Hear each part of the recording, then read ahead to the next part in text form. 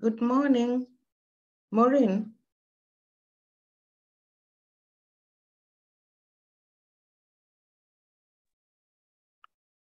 Morning, Nina. Aha. How are you, Cecilia? Good. How are you? Hold I'm on. very fine. Maureen was trying out the video. So I don't know. Yeah, let me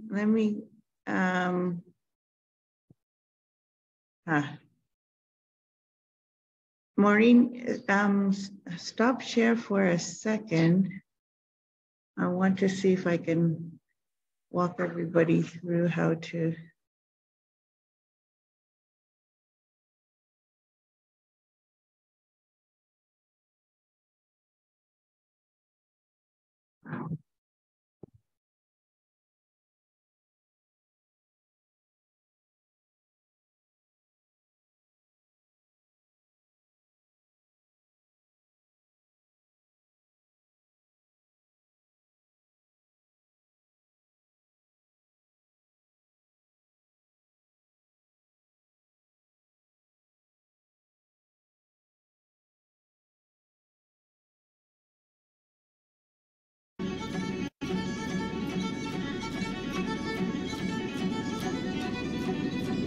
Across all galaxies. Yes, that's working. Okay. The volume is on. Can I try from my end? Yes.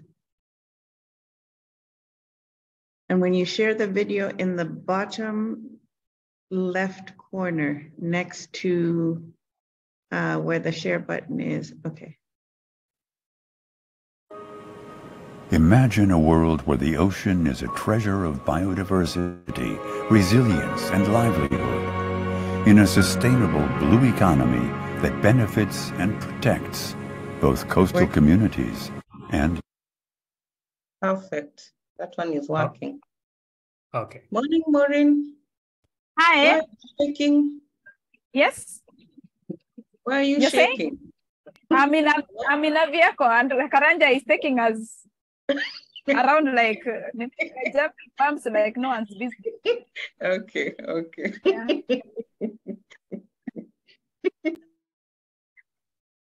So I don't know why mine is not working.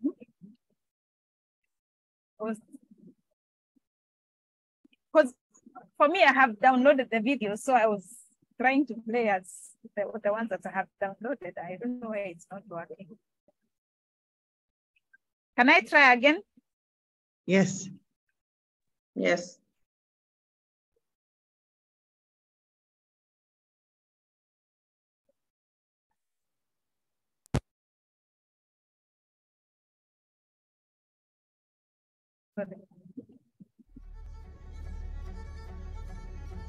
Now it's working.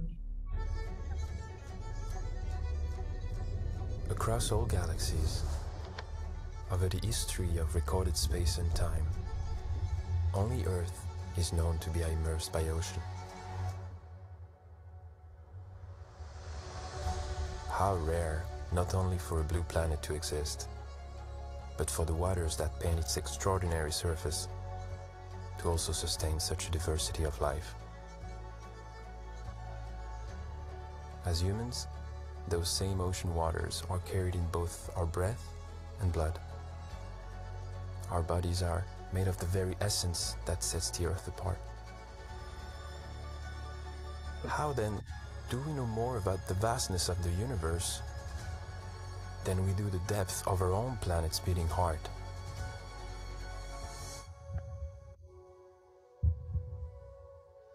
What worlds could exist beneath the surface? What damage have we done that we're yet to see? And how do we justify devastating what we're yet to discover?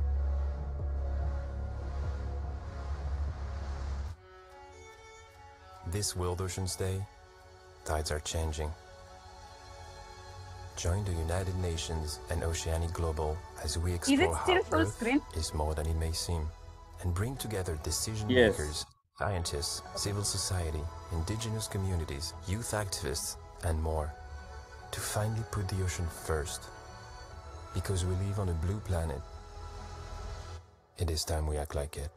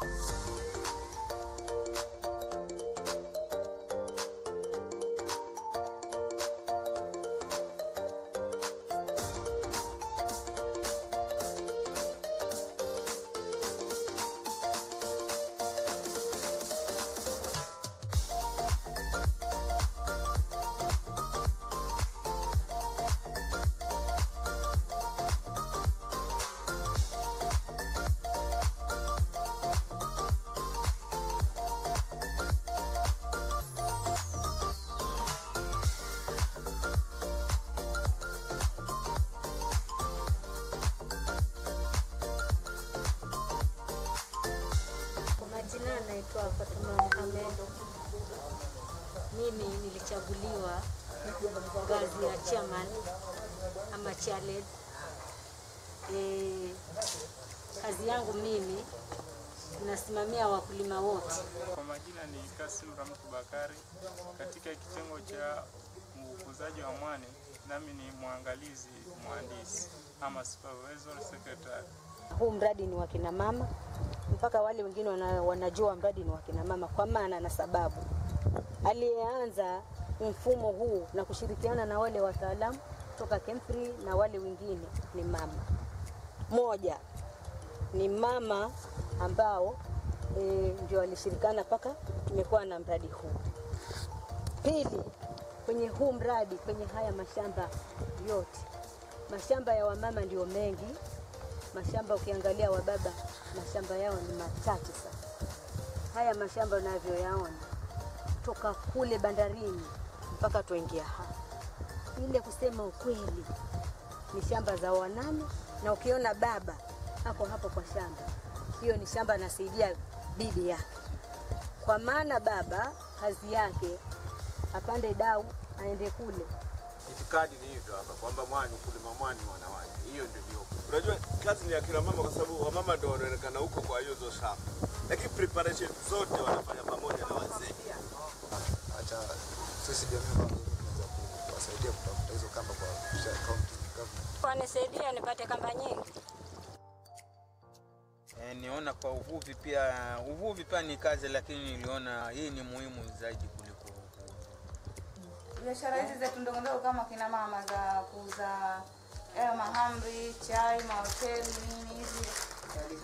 Zote zile tulifungiwa zile kwamba hakuna ruhusa kufanya nini ya kuuza, ili tusiweke mkusanyiko wa watu.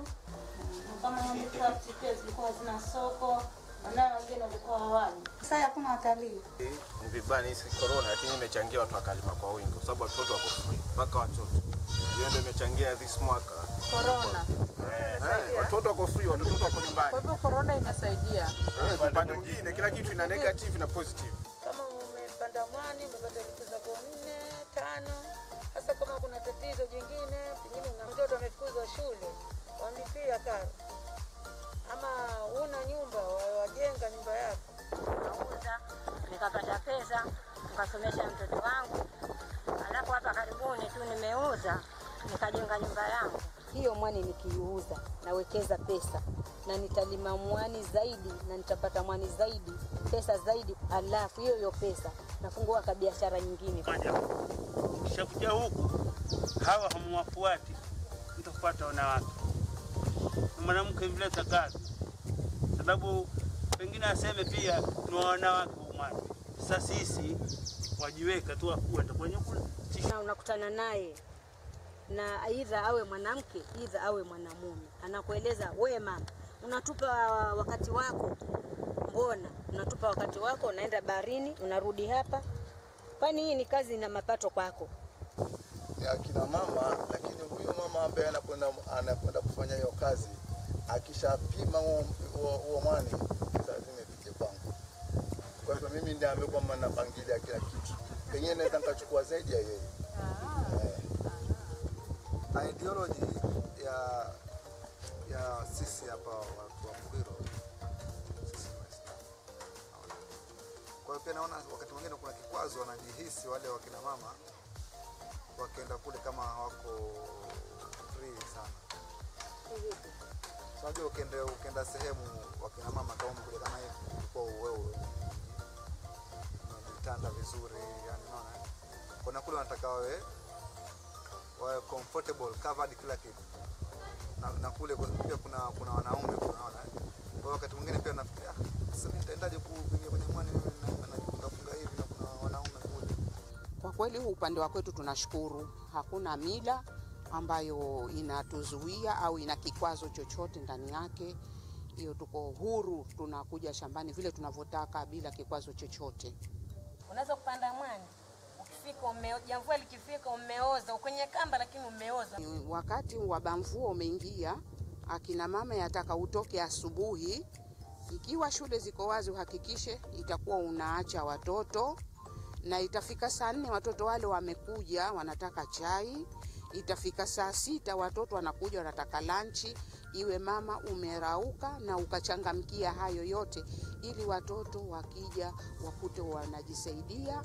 Hata baba yao kama atarudi na mapema au hakwenda katika uvuvi wake wa samaki, yuko nyumbani, basi iwe wewe mama umechangamka vizuri, ili watu wasipate tabu na wewe unaendelea na shughuli yako ya mwana. Tuweze kupata hiyo ujuzi ama mafunzo, tufunzwe jinsi ya kulima longline.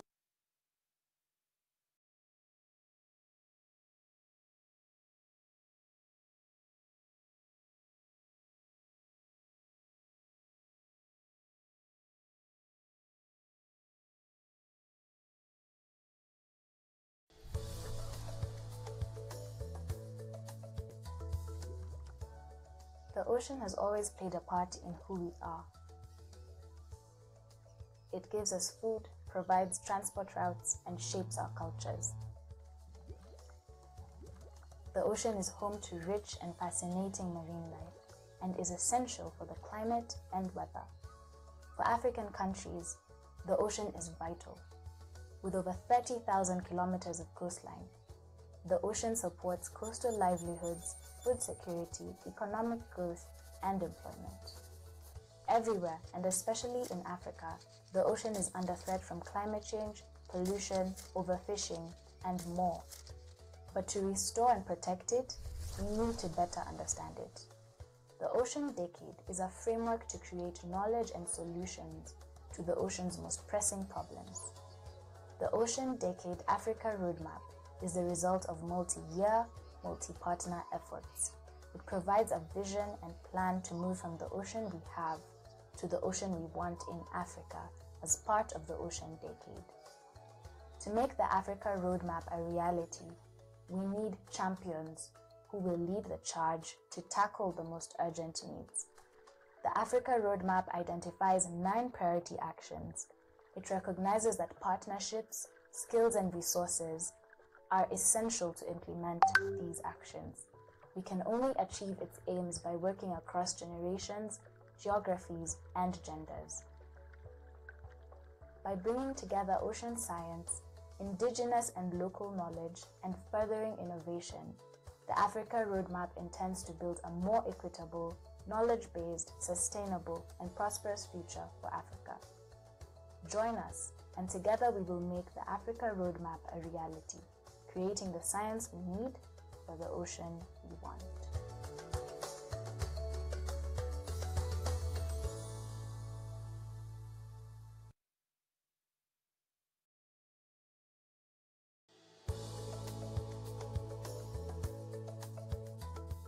The Ocean Decade, to me, means an opportunity to use science for sustainable development. We talk always about how it's so important to have evidence-based policy making, but without the science, we cannot make sound and good decisions to inform how we develop our country sustainably.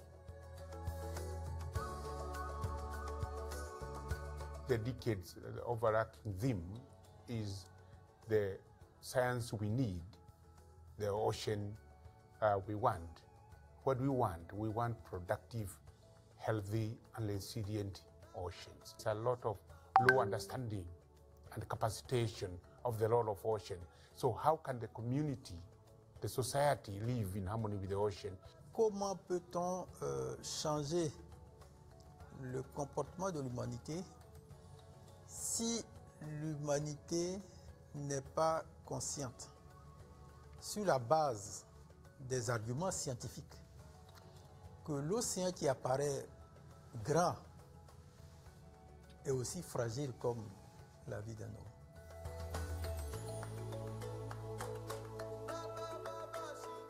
As a member of the Decade Advisory Board, I hope to accomplish the inclusion of small island developing states to ensure that they also have a significant voice in this process, but most importantly, to ensure that younger generations are included. The blue economy is an opportunity, especially for small islands, to make sustainable use of their oceans, including conservation.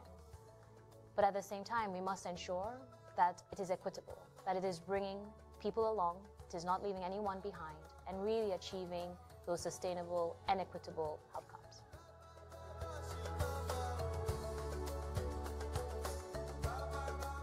a l'impression que l'océan immense regroupe des ressources immenses, illimitées. Or là, sur la base des informations scientifiques, on va pouvoir faire comprendre à l'humanité qu'il va falloir adopter une attitude qui va permettre de préserver j'allais dire, ce trésor pour que les générations futures puissent bénéficier. We need to enhance that, and because without knowledge, without understanding, without capacitation, it will not be possible for the government even to deliberately allocate resources to sustainably support ocean activities. In this decade, and as an advisory board, what I wish to accomplish is to enhance the ocean space, is to enhance understanding of the ocean, to promote the ocean profile in the local, national, and even the international dialogue, because we need everybody to partner in the ocean. I think it was very inspirational to think about at the end of the decade, what would we have achieved? And that should be a whole generation of ocean leaders.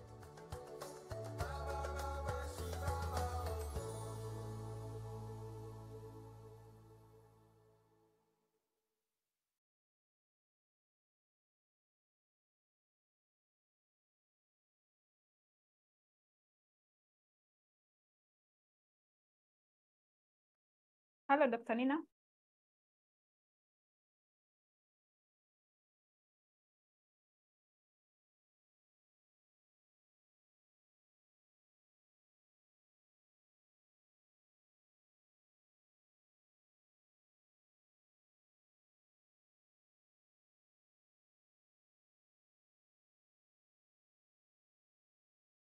Everyone, we will start in a short while. So we will be looking at some videos as we wait for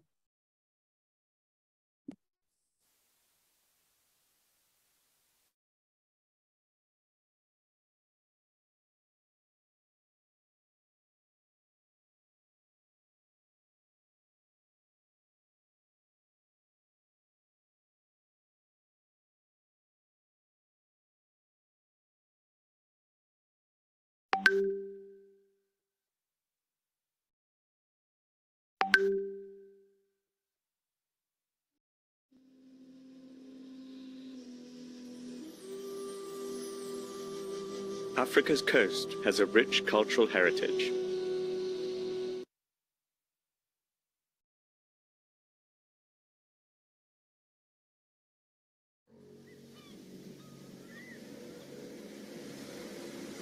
History is beautiful.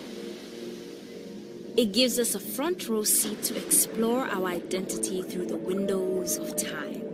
On that note, if one thinks only the land exhibit,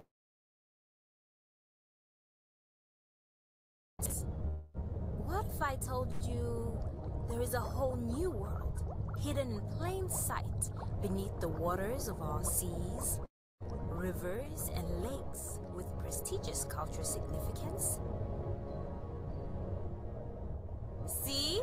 I told you history is beautiful, and this magnificent world, ladies and gentlemen, is what we call underwater cultural heritage.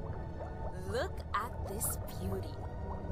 A Portuguese vessel, Ngomeni Ship, is located close to the Kenyan shore from the 15th century. It is part of our unknown underwater cultural heritage. With that being said, a call to appreciate this form of cultural heritage is needed.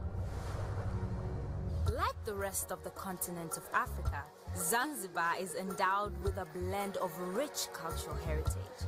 The stone town of Zanzibar is famous and is inscribed as a World Heritage Site by the United Nations Educational, Scientific and Cultural Organization, UNESCO.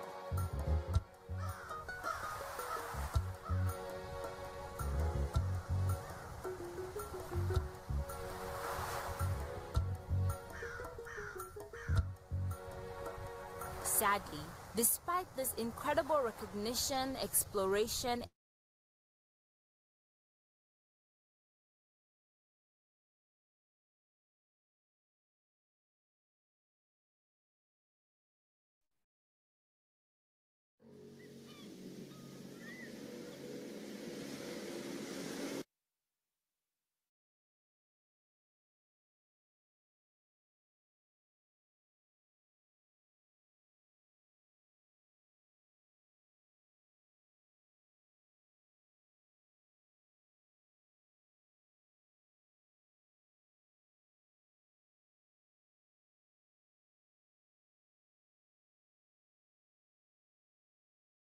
proceed to explore our identity through the windows of time.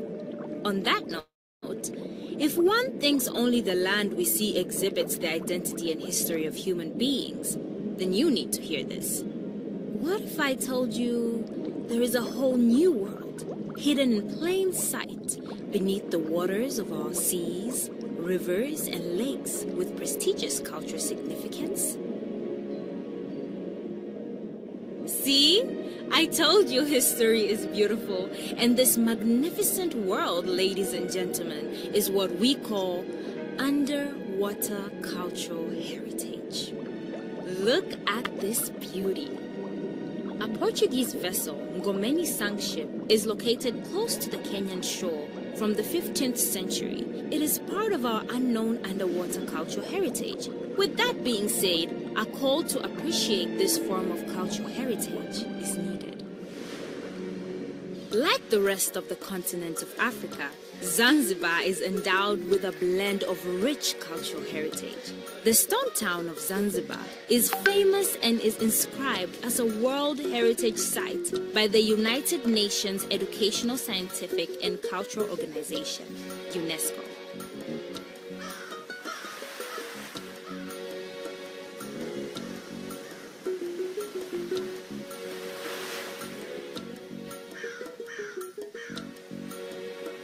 Sadly, despite this incredible recognition, exploration, and research, the preservation and the protection of our cultural heritage is low, and even more so under the waters of our seas.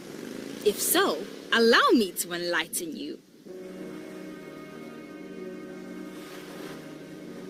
Consider underwater cultural heritage as all traces of human physical existence of cultural, historical, or archaeological nature, which has been partially or totally immersed under our oceans, lakes, and rivers for the last 100 years.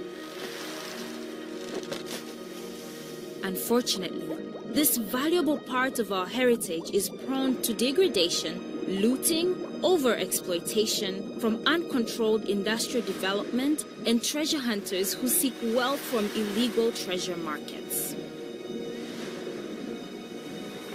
Despite the threat, many African nations have not ratified the UNESCO 2001 Convention on the Protection of Underwater Cultural Heritage.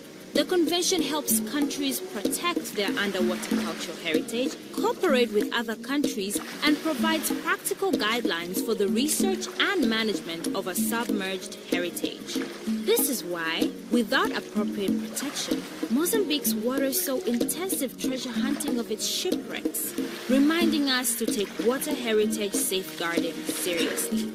We need robust technology, skillful professionals, and an informed and engaged community to carefully explore, value, and know the underwater cultural heritage. To do so, we must first understand it, then engage with our communities as they're the main users and guardians of our history, and provide education for the next generations. Down there lies valuable cultural legacy, scientific information, and resources of great historical and educational interest to the local communities. Furthermore, the underwater cultural heritage contains the key to unveil the secrets of our oceans, allowing us to better understand its future preservation. The ocean and the preservation of the underwater cultural heritage is vital for our subsistence. With support from UNESCO, it is possible to invest in strategies that explore the development of museums and local cultural industries like the diving tourism industry that will help in improving the lives of people along African coasts. I am confident enough to say we have no excuse. We must value our heritage. The time is now. And let's all take part in safeguarding our underwater cultural heritage.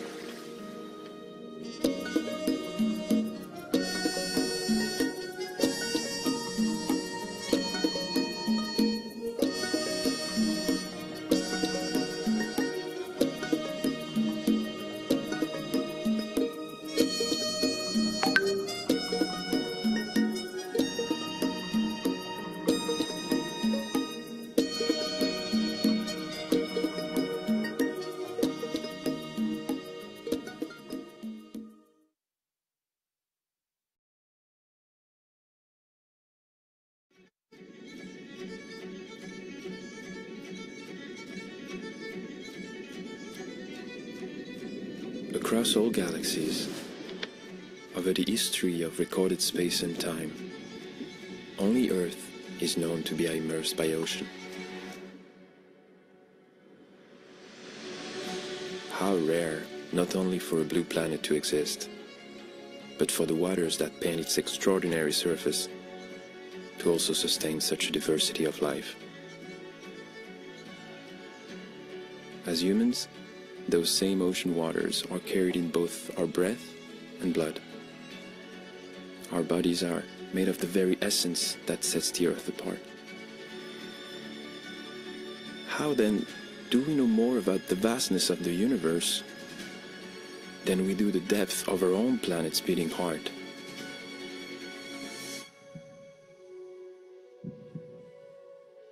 What worlds could exist beneath the surface? What damage have we done that we're yet to see? And how do we justify devastating what we're yet to discover?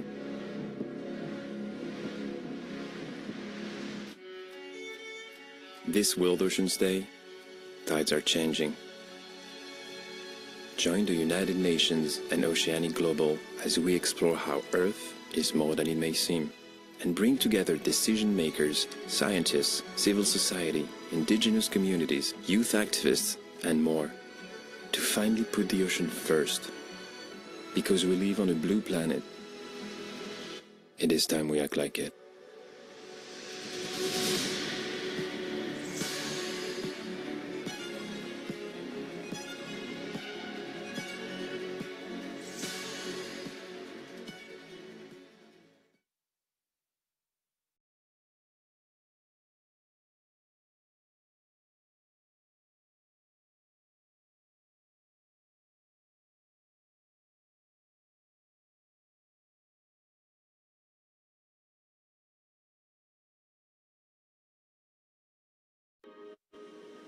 Imagine a world where the ocean is a treasure of biodiversity, resilience, and livelihood, in a sustainable blue economy that benefits and protects both coastal communities and nature.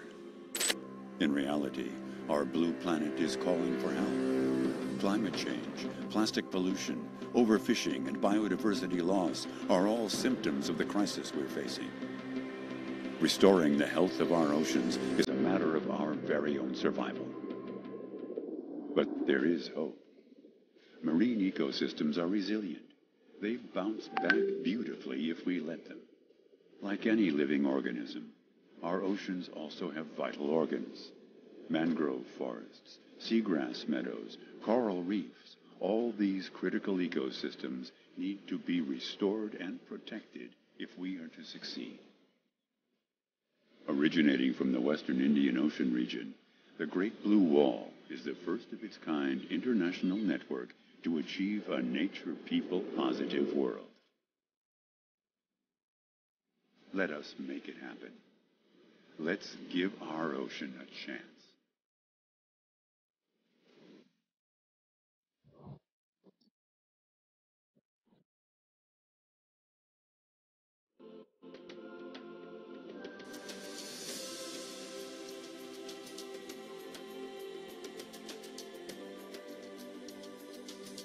From our statistics, from our information, the catches in the ocean and in fresh water is flattening. Some of it is even coming down. But the demand of fish is growing up every day. This fish has to come from somewhere. And the aquaculture is where the fish is going to come from, farming of fish. And cage culture would be one of them. We came up with the concept, and Kirdi came up with the designs, and together we started off a project which was basically aimed at coming up with a design for marine cage culture, which could be optimized for use for the local communities along the coast of Kenya. Hii teknolojia mpya ya cage farming imekubalika zaidi ni kina mama zetu, kwa sababu ipo rahisi, wanaweza kuisimamia kuliko ile fishing from the wilderness. What we were looking for in a site assessment survey is to look for suitable areas where we can place the cages And that is very important because we are putting a cage in the ocean, and we know the ocean has waves, it has currents, it has salinity, it has different temperatures. So we had to locate an area which is suitable for the cages. So first of all, we did a site survey whereby in this area where we were looking for the strength of the waves and the direction of the current. We had to look for a depth whereby the cage can have a 2-meter leeway from the bottom of the ocean, so that the cage can be able to replenish itself in terms of fresh seawater into the ocean. Upscaling is important. We will need to upscale. Of course, here we are dealing with just one community. But more importantly, we want to be able to demonstrate to other communities in Kenya for them to be able to copy from these excellent examples so that they can replicate and they can be able to grow and show that this can become a development project. Ikilinganishwa kwa muda kwa mfano wa miezi 6, utaona kwamba lile pato ambalo kwamba wanapata kwa miezi 6 likilinganishwa na lile pato ambalo kwamba samaki ambao kwamba watakaokuwa wanafugwa katika ukulima wa kisasa huu wa cages za kule baharini, utaona kwamba ukulima wa kule baharini wa katika cages samaki watakuwa wengi, atapata kilo nyingi. Based on the research that we have done for several years, we realized that you cannot maximize production in the pond systems because in most cases we undertake extensive farming in the ponds. So we did apply for research funds from a National Research Fund, and we were given funds to initiate the initial cage farming in the sea, and therefore we fabricated cages, and we have initiated research in the cage farming after establishing the suitability aspects of the cages, and we have done initial productions using the fingerings that we have produced in these ponds.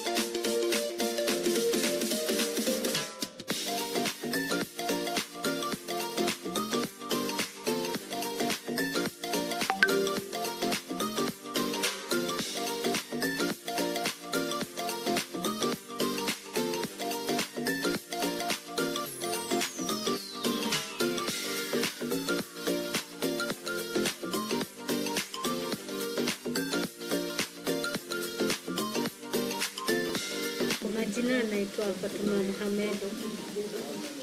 Mimi nilichaguliwa ngazi ya chairman ama chairled. Kazi yangu mimi nasimamia wakulima wote. Kwa majina ni Kasim Ramku Bakari.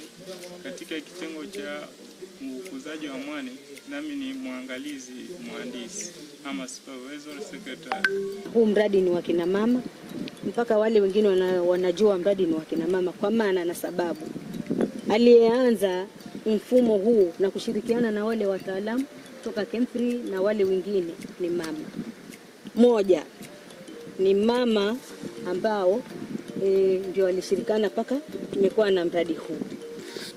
Pili, kwenye huu mradi, kwenye haya mashamba yote, mashamba ya wamama ndio mengi. Mashamba ukiangalia wa baba, mashamba yao ni machache sana. Haya mashamba unavyoyaona toka kule bandarini mpaka tuingia hapa, ile kusema ukweli ni shamba za wanane. Na ukiona baba hapo hapo kwa shamba, hiyo ni shamba anasaidia bibi yake, kwa maana baba kazi yake apande dau aende kule. Itikadi ni hivyo hapa kwamba mwani kulima mwani wanawake. Hiyo ndio hiyo. Unajua kazi ni ya kila mama kwa sababu wamama ndio wanaonekana huko kwa hiyo zo shamba. Lakini preparation zote wanafanya pamoja na wazee. Acha sisi jamii tunaweza kuwasaidia kutafuta hizo kamba kwa county government. Wanisaidia nipate kamba nyingi. Niona kwa uvuvi pia ni kazi, lakini niliona hii ni muhimu zaidi kuliko uvuvi. Biashara hizi zetu ndogo ndogo kama kina mama za kuuza mahamri, chai, mahoteli, nini hizi zote zile tulifungiwa zile kwamba hakuna ruhusa kufanya nini ya kuuza, ili tusiweke mkusanyiko wa watu. Kama handicraft pia zilikuwa zina soko, na wengine walikuwa hawali. Sasa hakuna watalii. Ni vibaya hizi corona, lakini imechangia watu wakalima kwa wingi kwa sababu watoto wako mpaka watoto. Hiyo ndio imechangia this mwaka corona. Watoto wako free, watoto wako nyumbani. Kwa hivyo corona imesaidia. Upande mwingine kila kitu ina negative na positive. Kama umepanda mwani, umepata vitu zako 4, 5. Sasa kama kuna tatizo jingine, pengine mtoto amefukuzwa shule, wamlipia karo. Ama una nyumba, wajenga nyumba yako. Nauza, nikapata pesa, nikasomesha mtoto wangu. Alafu hapa karibuni tu nimeuza, nikajenga nyumba yangu. Hiyo mwani nikiuza, nawekeza pesa na nitalima mwani zaidi na nitapata mwani zaidi, pesa zaidi. Alafu hiyo pesa nafungua kabiashara nyingine. Kishakuja huku hawa hamwafuati, mtafuata wanawake. Mwanamke vile kazi, sababu pengine aseme pia ni wanawake umani. Sasa sisi wajiweka tu kwenda kwenye kule. Na unakutana naye na aidha awe mwanamke aidha awe mwanamume, anakueleza wewe mama, unatupa wakati wako, mbona unatupa wakati wako, unaenda baharini unarudi hapa, kwani hii ni kazi na mapato kwako? Ni akina mama, lakini huyu mama ambaye anakwenda kufanya hiyo kazi akishapima huo mwani lazima ipite kwangu. Kwa hivyo mimi ndiye amekuwa napangilia kila kitu, pengine naweza nikachukua zaidi ya yeye. Ideology ya sisi hapa watu wa Mkwiro. Kwa hiyo pia naona wakati mwingine kuna kikwazo, wanajihisi wale wakina mama wakienda kule kama wako free sana. Unajua ukienda sehemu wakina mama kama kule kama hivi kwa wewe unajitanda vizuri, yani unaona. Kuna kule wanataka wawe comfortable, covered kila kitu. Na kule pia kuna wanaume unaona. Kwa wakati mwingine pia nafikiria sasa nitaendaje kuingia kwenye mwani na kufunga hivi na kuna wanaume kule. Kwa kweli huu upande wa kwetu tunashukuru, hakuna mila ambayo inatuzuia au ina kikwazo chochote ndani yake. Hiyo tuko huru, tunakuja shambani vile tunavyotaka bila kikwazo chochote. Unaweza kupanda mwani, ukifika jamvua likifika umeoza kwenye kamba, lakini umeoza. Wakati wa bamvua umeingia, akina mama yataka utoke asubuhi. Ikiwa shule ziko wazi, uhakikishe itakuwa unaacha watoto na itafika saa 4 watoto wale wamekuja wanataka chai, itafika saa 6 watoto wanakuja wanataka lanchi. Iwe mama umerauka na ukachangamkia hayo yote, ili watoto wakija wakute wanajisaidia. Hata baba yao kama tarudi na mapema au hakwenda katika uvuvi wake wa samaki, yuko nyumbani, basi iwe wewe mama umechangamka vizuri, ili watu wasipate tabu na wewe unaendelea na shughuli yako ya mwana. Tuweze kupata hiyo ujuzi ama mafunzo, tufunzwe jinsi ya kulima long line.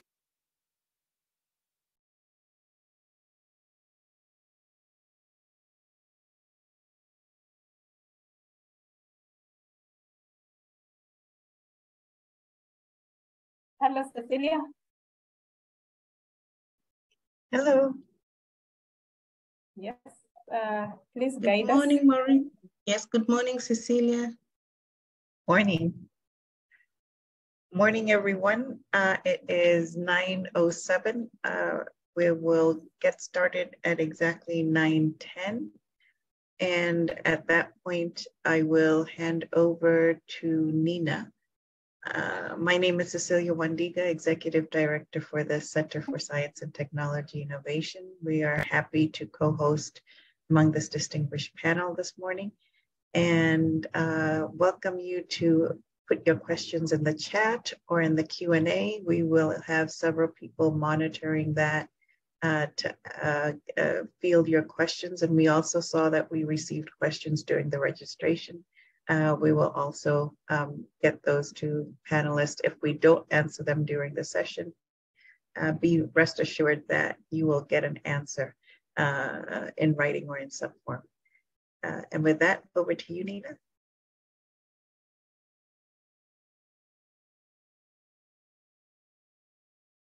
Okay, good morning, everybody. Good morning, good afternoon, good evening to from wherever you are tuned in. Today we are here to celebrate the World Oceans Day 2023. And we shall start off at 9:10. So before that, we shall start with the national anthem, and that will be the prayer for the day.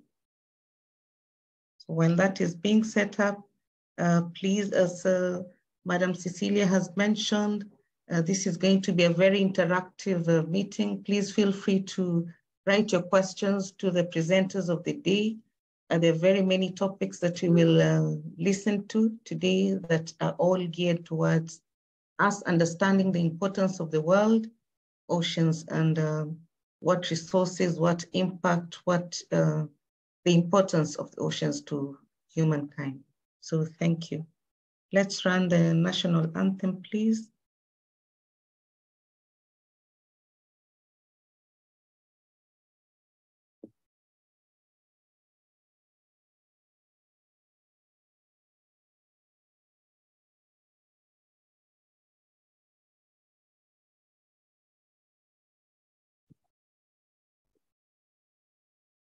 Sorry, Nina. I went off. I dropped off. My network had issues. Okay, most welcome, Maureen. I can play the national anthem.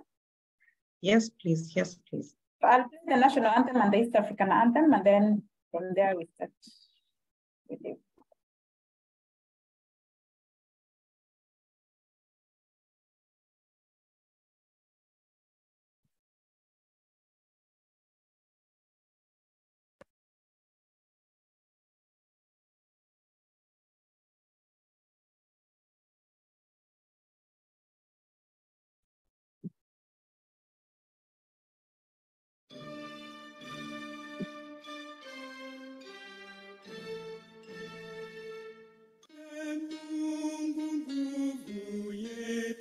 Maureen, we're not seeing the video. What?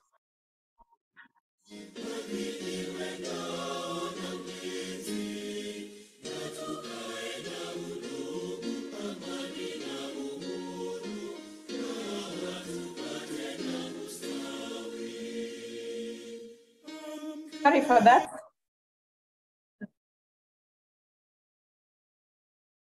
Sorry.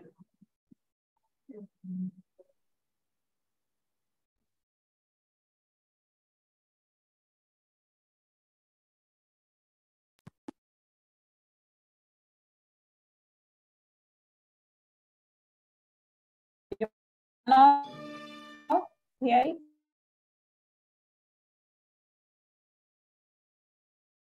It's come up, so I think if you hit play.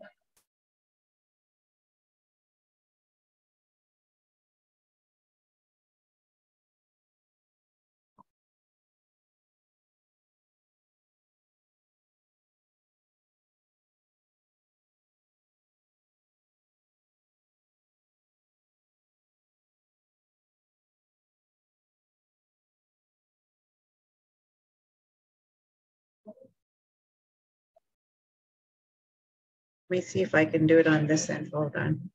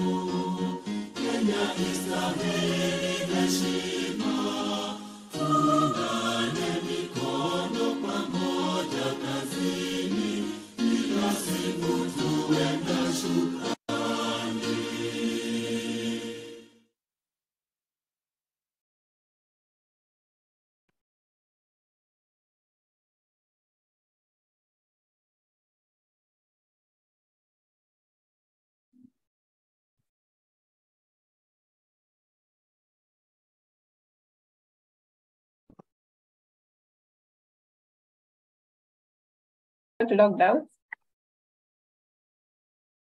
Yes, hold on. Yeah. We're switching to the East African and okay.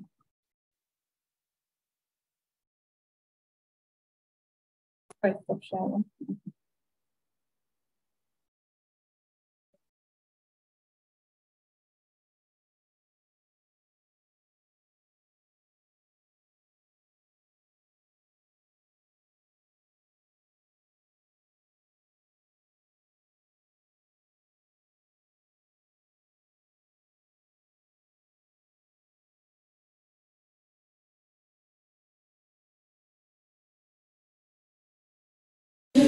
Mungu twaomba uilinde Jumuiya Afrika Mashariki, tuwezeshe kuishi kwa amani, tutimize na malengo yetu. Jumuiya yetu sote tuilinde, tuajibike, tuimarike. Umoja wetu ni nguzo yetu, idumu jumuiya yetu. Uzalendo pia mshikamano viwe msingi wa umoja wetu, na tulinde uhuru na amani, mila zetu na desturi zetu. Jumuiya yetu sote tuilinde, tuajibike, tuimarike. Umoja wetu ni nguzo yetu,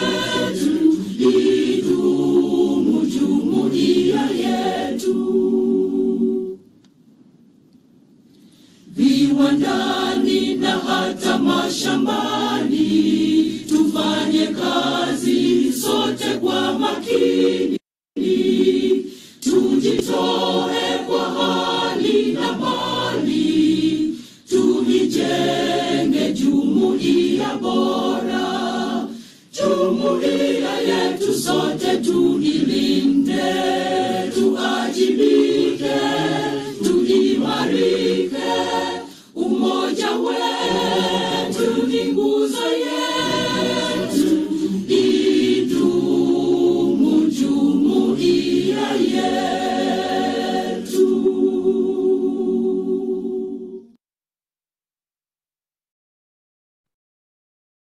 Thank you, Maureen and Cecilia, for playing the national anthems.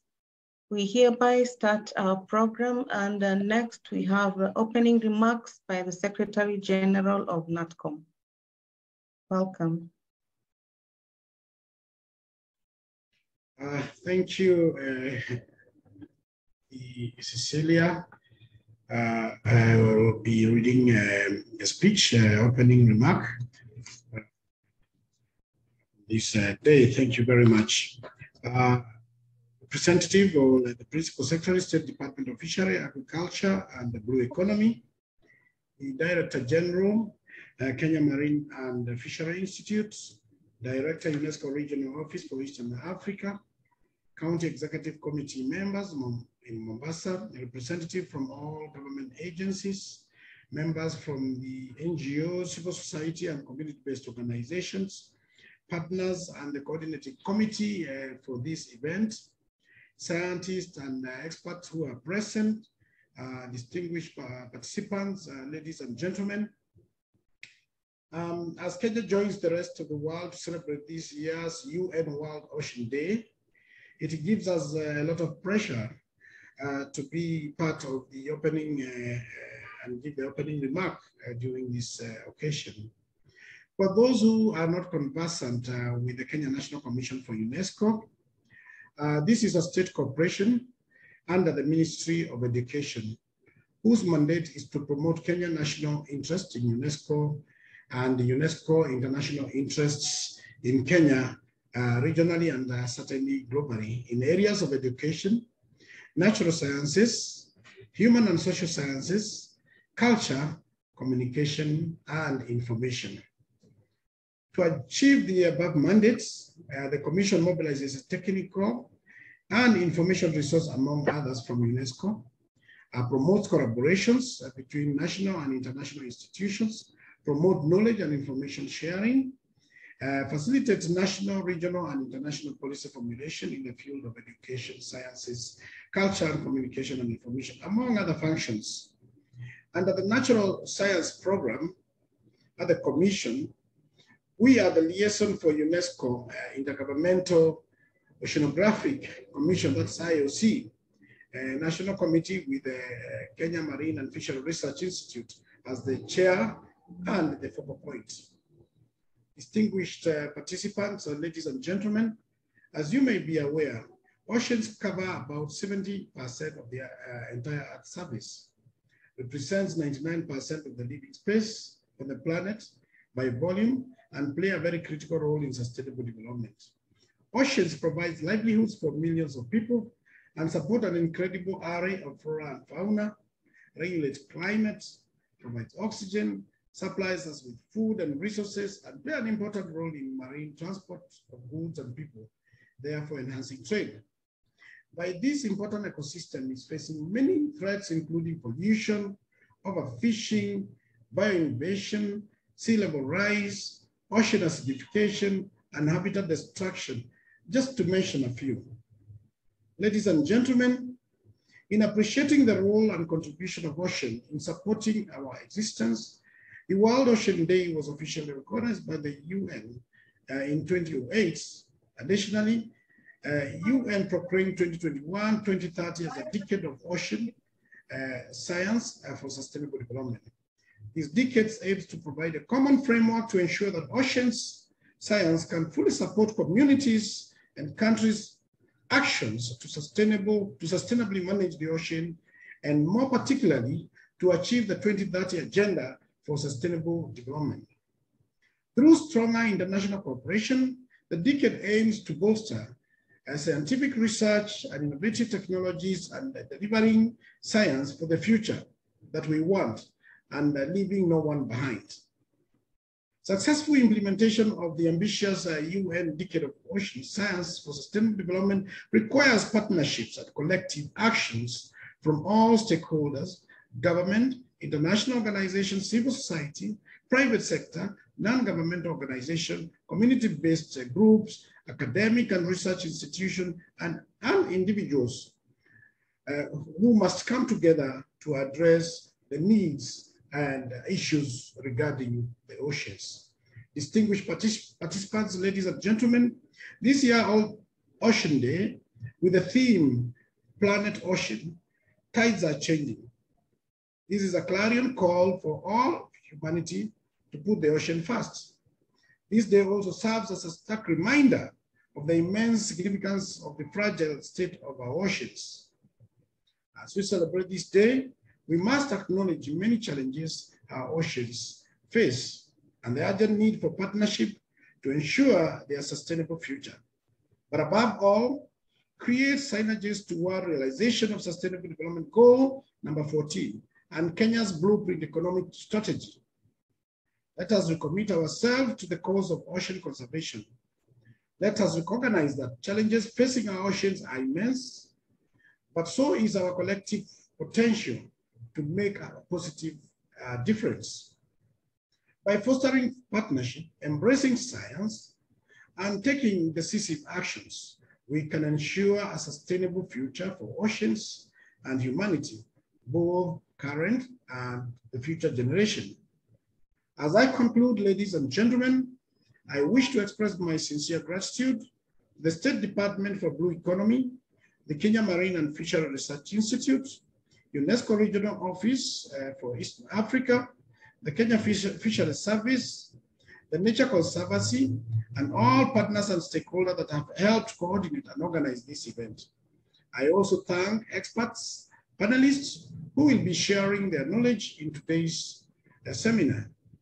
I wish to reiterate that the Kenya National Commission for UNESCO is committed and will continue partnering with you as we promote science for ocean conservation and sustainable management of our oceans for a better present and future for all.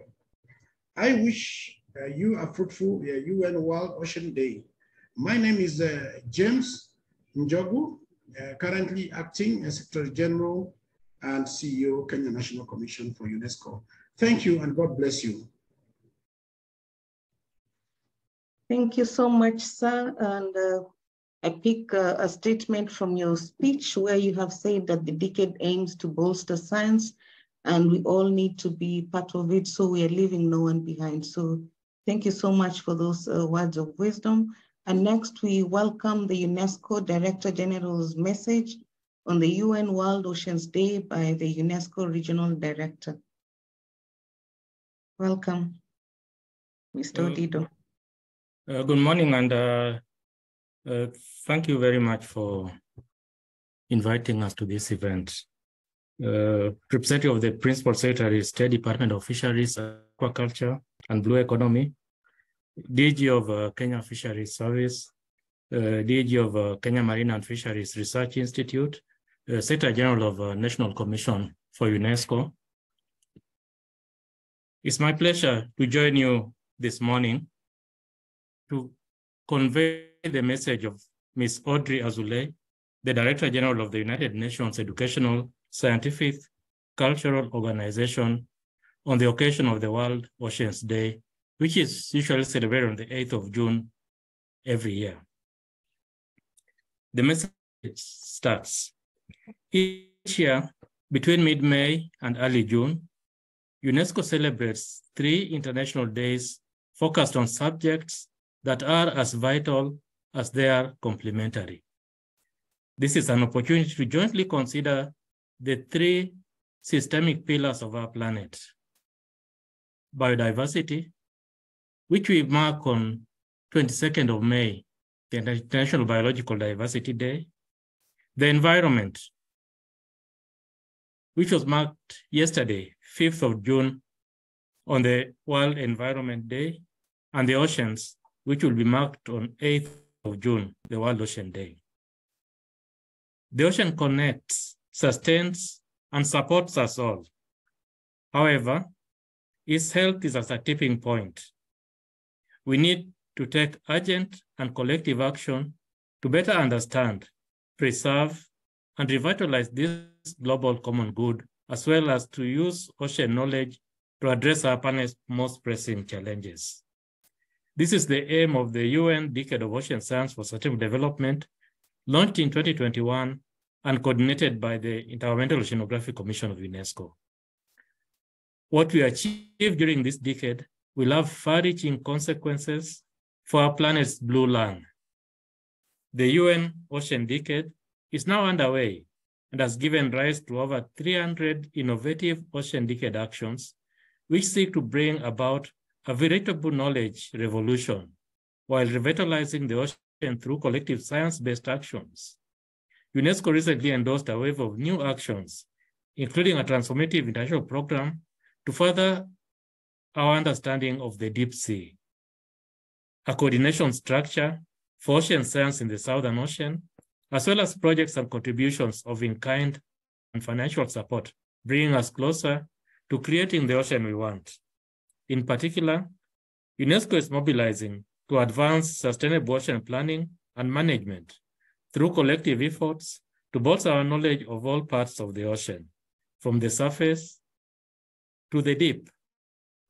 Within the framework of the General Bathymetric Chart of the Ocean, a project launched 120 years ago, we are working with the International Hydrographic Organization and the Nippon Foundation Seabed Project to lead international efforts to map 100% of the ocean floor by 2030. World Oceans Day is an opportunity to celebrate collective actions like this. On this day, we call on individuals, governments, scientists, private companies, civil society, and local communities to join this global effort to manage the ocean for our common safety, well-being, and prosperity. UNESCO will maintain its commitment to achieving this shared goal with heightened mobilization over the next 2 years. In 2024, we will co-host the Ocean Decade Conference with the government of Spain, bringing together a diverse community of partners to celebrate achievements and set joint priorities. In 2025, we will continue to bring science to the fore of international ocean debate at the UN Ocean Conference, which the governments of Costa Rica and France will host in Nice in June. On World Oceans Day, let us remember that we depend on the ocean, the blue lung of the planet, as much as it depends on us. The ocean was the source of life on Earth more than 4 billion years ago. Today, it is our present as well as our future. It is up to us to protect this common good. Thank you very much, and wish you a successful event to mark this World Oceans Day.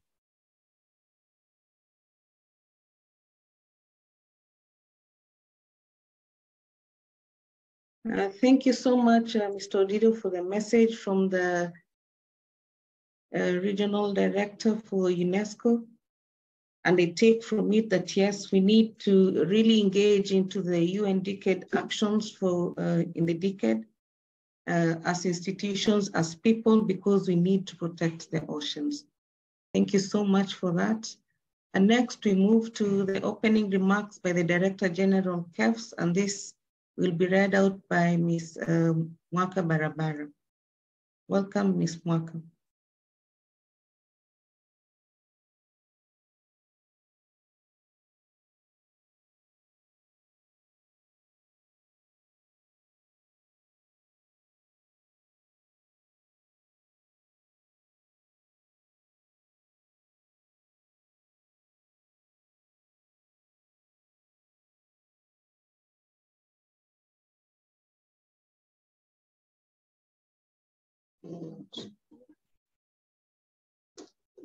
Hello, Dr. Nina.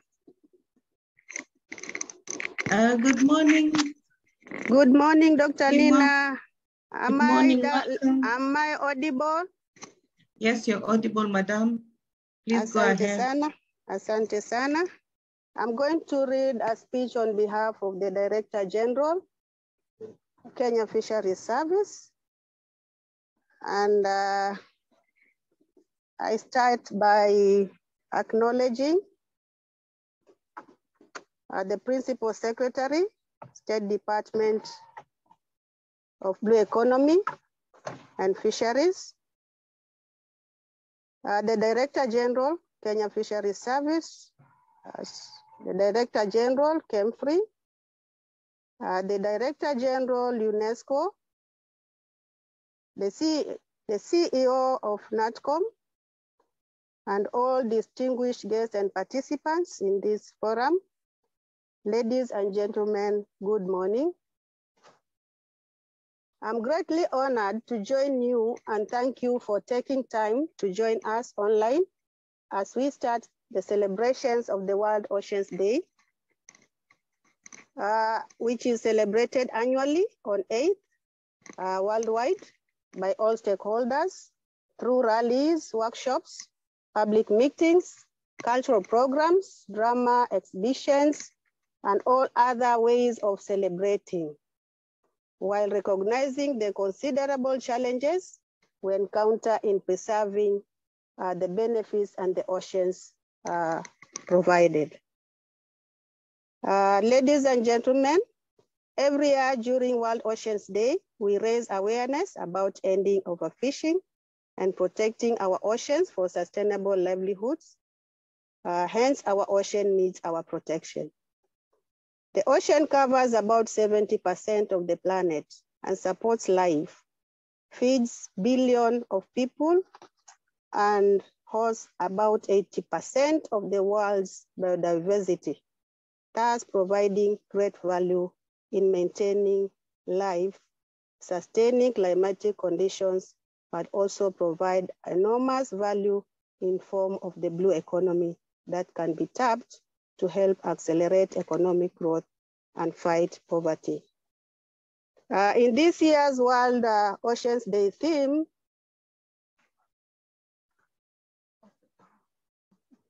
which is Planet Ocean, tides are changing. It's very important that to note we are in an environment that we really needs our collaboration in the management and sustainability of the resources that are very important in the livelihoods of the entire world population. Our oceans, however, are facing a myriad of threats from overfishing, abandoned fishing nets and gears, the bycatch and the effects of climate change, among others. Hence, the day is important as it provides a platform of stakeholders to interact, share ideas, and establish linkages on conservation, protection, and sustainable harvesting. As we endeavor to implement the Sustainable Development Goals, SDG 14, that meant to conserve and sustainably use the oceans, seas, and marine resources for sustainable development, and to provide global guiding principles in setting management and development goals in the fisheries sector. This responsibility for health ocean is all on us.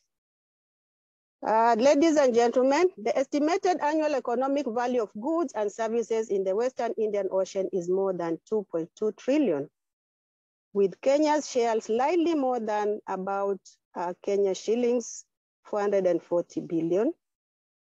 However, for us to realize the benefits of our ocean, we need to come together to conserve our wonderful marine resources for future generations and support the conservation efforts.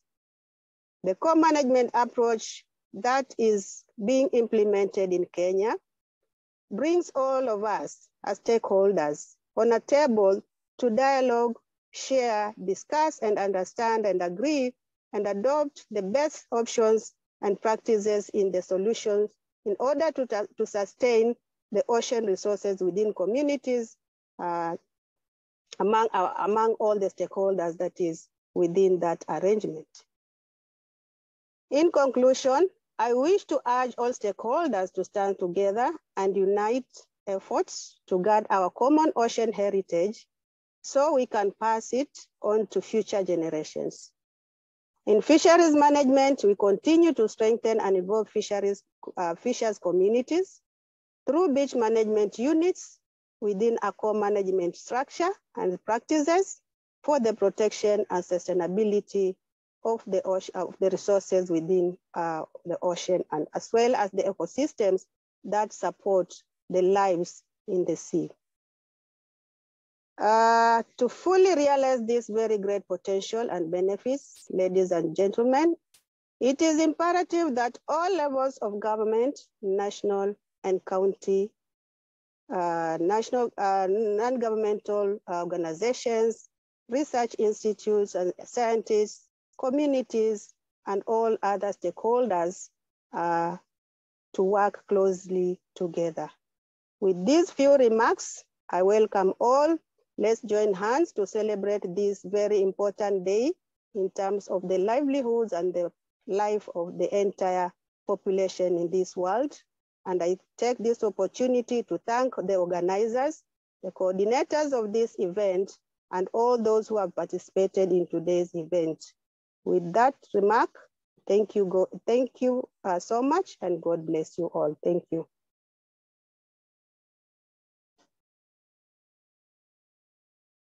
Thank you so much, Bimwaka, for the speech. And in yours, we have heard that, yes, we need to manage our resources, and we need to do this collectively because there are very many issues or factors affecting the ocean. So we need to collaborate and find a working solution. Thank you so much.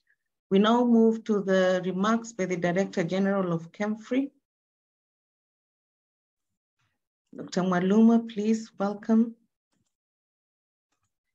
Good morning, everybody.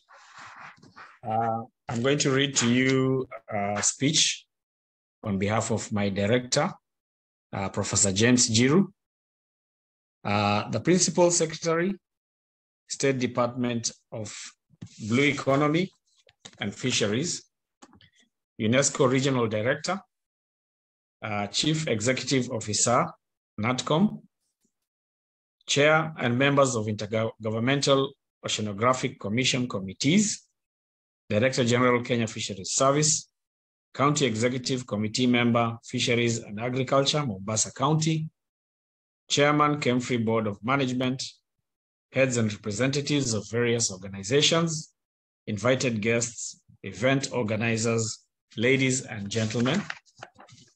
It is my honor to welcome you today on this special occasion as we celebrate the World's Ocean Day 2023. On my own behalf and that of the Kenya Marine Fisheries and Research Institute, I welcome you all to this all-important online event in making this day.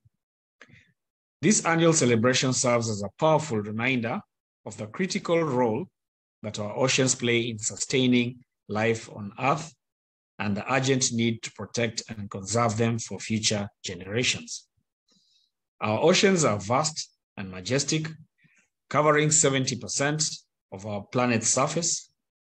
They are home to an incredible 80% of the world's biodiversity of marine species, provide essential resources, ecosystem services, and regulate Earth's climate.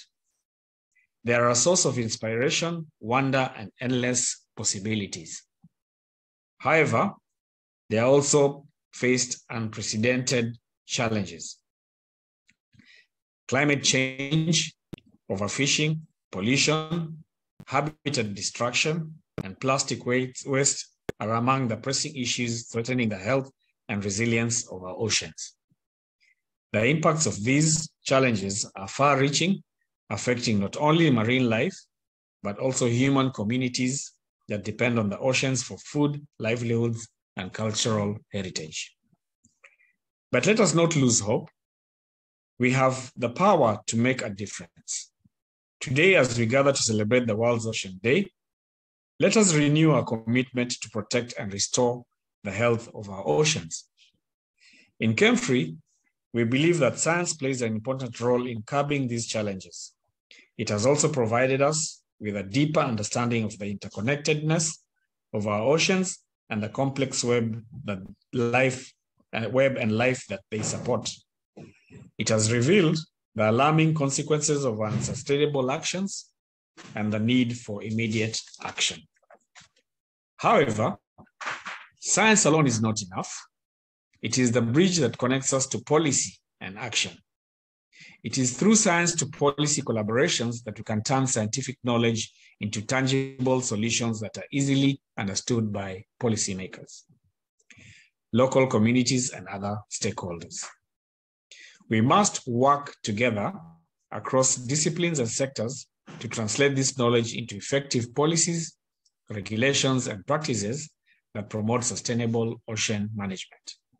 We need policies that promote the conservation and restoration of marine ecosystems, that support sustainable fisheries and aquaculture practices, and that reduce pollution and plastic waste. We need policies that embrace the principles of circular economy, where waste is minimized, resources are used efficiently, and the health of the ecosystem and the oceans is prioritized. But having policies alone is not enough. They need to be effectively implemented.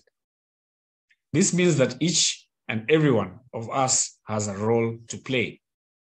Whether you're a scientist, a policy maker, a business person, a student, or a concerned citizen, your actions matter. It is through collective efforts that we can bring about this transformative change needed to safeguard our oceans. Let us make a commitment today on this World Ocean Day 2023 to take concrete actions in our daily lives that contribute to ocean conservation and management. Let us reduce our use of single-use plastics, make sustainable seafood choices, support initiatives that promote ocean literacy and education, and engage in community-driven conservation projects. Let us advocate for stronger policies and regulations that protect our oceans. Let us hold ourselves accountable for the commitments and sustainable development and the protection of the marine ecosystems so that we can make the world a better place. On this World Ocean Day, let us celebrate the beauty and the wonder of our oceans, but also let us recognize the urgency and the challenges they face, as the theme clearly denotes. Planet ocean tides are changing. Together, we can ensure a future where our oceans thrive, where marine life flourishes, and where the benefits they provide are enjoyed by generations to come. Finally, I wish to extend my sincere gratitude to IOC UNESCO, Kenya National Commission for UNESCO, KNATCOM, Center for Science and Technology Innovations, CSTI, for providing the platform to host the webinar, among other partners, for collaborating with us in shaping up this event. Thank you, and let us embark on this journey of ocean conservation with passion, dedication, and hope. Happy World Oceans Day 2023. Thank you. Yeah, thank you so much, Dr. Mwaluma. Happy World Oceans Day 2023 indeed. And yes, we do pick up that we should renew our commitment to working on the oceans, and this is for everybody. So anybody on this call, this is the clarion call that we must protect, conserve the resources in our oceans. We now head to the official opening of the event by the Principal Secretary for Blue Economy and Fisheries.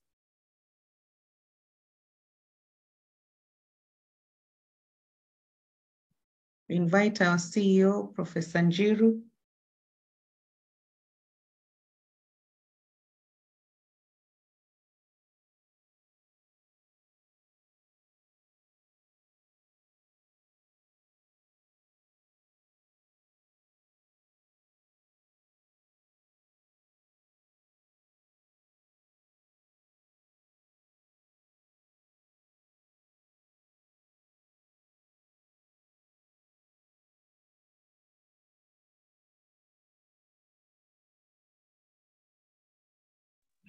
Welcome, Hello. sir. Yeah, can you hear me? Yes, we can hear you, sir. Oh, sorry. I'm going to read the speech by our Principal Secretary. Okay, let me start. UNESCO Regional Director, Chief Executive Officer for KNATCOM, Director, general KFAs, and of organizations, event organizers, invited guests. Honorable guests, distinguished speakers, ladies and gentlemen, let me take this opportunity to thank all of you for creating time to be with us today to celebrate the UN World Oceans Day 2023. Of course, this is a global event that takes place on 8th June every year. This year's theme, Planet Ocean, the times are changing. Today, we come together to celebrate the immense value of our oceans and recognize the challenges they face to raise the visibility of the ocean science and reaffirm our commitment to sustainable blue economy. Ladies and gentlemen, I wish to acknowledge the event has been made possible through the joint collaboration between KMFRI, the Kenya National Commission for UNESCO, the Intergovernmental Oceanographic Commission, IOC UNESCO, a regional office for East Africa and the Adjacent Island, a Center for Technology and Innovation, IUC, KEMSED, Kenya Maritime Authority, WIOMSA, Jumuiya za Kaunti za Pwani, the National Conservancy, Kenya Fisheries Service, Blue Empowerment Project, Bahari CBU, among others. And I wish to thank them all. Dear participants, this celebration occurs at a very unique time after the UN Assembly proclaimed 2021 to 2030 the UN Decade of Ocean Science in terms of sustainable development or the decade. The International Oceanographic Commission has been tasked by the UN Assembly to spearhead these activities for the decade. The decade is expected to strengthen the international cooperation needed to develop scientific research and innovative technologies that can connect ocean science with societal needs and fully support countries in the achievement of the 2030 Agenda for the Sustainable Development. As the custodians of the blue economy, it is our responsibility to take bold and decisive action to protect and restore the health of our oceans. We might seize this moment to transit towards a sustainable blue economy that safeguards our natural capital while driving inclusive economic growth and social development. Today, on the World Ocean Day, I call upon all the stakeholders to join forces in shaping the future of our oceans. We must harness the power of collaboration and innovation to address the complex challenges that lie before us. Ladies and gentlemen, as the Blue Economy and Fisheries Permanent Secretary, my role is to facilitate the development of policies and strategies that integrate sustainability principles into economic activities. We must adopt a holistic and inclusive approach, engaging all sectors and ensuring that no one is left behind. Our policies must prioritize conservation and restoration of marine ecosystem, aiming to achieve a sustainable capture fishery and aquaculture practices. We must promote circular economy, reducing waste and pollution while maximizing resource efficiency. Furthermore, we must invest in renewable energy, blue biotechnology, and sustainable tourism, unleashing the untapped potential of all these sectors for job creation and economic growth. To ensure the effectiveness of our policies, we must strengthen science to policy linkages.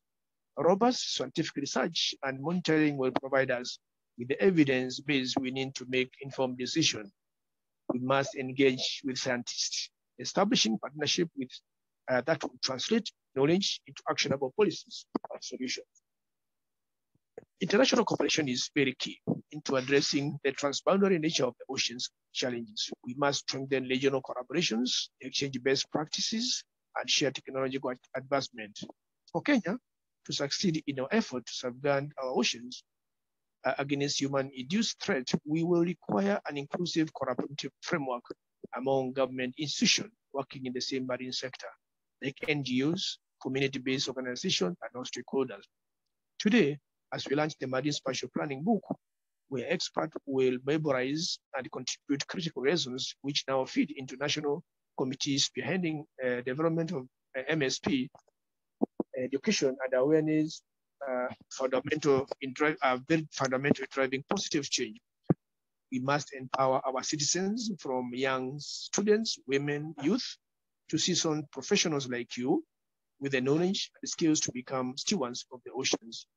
By instilling a sense of responsibility and inspiring innovative thinking, we can foster a deep connection to the ocean and build a sustainable future. Ladies and gentlemen, as I conclude, we celebrate the World Oceans Day 2023. Let us embrace the tremendous potential of our oceans while recognizing the urgency to protect and preserve them. As the peers for the blue economy and fisheries, I commit to working tirelessly to ensure that our policies, our actions will lead to a thriving and sustainable blue economy. I'm therefore confident that our discussion in this forum will be very fruitful and will help us to improve the health of our oceans. At this juncture, I wish to thank all of you, and I wish all of you fruitful discussions. And ladies and gentlemen, I now declare this meeting open and wish you all successes in whatever you do in your future, and especially towards the ocean. God bless you. Thank you very much. Madam Betsy Muthoni, Principal Secretary, State Department of Blue Economy and Fisheries, Kenya. Thank you. Thank you so much, Professor Njiru. On behalf of our peers, Madam Betsy Njagi, the guest for State Department of Blue Economy and Fisheries, we humbly accept the speech. And to pick up from a few words that she has mentioned is that for Kenya to succeed, we have to safeguard our oceans against all human-induced threats, and this will require everybody's interactions. The government, the NGOs, the community-based organizations, and all citizens of Kenya. So that is our clarion call that to protect the oceans, we have to do it together. And thank you so much, sir, for that. We now move on to the next session. Let me also request that the program be shared so that we have an understanding of what is in store for us. Madam Cecilia.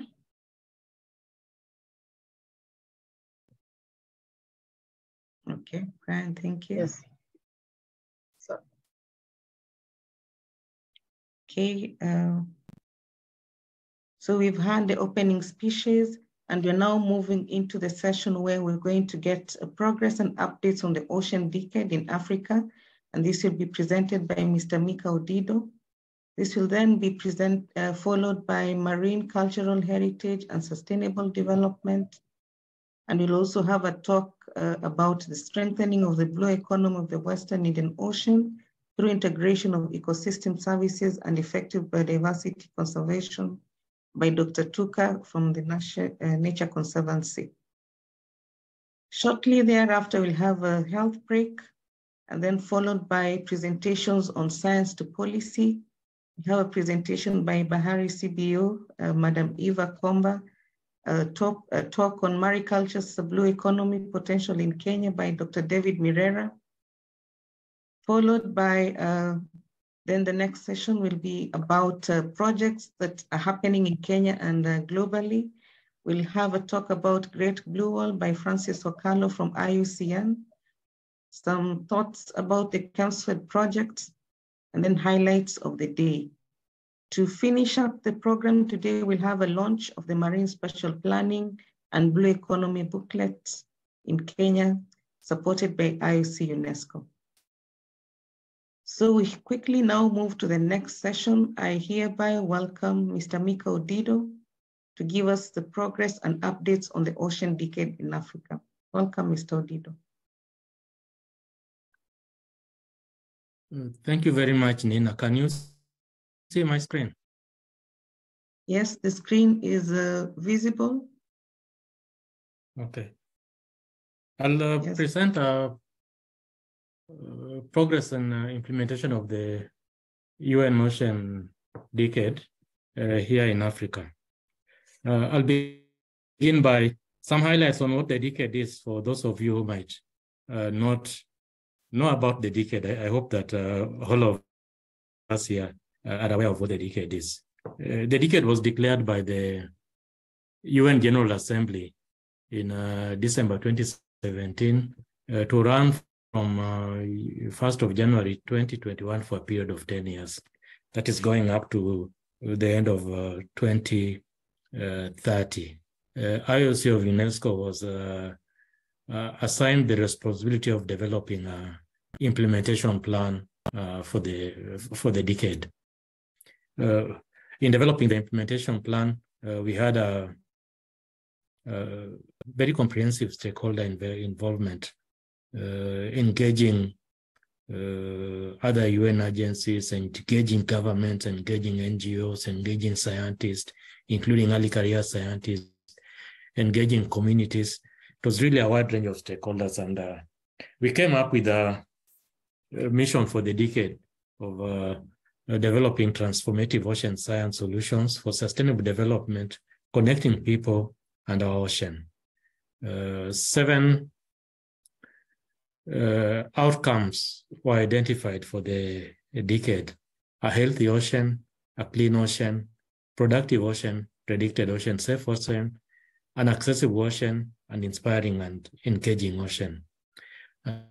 10 challenges were identified which needs to be addressed if we are to achieve these outcomes during the decade.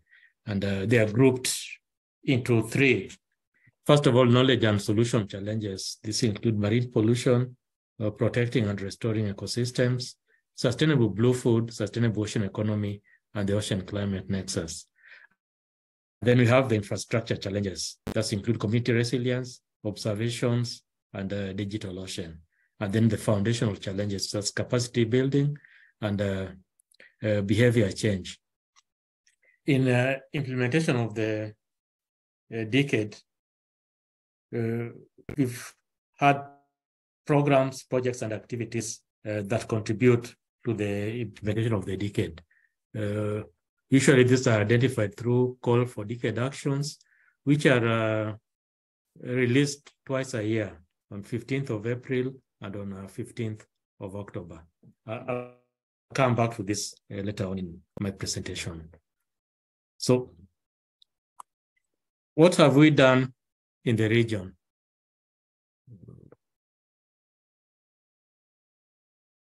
Just a minute. Okay. So in Africa, we began engaging before the start of the decade, right at the planning stage.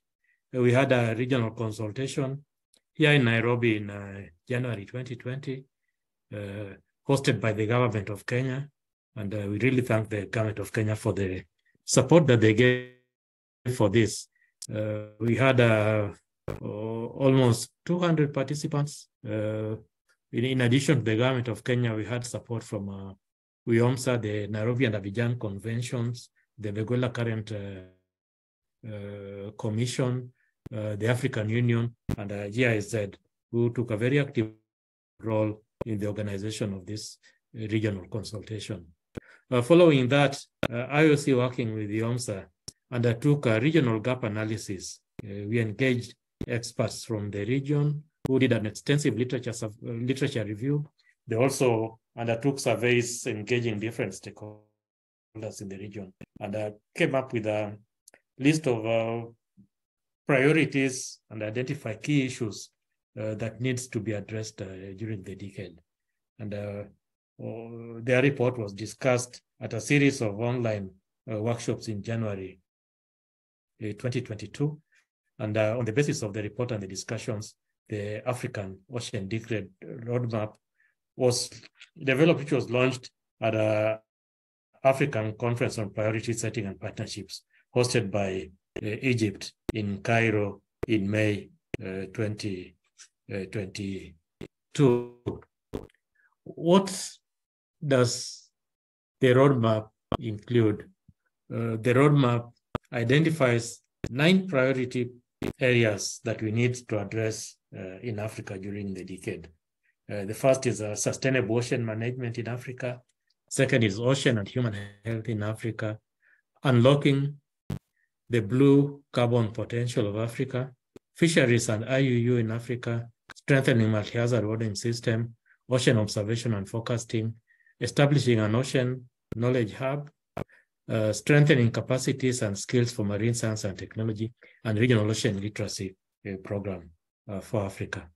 The roadmap also proposed the establishment of an African Decade Task Force, which has now been established, comprising 14 experts serving in their individual capacity, and 6 representing various organizations in the region. The list of experts is on the screen. The expert is chaired, the task force is chaired by Dr. Jacqueline Oku from the Kenya Marine and Fisheries Research Institute, with Hassan Mustafid from NOAA and Hamza Chafai from Tunisia as vice chairs. The task force has the terms of reference of providing strategic vision and direction and coordination of specific action, providing advice on measures and initiatives required to create the appropriate enabling environment for translating the African roadmap into co-designed decade actions, to facilitate and provide support to the development of co-designed programs, projects and initiatives, communication on the ocean decade in Africa, engaging different stakeholders, and supporting resource mobilization. In the initial discussions of the task force, a couple of issues came up that really needed to be addressed. First, there are very few projects or activities from Africa that have been endorsed as decade actions. Secondly, there's not even one major program led by an African organization that has been endorsed as a decade program. The task force decided to address this by, 1, developing a major ocean decade program for Africa, supporting the implementation of decade actions led by organizations in Africa through organizing a partners conference to deliberate on how we can be able to source funding to support decade actions. Because this came out as one of the reasons why we have few decade actions, because many of the organizations might not have sufficient resources to be able to fund the implementation of major programs. Then thirdly, the task force agreed on engaging the decade coordination unit so that we have a special call for decade actions focusing on Africa, supported with funding. We are hoping that after the discussions with partners, we'll be able to have a pot of resources through which people can be able to get funds to support decade actions. The task force also decided on organizing a special session on Africa at the second UN Ocean Decade Conference, which is planned for Barcelona, Spain in April 2024. And the task force also agreed on organizing an African conference on the UN Ocean Decade in 2025 to mark the end of the African Union's Decade of Oceans and Seas and the midpoint of the UN Ocean Decade. The task force has already engaged with UNOMSA and the African Union to organize this conference, and we'll be hearing more of this in the coming months.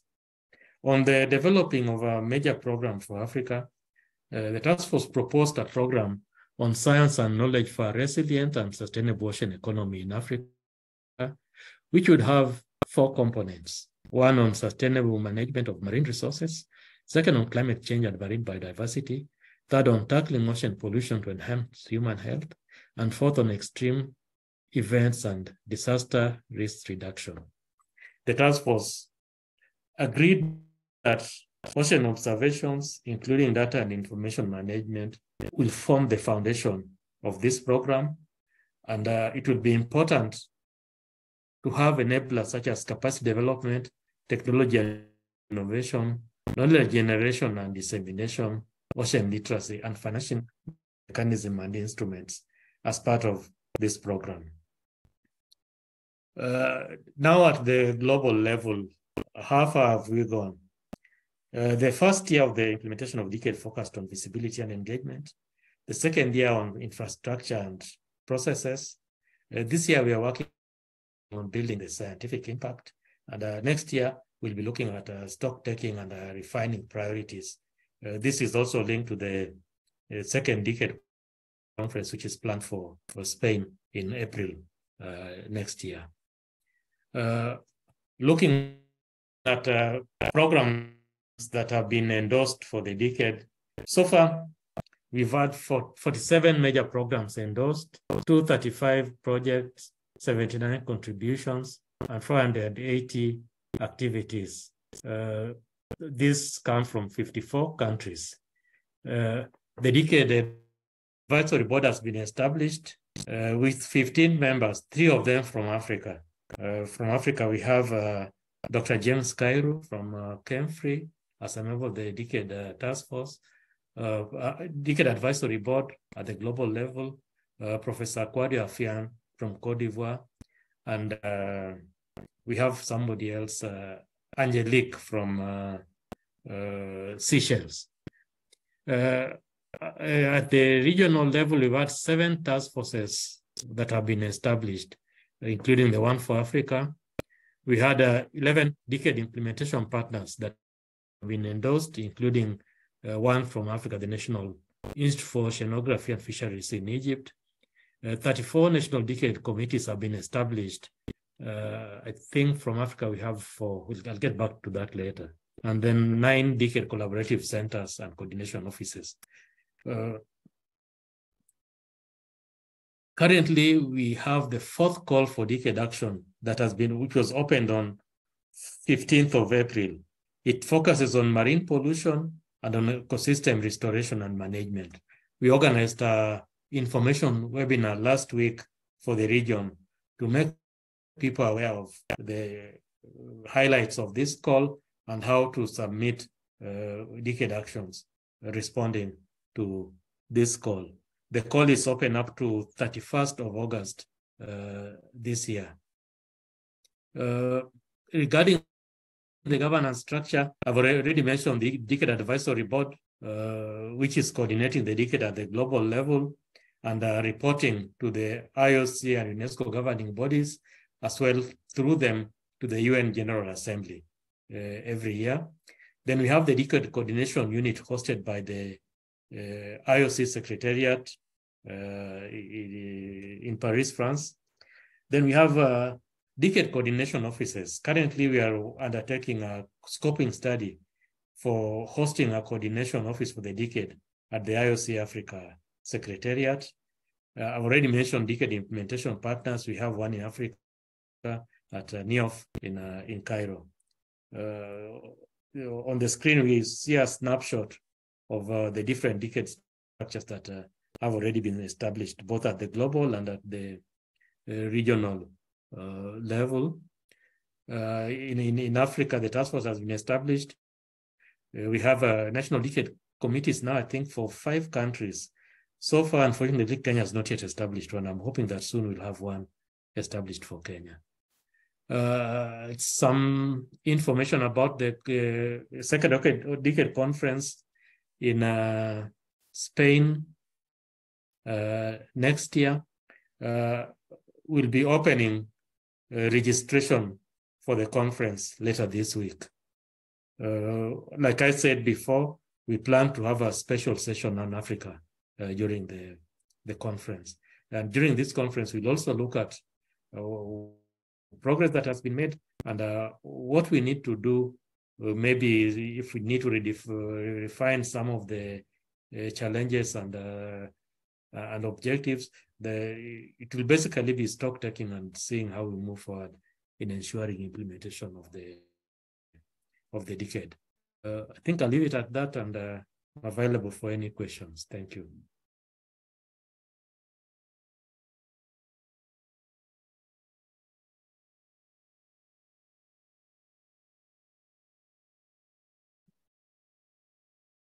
Thank you so much, Mr. Odido, for this presentation. We now open up the session for question and answers. The questions that can be answered on the floor, or we can type them, then they can be answered on the Q&A session before we move into the next session.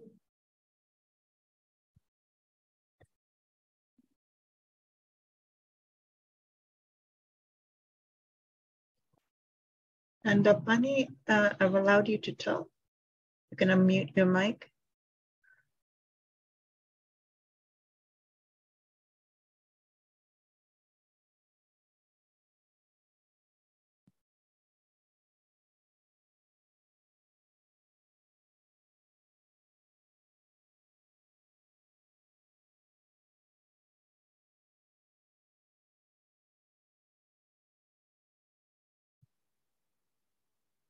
Okay, we seem to have one hand up.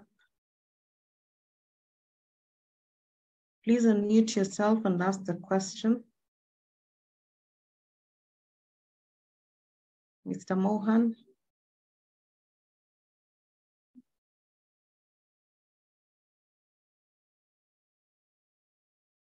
We have a question and answer section that can also. Okay. Welcome.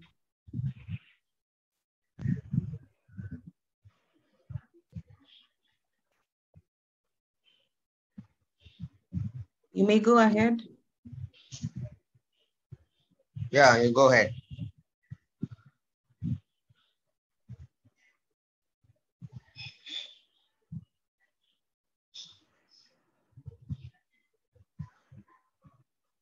What question would you like to ask? Actually, the presentation very interesting. So the first time I heard about this kind of detailed roadmap of African country is being communicated worldwide. So I'm happy to be one of the member or participant from India. So from India, basically I'm a marine biologist. So this information is very useful to update my knowledge in the subject. Of course, I'm not in service, government service. I'm retired now. Is there any opportunity to interact with African scientists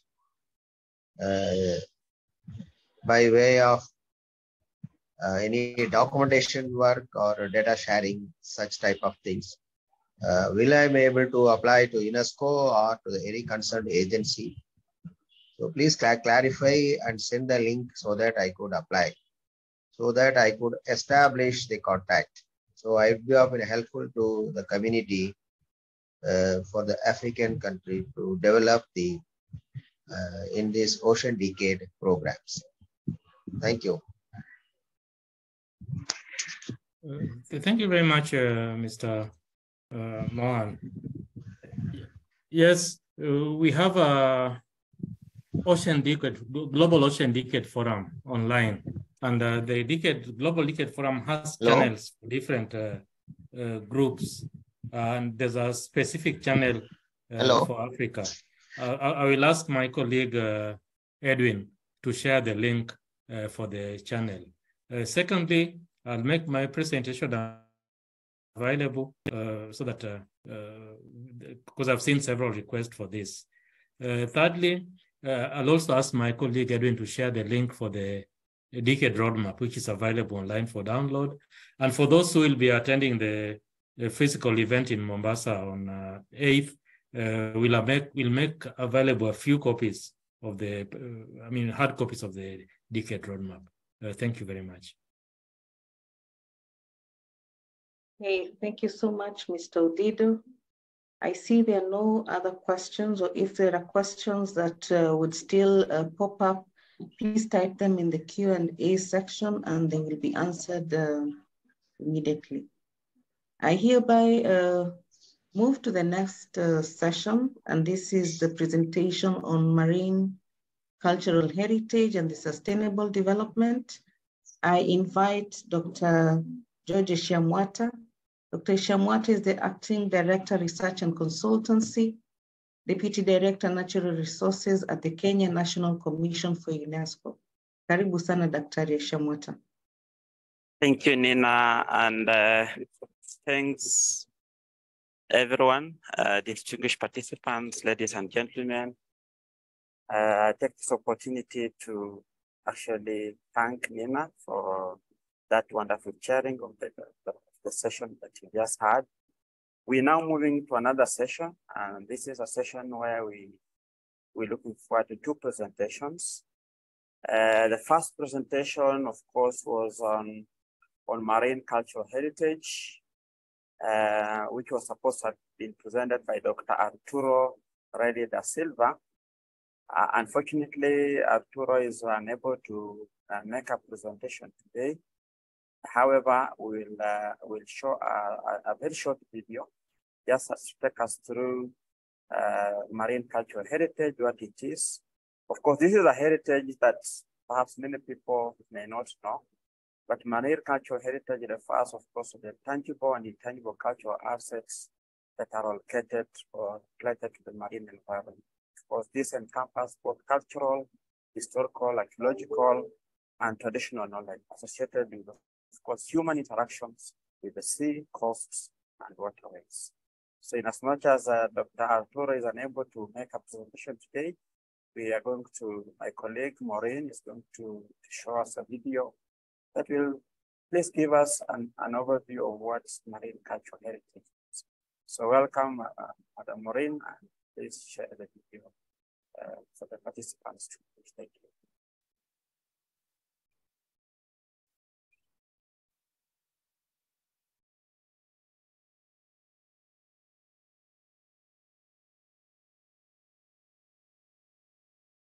Are you able to see the video? Maureen, please show the video. Oh, okay. Let me start again. Thank you.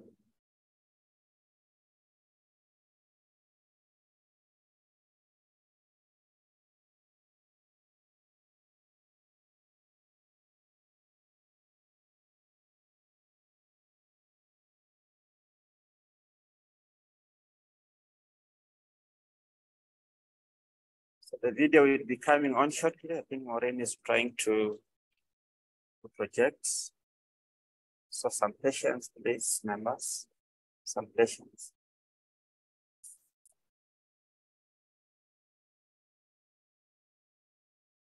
Sorry, let me share. Can you see it? Yes. Thank you. Africa's coast has a rich cultural heritage. Whether you catch a glimpse of it from the surface or fully immerse yourself in the underwater world, when you think of our underwater heritage, what comes to mind?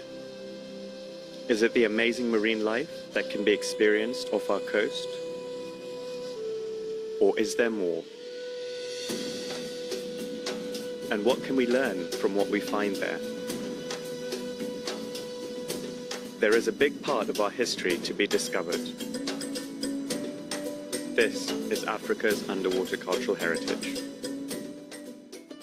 Underwater cultural heritage actually has a number of meanings depending on where it is found and where it is located, but universally, as per UNESCO, is all traces of human remains that have been underwater for more than 100 years. Underwater cultural heritage, for me, describes any cultural heritage that's submerged or just within a body of water or waterways that is involved with culture. Underwater cultural heritage is a trace of every human interaction with the seas, which is cultural, has historical significance and archaeological significance as well. For thousands of years, there has been trade and exchange of goods along Africa's coastline. Not only did we travel to foreign lands, but we attracted many to our shores too. So think of all this history that lies buried in the sea. Think of the knowledge of our ancestors and how they lived, or of the ships and their cargo that never completed their voyages. In general, people think that underwater heritage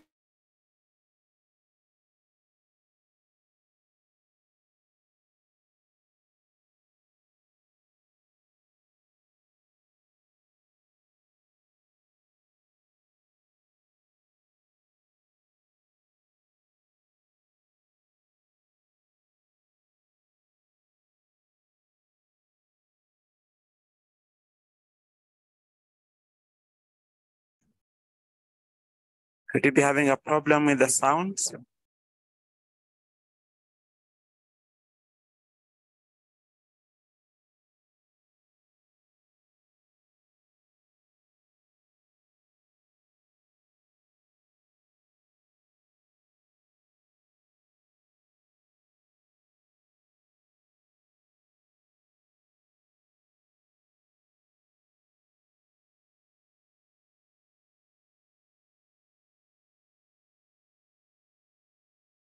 We seem to be having a problem with the sound. At least I can't be able to. Can we all hear? Yes, we can hear you. We can hear you, just the problem with the video. Yes, so let's wait for the video, but yeah, in case we encounter more challenges, we may have to explore other options, maybe perhaps continuing with the next session. Can I try sharing the video on my side? Okay, please, Edwin, please go ahead.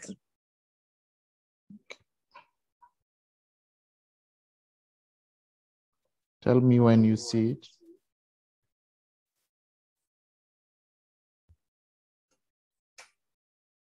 Africa's coast has a rich cultural heritage. Whether you catch a glimpse of it on the surface or fully immerse yourself in the underwater world, when you think of our underwater heritage, what comes to mind? Is it the amazing marine life that can be experienced off our coast? Or is there more? And what can we learn from what we find there?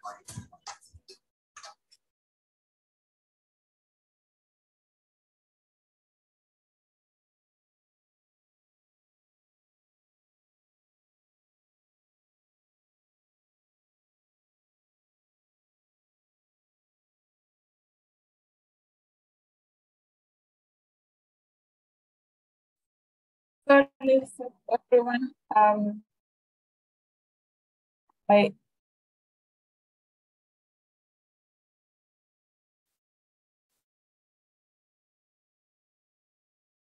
Do you seem to have lost? Do we start or we continue? Yeah, let's just continue in the interest of time. Yeah. Let's just continue. I think it's projecting, but there is no sound. Really? Sorry about that. Sorry, participants. This is a technical hitch, but no worries. I will share. Okay. So I think so that we are also able to save on time, perhaps if you continue experiencing this challenge. I can try sharing now. Tell me if is a trace of every human interaction with the seas, you know, which is cultural, has historical significance and archaeological significance as well. For thousands of years, there has been trade and exchange of goods along Africa's coastline. Not only did we travel to foreign lands, but we attracted many to our shores too. So think of all this history that lies buried in the sea. Think of the knowledge of our ancestors and how they lived, or of the ships and their cargo that never completed their voyages. In general, people think that underwater heritage is only shipwreck, especially colonial shipwreck or transatlantic shipwreck. Today in Africa, underwater heritage is linking communities, especially fishermen communities. We know shipwreck can give a better conservation of the marine biodiversity, and the fishermen know that. That's why they contribute to protect this shipwreck. Underwater cultural heritage to the African people means a lot.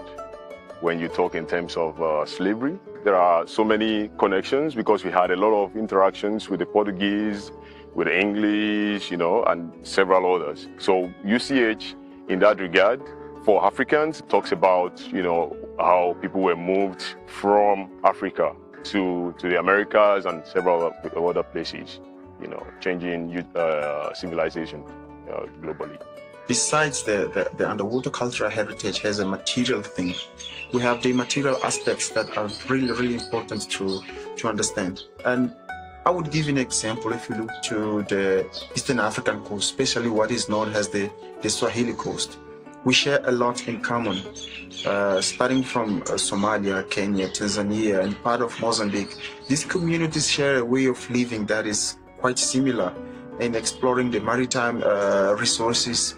The way they dress, the way they dance, the way they sing, even the language is similar. So all of that was only possible because of the strong network that was established along the coastline, and these people were interacting together over centuries. Miaka iliyopita ya nyuma ilikuwa usafiri ni watu wasafiri na mashua hizi za mbao, wengine wakitumia majamvi. Wakati huo walikuwa hakuna tanguo, ndo zikifanywa zikifungwa zikifuata upepo tu. Walikuwa ni kufuata upepo tu mpaka upepo unapofika hivyo ndo mwisho. Upepo ukirudi unarudi nyumbani.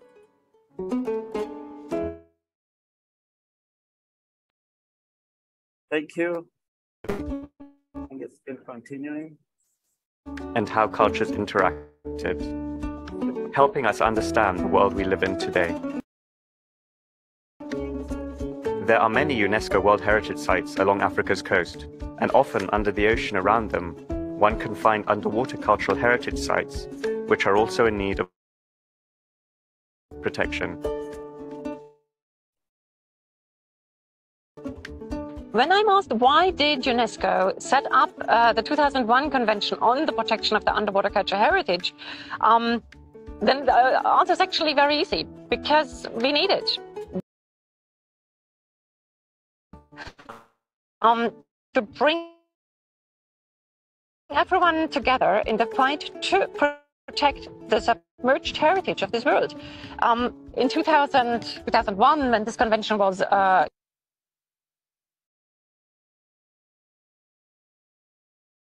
elaborated, there was a huge issue with the pillaging, large-scale pillaging of the shipwrecks. Of course, with the adoption of the convention, that didn't disappear like that, but working together, bringing states to ratify, we have seen an improvement. The convention is important because the heritage we have underwater, resources that could disappear, could be destroyed if it's not protected. So with those regulations, we have the hope that those things can be well protected, managed, and then sustainably utilized for the future.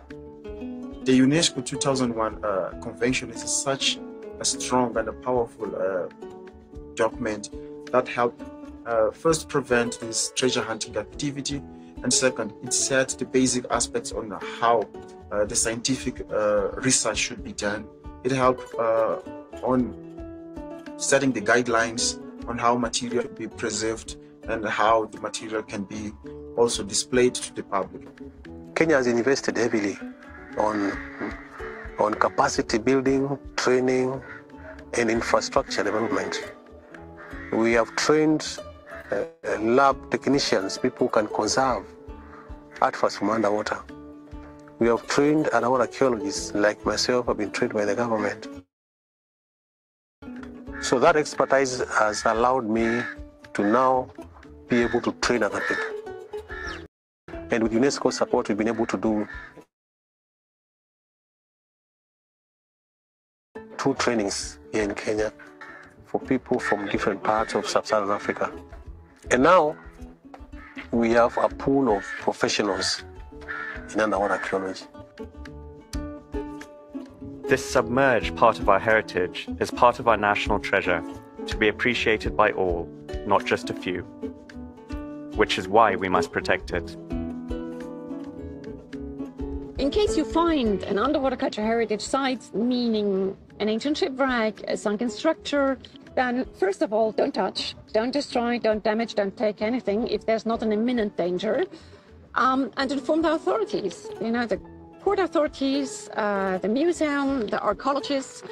If you do not know whom to address, UNESCO has actually a list of the responsible authorities on its website. When we discover a site underwater, the first thing we do is to confirm what type of a site it is, the typology of that particular site. It could be a landscape, it could be a construction, maybe a monument of stone or whatever kind of monument, or it could be a shipwreck. Thereafter, then we do a survey to establish the extent, how big the site is. Then we move in and do a detailed study of what perhaps the site contains. Or if it's a shipwreck, we look at what maybe was the cargo that was in there.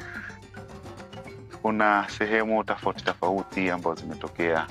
Kuna zingine zinatoka Afrika, ziko za kutoka Afrika. Kuna udongo wa kutoka bara la Asia kule, kuanzia China, India, hapo za kutoka Arabuni. Hizi ndo nyingi upande kutoka kule. Our underwater cultural heritage is a window into our past, helping us to understand our identity and our cultural diversity. But there is much more we can gain from understanding and conserving these sites and artifacts. There's a lot of benefits that you can get from underwater cultural heritage. Like you can have tourism, you can have employment, new employment opportunities for people. You can have aquaculture, you can have blue economy investments, you can have a lot of possibilities. Now the local people protect, preserve, and sustainably utilize the maritime cultural heritage to make a living. And this is a very good example whereby we have opened ecotourism sites. We are able to mitigate climate change that has been impacting on our sites through the local communities. Today, what I'm doing in my country in Senegal is to assist our Minister of Culture and our university to build a program about the management in general about underwater cultural heritage. By training a new student in this field, because underwater archaeology is really a new field.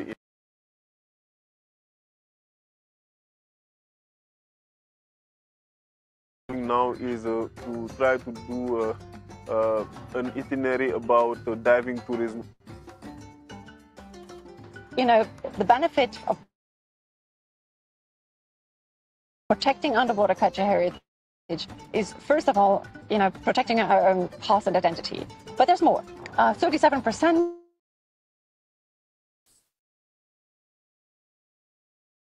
of tourism today is based on cultural tourism, on cultural appreciation of sites. So, of course, protecting and showing underwater cultural heritage sites can make a big impact on sustainable development.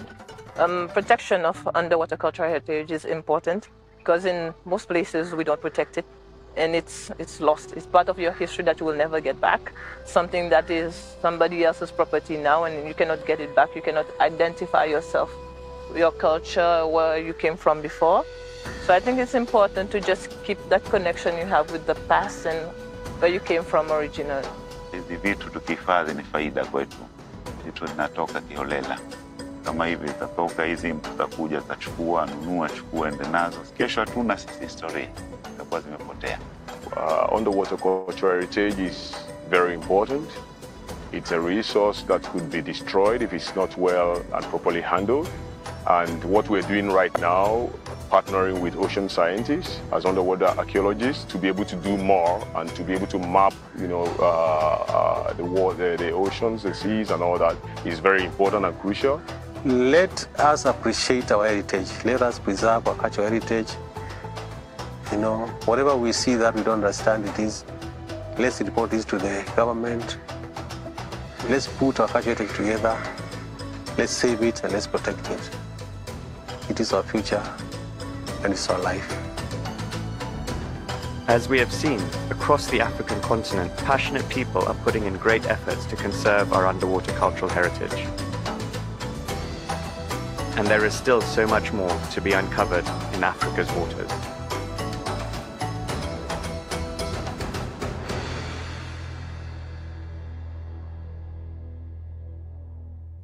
Wow, thank you very much. I think that was a really eye-opener because when you think about the oceans, you only think about the biota, the living creatures, the fish, the mammals, the plants.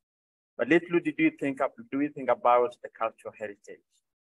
And as you can see from this video, UNESCO is at the forefront, and of course, working with state parties to ensure that we are able to preserve, we're able to understand our marine cultural heritage, both tangible and intangible. Of course, the benefits have been enumerated, ranging from tourism, opportunities for employment, but of course, opportunities for research. It looks like this is a new area that requires a lot of research And I understand that at national level, there's a lot of capacity building that is happening to ensure that we're able to know what we have as a heritage. So because you can't be able to preserve, you can't be able to protect what you don't know. So this is a very good one, and we hope that we'll continue engaging as we engage with the oceans. We'll also continue engaging with our cultural, both tangible and intangible underwater cultural heritage. We now want to move to our next presenter. And of course, before we move to our next presenter, just let you know that you can also do, we also allowing you to do a poll. So please feel free to do that. So as we move to our next presenter will be talking about the blue economy. And I'm sure most of us, blue economy is now really catchy words. When you hear about blue economy, I don't know what comes to your mind. But blue economy just refers to the sustainable use and management of ocean resources for economic growth, improved livelihoods, and ocean ecosystem health. And it encompasses quite a wide array of resources, ranging from, of course, marine and coastal resources, which of course include fisheries, aquaculture, tourism, renewable energy, shipping, and the marine biotechnology, as well as even the maritime industry. And the role of blue economy is being acknowledged to be the key to really unlock the potential to benefit people and to help countries and communities to achieve sustainable development. So this morning we are privileged to have Dr. Jomo Kenyatta, who was a PhD from Leiden University. He's based in Mombasa, Kenya, and has a long work experience in the field of conservation spanning more than 25 years. Currently, Dr.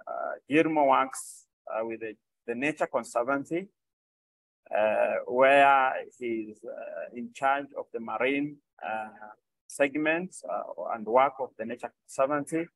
And therefore, we are privileged to have him this morning to be able to share his experiences through a project that's the undertaking, strengthening the blue economy of the Western Indian Ocean through integration of ecosystem services and effective biodiversity conservation.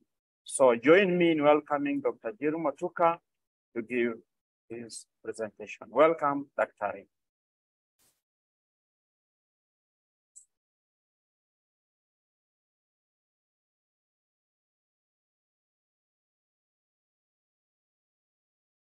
Dr. Jomo Kenyatta.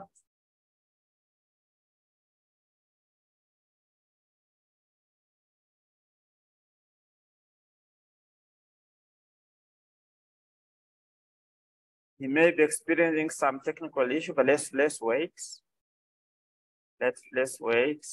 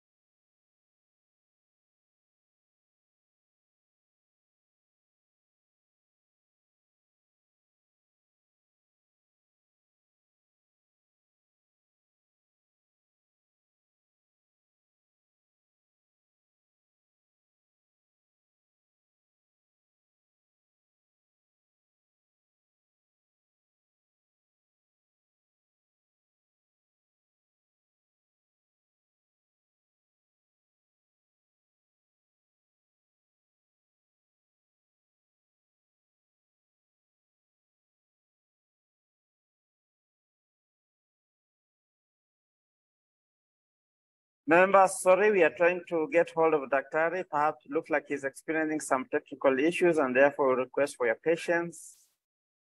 And as we wait for him, a lot of links have been shared in the chats. So please take time to also be able to explore the information, ranging from information on the UN Ocean Decade Ocean Decade or Science for Sustainable Development, links to some of the ongoing initiatives within the ocean space. Please take time to have a look. A lot of information, so please take time to have a look as we try to get hold of Dr. Jomo. Perhaps as we get hold of him, maybe I will request my colleague Maureen to continue with the documentary. Perhaps Dr. Jomo is having problems.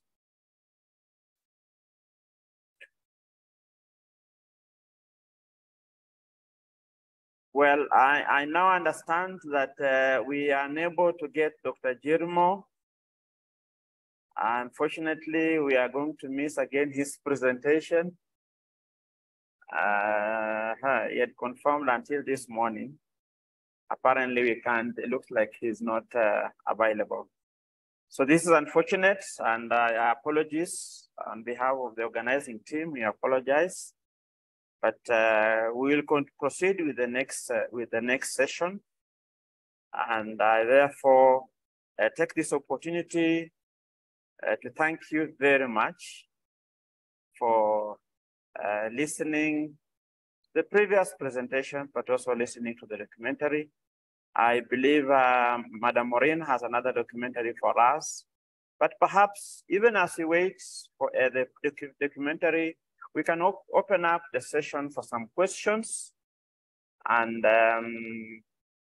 see whether we can be able to respond to a few questions. So if you have a question, one, you can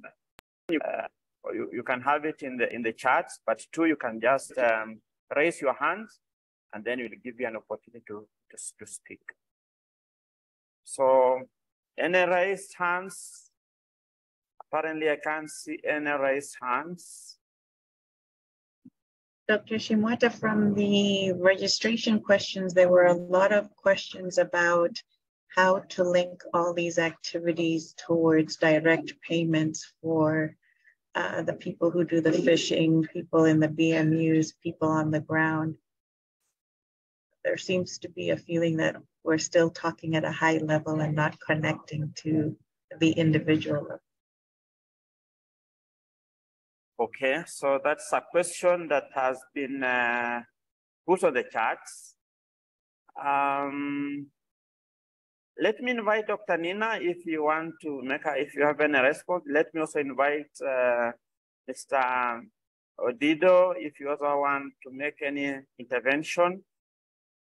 Yes, there's a concern. How can communities on the ground really benefit? Yes, we are talking about blue economy. Blue economy is cross-cutting. There are many actors and stakeholders involved. How do we ensure that everyone is actually benefiting? Maybe let me give to Dr. Mika Odido.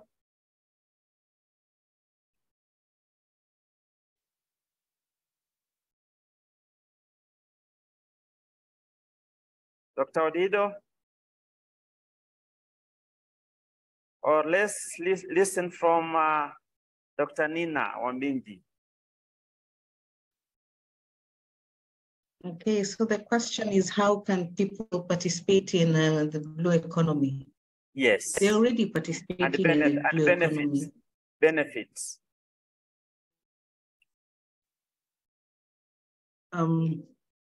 It would be good to understand what the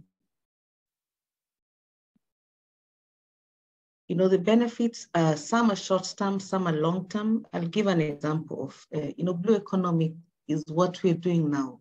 There are people already engaged in fisheries, there are people engaged in tourism, there are people engaged in mining, there are people engaged in so many activities that are connected with the oceans or the waters in the country. So some of the benefits are, immediate. You'll go out, fish, sell your fish. Some of the outcomes are long-term. These benefits to the country are long-term. If we are investing, for example, to get fish from the EZ, it takes an investment to go out there and then to bring back the fish, to process it, to sell it. So it is not, it's not instant. In some instances, it takes time, but the benefits are that we will be able to manage our resources. At the moment, we have a national committee that's looking into marine spatial planning, and that is to understand who are the players in these spaces, where are the shipping lines, where are the fisheries, and even if it's fisheries, is it capture fisheries, is it mariculture?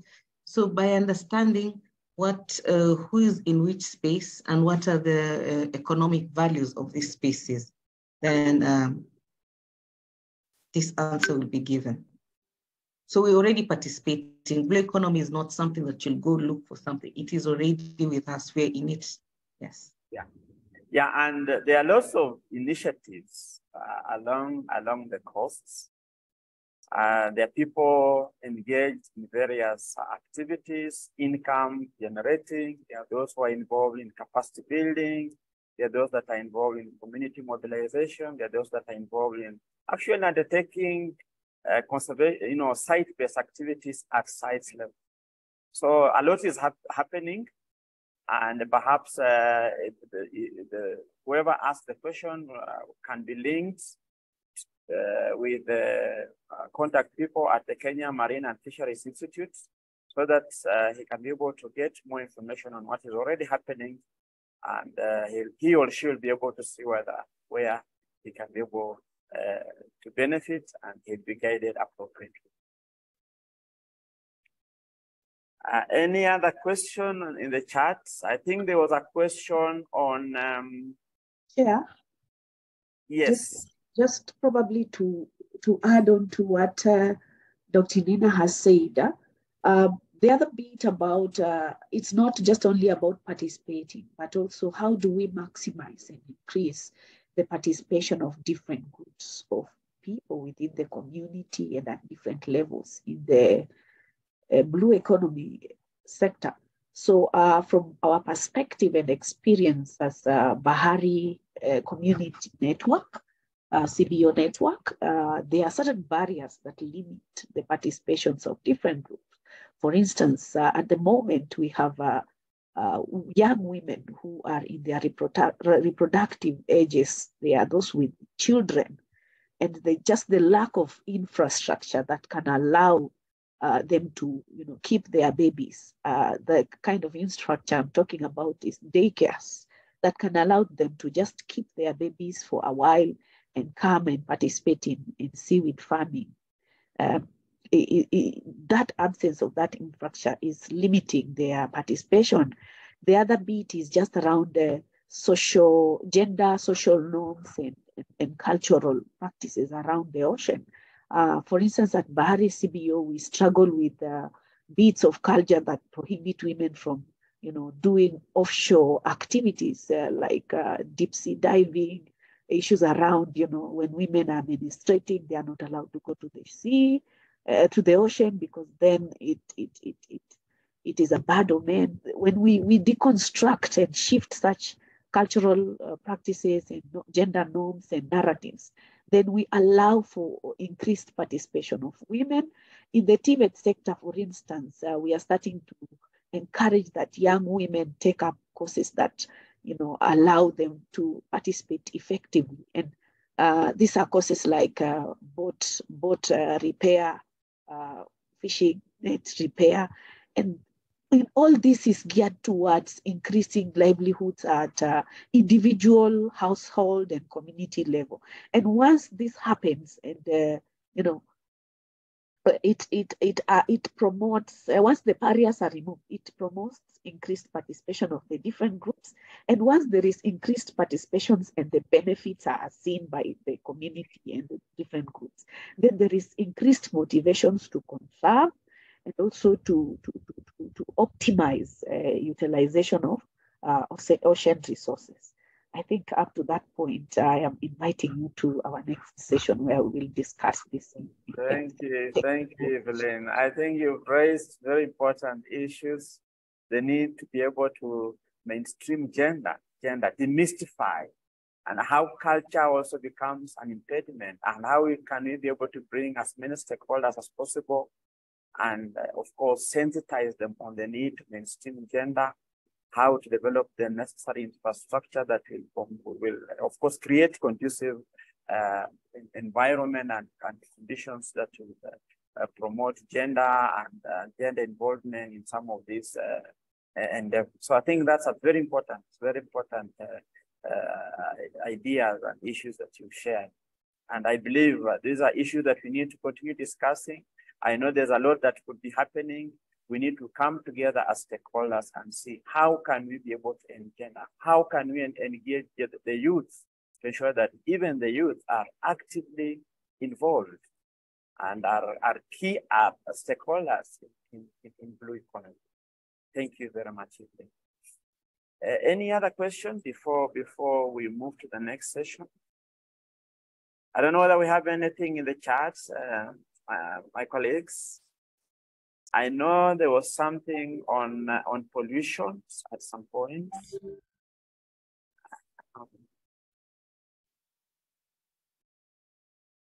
Any other question?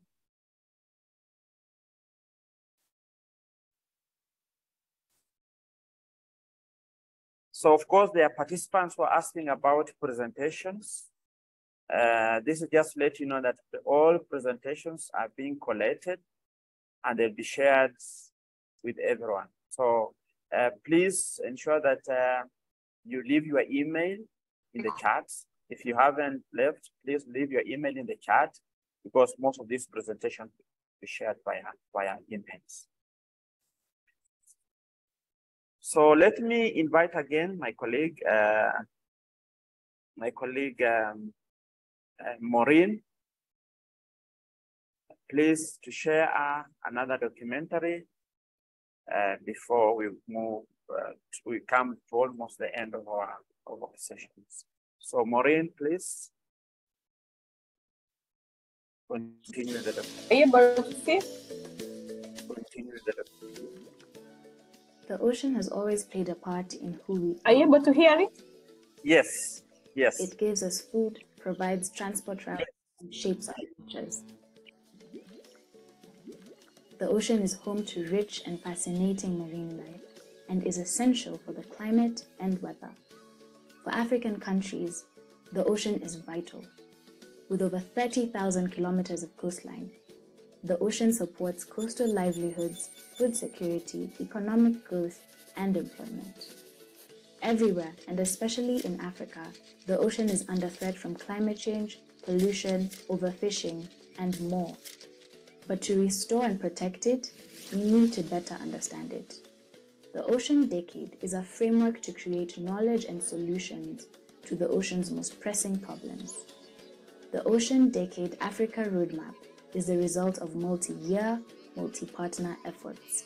It provides a vision and plan to move from the ocean we have to the ocean we want in Africa as part of the Ocean Decade. To make the Africa Roadmap a reality, we need champions who will lead the charge to tackle the most urgent needs. The Africa Roadmap identifies 9 priority actions. It recognizes that partnerships, skills, and resources are essential to implement these actions. We can only achieve its aims by working across generations, geographies, and genders. By bringing together ocean science, indigenous and local knowledge, and furthering innovation, the Africa Roadmap intends to build a more equitable, knowledge-based, sustainable, and prosperous future for Africa. Join us, and together we will make the Africa Roadmap a reality, creating the science we need for the ocean we want. Thank you.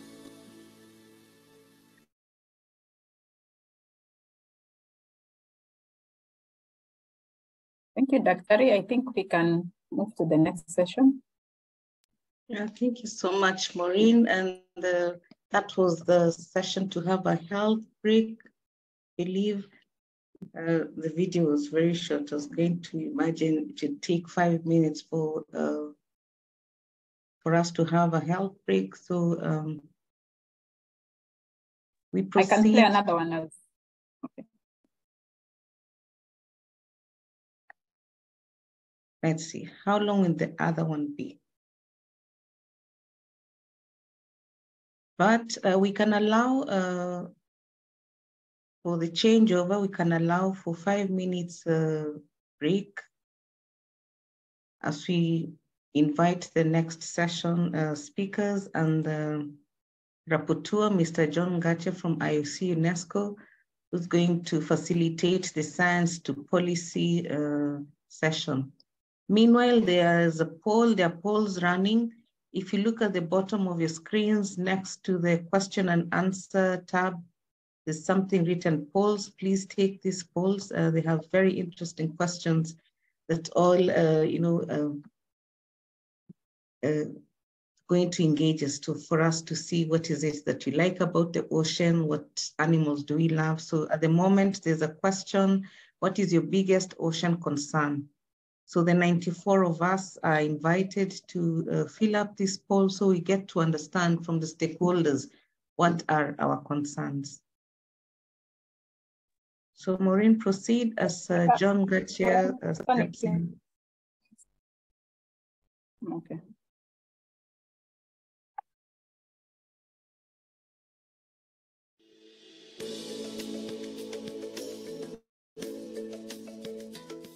The Ocean Decade, to me, means an opportunity to use science for sustainable development. We talk always about how it's so important to have evidence-based policy making, but without the science, we cannot make sound and good decisions to inform how we develop our country sustainably. The decade's overarching theme is the science we need, the ocean we want. What we want productive, healthy, and resilient oceans. There's a lot of low understanding and capacitation of the role of ocean. So how can the community, the society live in harmony with the ocean?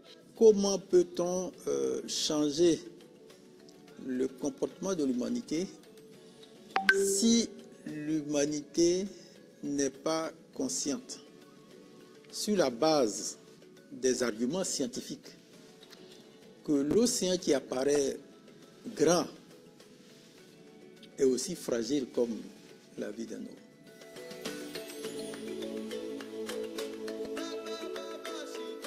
As a member of the Decade Advisory Board, I hope to accomplish the inclusion of small island developing states to ensure that they also have a significant voice in this process, but most importantly, to ensure that younger generations are included. The blue economy is an opportunity, especially for small islands, to make sustainable use of their oceans, including conservation.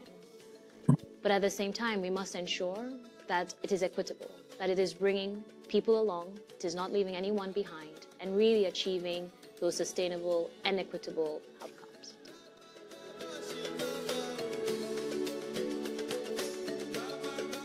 On a l'impression que l'océan immense regroupe des ressources immenses, illimitées.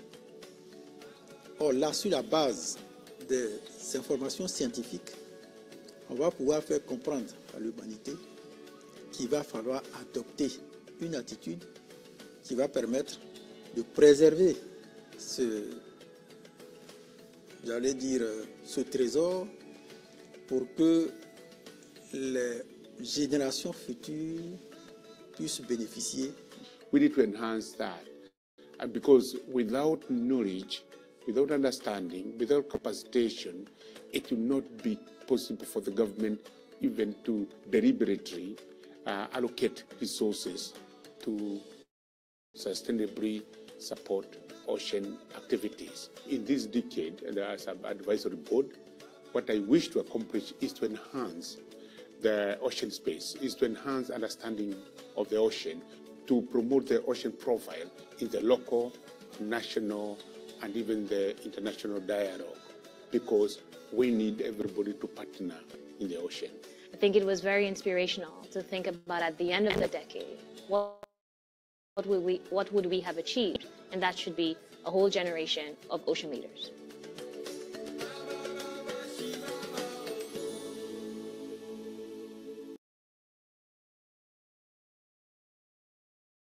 I think we can move on to the next session. Nina, Dr. Nina and Dr. Cecilia.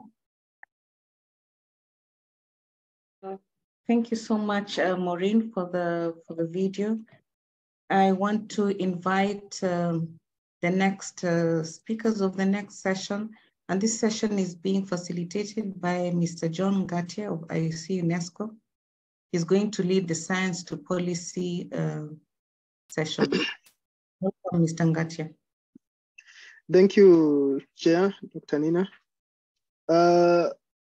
In this session, we'll focus on application of science at least in the fields of policy, as well as a key role in mariculture. So I have two key speakers in this session. Without further ado, I will invite Bahari CBO. Already the representative has spoken at some point in this meeting, so they're not very new. But I'll give a brief bio about them. Ms. Evelyn Koba works on gender and as a gender and governance expert. She has considerable years of experience in this particular field, including gender policy analysis, gender and climate change, violence against women and girls, women empowerment programs both in Kenya and Africa. Besides, she's well versed on gender issues across multiple sectors. She's been at the center of developing various gender policies at the national and county level that have mainstreamed key issues such as climate action and blue economy. Most recently, Ms. Eva Komba was the technical lead for the development of Nakuru and Kilifi County draft gender and development policies, Nyeri County, as well for Nyeri County and Kisumu counties. In the same token, while working at the SDG Forum for Kenya as gender lead, Evelyn has had the responsibility for coordinating SDG 5 and civil society actors in Kenya. Closer home, Evelyn is currently providing expert advice and guidance on gender for IDRC, funded aquaculture of seaweeds and fish opportunities for blue economic empowerment, and COVID-19 resilience of fisher women in Kenya as a technical gender lead at Bahari CBO in Kwale County. So without further much ado, I'll welcome Ms. Evelyn to give us a presentation on Bahari CBO, as well as how they're integrating or translating science to policy. Welcome. Thank you very much for that introduction. I will quickly project my presentation and pick up from there. Happy Ocean Day. My presentation is titled Science to Policy for Gender Transformation. And in this policy, I'm just seeking to share the experience from the Blue Empowerment Project that we are implementing in Kwale and Kilifi. It's an action research project led by a consortium of partners funded by IDRC, Canada.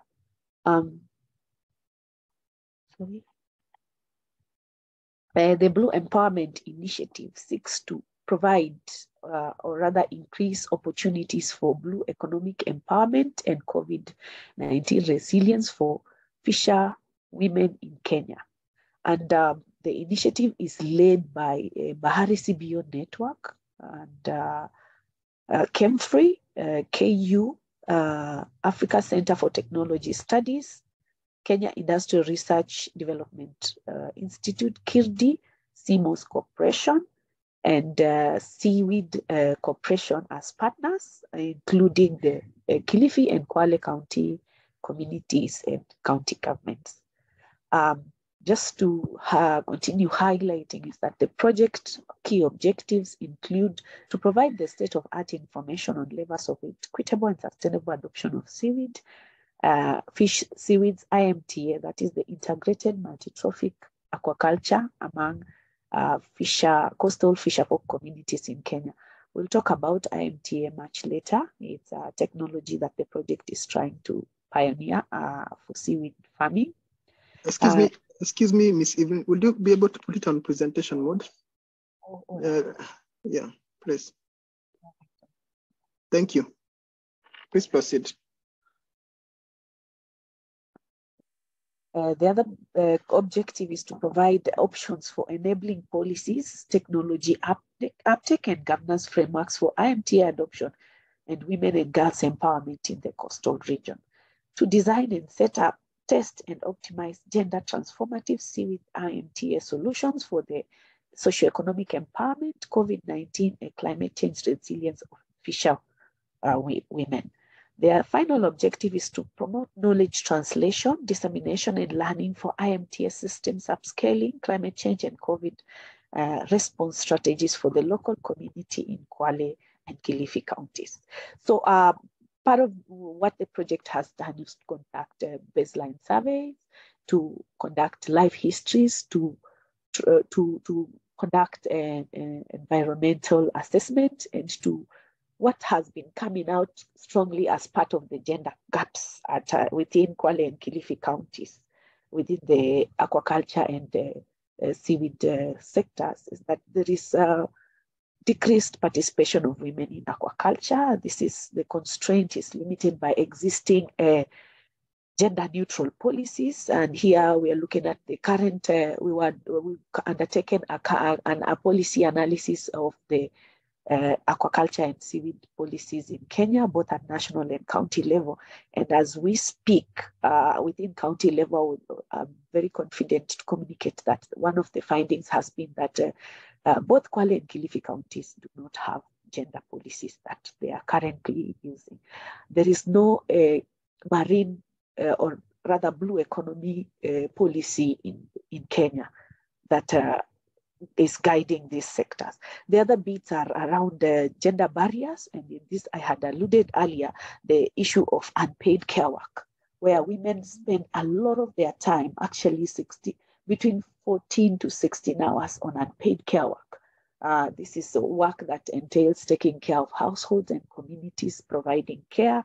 And in one of the videos shown earlier, there's one of the project participants who expressively say that before she leaves the house, she has to ensure that she has had to prepare 10 o'clock tea for her children and lunch before she goes to take on seaweed farming. And this limits the participation, the number of hours that are available for women to participate in aquaculture activities. And that, with the few hours that women put in, it means that that translates to fewer or lesser amount of money that they make from this activity. The other bit is just the struggle around lack of gender disintegrated data. You try to work around policy development in the seaweed and aquaculture sector, the aquaculture and mariculture sector, and you struggle to look for data.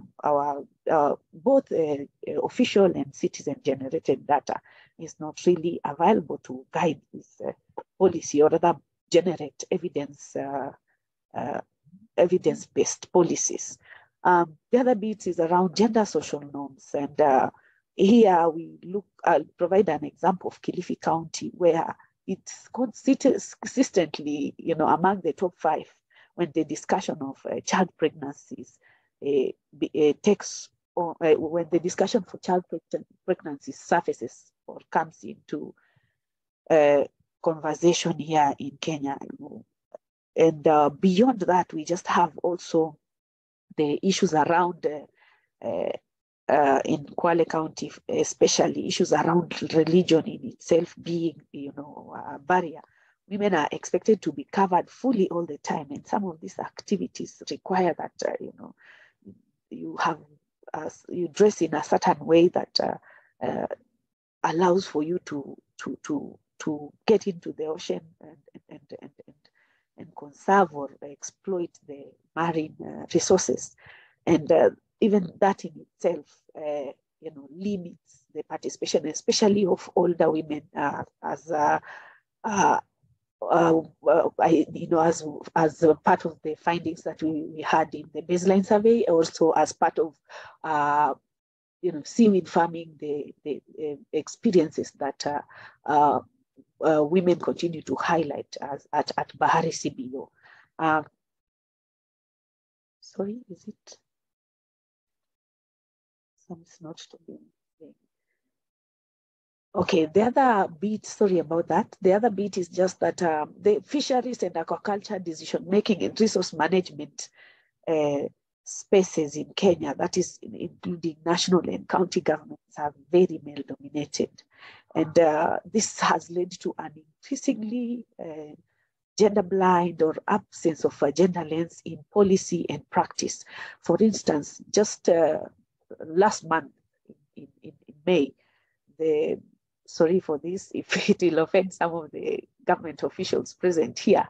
I think the reason why we are here is to also, just speak about this so that there is also shifts and it allows for, better conservation and better exploitation of marine resources.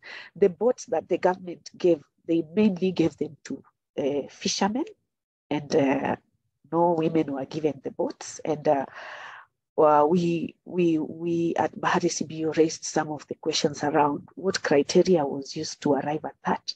But again, from a gender perspective, we're asking ourselves what lens was used to, arrive at that conclusion that it's only men who are in need of boats and fishing gear, and women are not, in need of this, and that perpetuates just some of this systemic gender discrimination of women, and thus limits their participation in the whole marine aquaculture sector.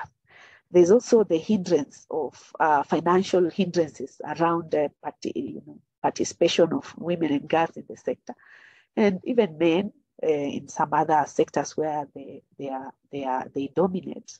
And this refers to the current, the existing products, financial products. In Kenya, you'll find that tea farmers, coffee farmers have financial products that are available for them in terms of credit facilities. But then you come down to our blue economy sector, and there is no specific products for specific aquaculture activities. For instance, seaweed farmers do not have a single fund that targets them. There's limited decent jobs for women in the fisheries and aquaculture sector, and those available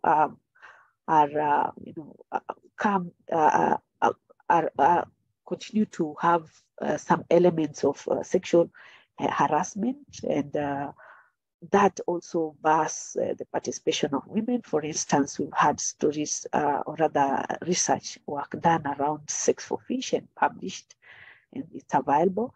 And also just increasingly, or rather in a nutshell, we have increasingly underemployment of women. Some of government policies have tried to push for this, and I think it's a struggle at different levels in government, where we continue to be very blind to the that's gender rule, and resist it in all forms. And even where there is participation of women, there is no really quality participation in terms of them voicing out their issues and fully participating because of just the subtle resistances in those spaces. For instance, at the BMU levels, you will see women coming as secretaries, or mostly women are allocated the posts of being secretaries in those committees, but they those BMUs, but most of the time they're either absent or they are there to, they're representatives who come in to speak on their behalf are men. So part of this is also some of these spaces, like the BMUs, are employment spaces which women should also benefit from, as much as they are voluntary in nature. So what does the Blue Economy Project seek to do? One of the things that, one of the key goals of the Blue Empowerment Project is to provide evidence and knowledge that allows for and promotes policy shifts and changes in practice as well. Shifts in practice or other implementation of policies and other available mechanisms for promoting blue economy empowerment. And part of this, the project has really begun with ensuring that county governments and other stakeholders within the blue economy empowerment sector are part of the project from inception to implementation. And that the key stakeholder that leads the project is Bahari CBO. So we may want to call it a bottom-up approach, but also just say that when the community is identified as a key stakeholder in itself and leads a team of experts, it begins to become a game changer in that there is the element of harnessing indigenous knowledge easily. There is the element of inclusion in terms of communities identifying the barriers and removing them for themselves, as long as the research that is available has made them aware that these are the existing barriers. They begin to dismantle the barriers by themselves. And there are also opportunities that the communities may not be able to be exploiting at that moment. For instance, participation in policy development project. Once the community is a stakeholder and is leading, and the government and other stakeholders are following, then it becomes a collaborative affair. The conversations allow for formation of either gender responsive policies or aquaculture responsive policies. And this in itself is a greater shift towards, marine conservation, ocean maximization of ocean opportunities, and also generation of other methodologies and technologies that increase resources and livelihoods at community and household level. This is seen in ways like policy dialogues. There is the element of the communities beginning to participate in development of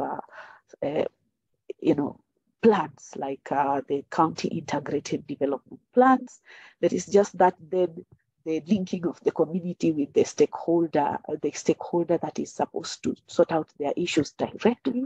And we are seeing at Bahari CBO that we have sort of the Minister for Blue Economy on call, and we easily are able to meet him. He was able to, 3 weeks ago, he came down there to engage with the community. And one of the key speakers on the program was our chair, Lady B. Fatuma, who eloquently highlighted the issues of women and girls and men and boys at Kibuyuni and Mazaro BMUs.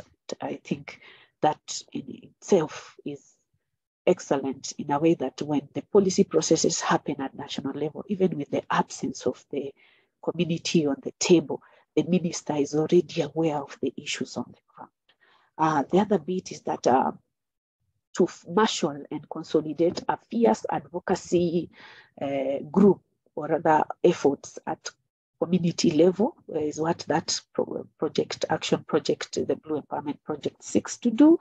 And this is just empowering the community itself by providing information, by providing, the products of research, by engaging the community in this research processes so that they can also participate and see what are the emerging issues, for instance, around COVID and climate change. Then they are able to articulate those issues with the absence of the scientists on the table, with the absence of the influencing civil societies on the room. Therefore, then it allows them to, be able to engage with evidence, but also engage continuously so that their participation is very predictable and confidently, and not just the community as a homogeneous group. No, the community as an heterogeneous group. So you have persons with disabilities being able to articulate their issues. You have the elderly being to articulate what are these issues around climate change and COVID-19 resilience, and also seaweed and fish farming that are bedeviling them as times goes by and as the environment continues to change. And also not only just participate in articulating issues, but also providing durable solutions.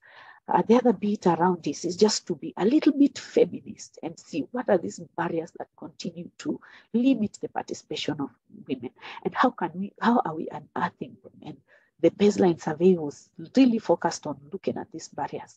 And then once they've been identified, then how do we jointly, as Bahari CBO, ARTS, KMFRI, and Seaweed Corporation, work towards removing them.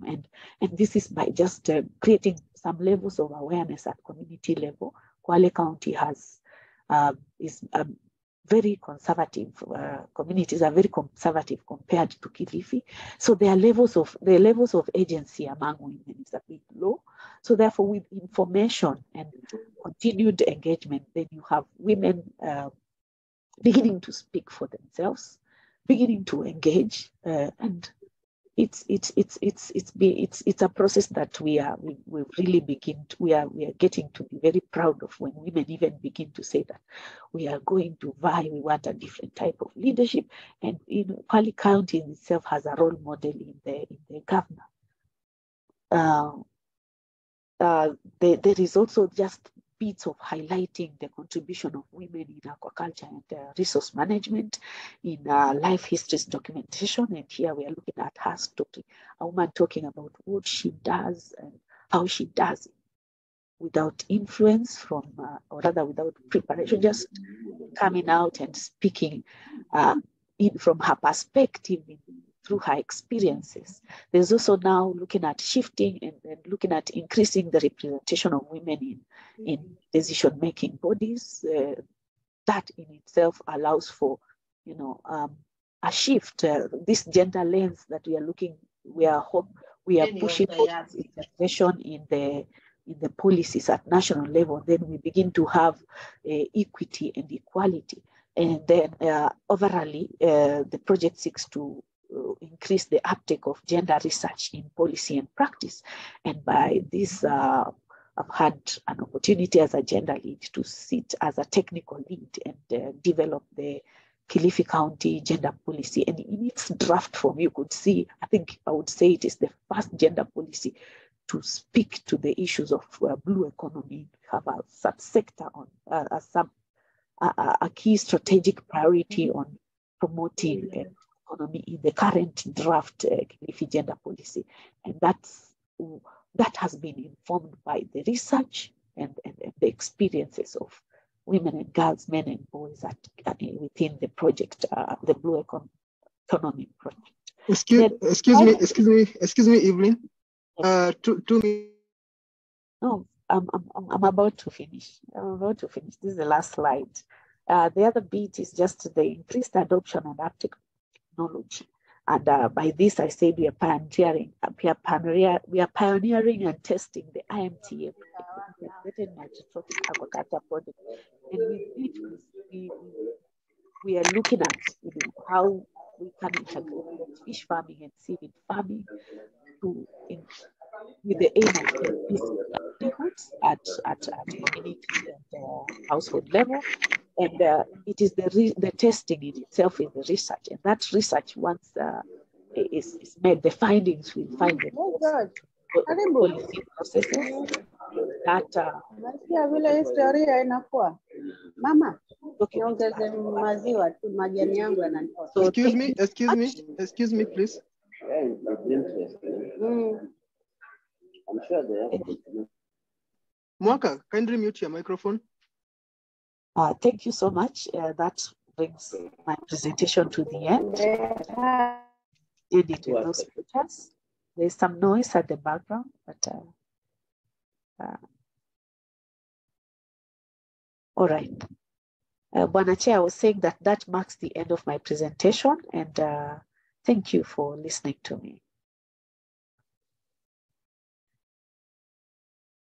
Okay, thank you very much for the concise and the detailed presentation, Evelyn. I would request the participants to kindly note their questions in the question and answer section of the, we have such an icon at the bottom of the page.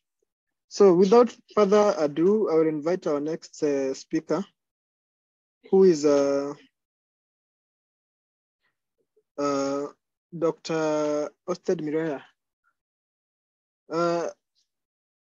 Is he on board or is he online? Yes, I'm there, Chair. Okay. Let me give Dr. Mireya a very brief introduction about him. He holds a PhD from Linnaeus University in Sweden and a master's, an MSc from Egerton University and a bachelor's from Moi University, both in Kenya. He's the assistant director in charge of mariculture research at the Kenya Marine Fisheries Research Institute based in Mombasa. And he's the pioneer or the brainchild of behind community mariculture in Kenya. He has over 20 peer-reviewed publications and has been a PI to several mariculture funded projects in East Africa. So without further ado, kindly take the floor, Dr. Mireya. Thank you. Okay, thank you. I'm trying to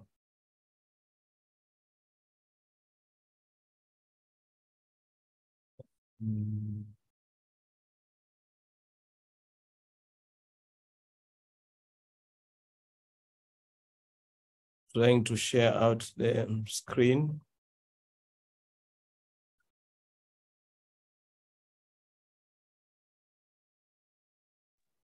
We can see your screen, just put it in the presentation mode.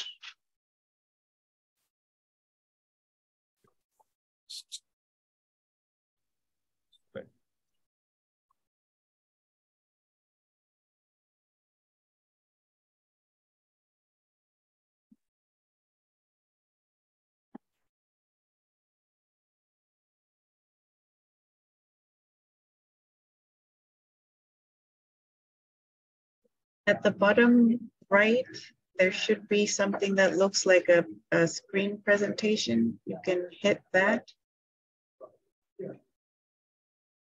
Okay, just a minute. Okay.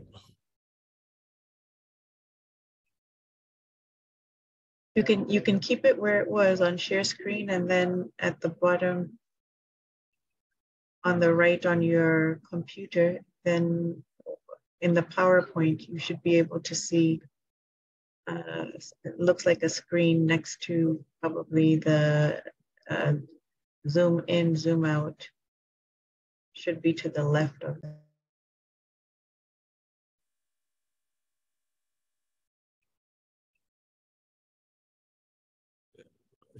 Make sounds now. We can see now. It's better? Yes, kindly proceed now, Dr. Mireya. You can see it. Okay, thanks a lot. I wish to welcome you to this short presentation on the potential of mariculture or mariculture sub-economy potential in Kenya.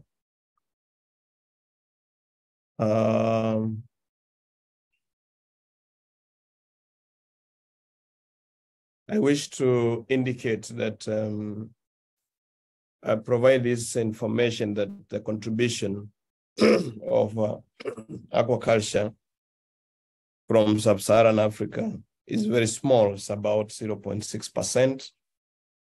And that means that more significant work needs to be done in terms of promoting aquaculture production in the country. I wish to pinpoint that for the interest of all the others, the Kenya in terms of the global perspective, this is where we have Kenya, where Kenya is located. So it's a small country in the global picture, but of course with a very huge potential for advancement. So I wish to also indicate that Kenya's ocean is about 40% of the total landmass of Kenya. So the total landmass of Kenya is about 582,000 kilometers square. So 40% of that is found in the ocean. So that indicates the potential that needs to be harnessed to be able to improve the livelihoods of the people.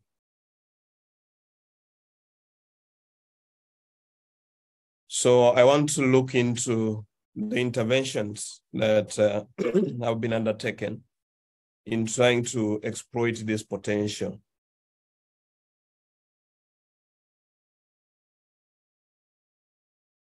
So one of the interventions that we have undertaken as KMFRI is trying to look at the production of the very, the very high value species, and of course the very low value species in both aspects to try and be able to improve the food security and the income production, the income generation.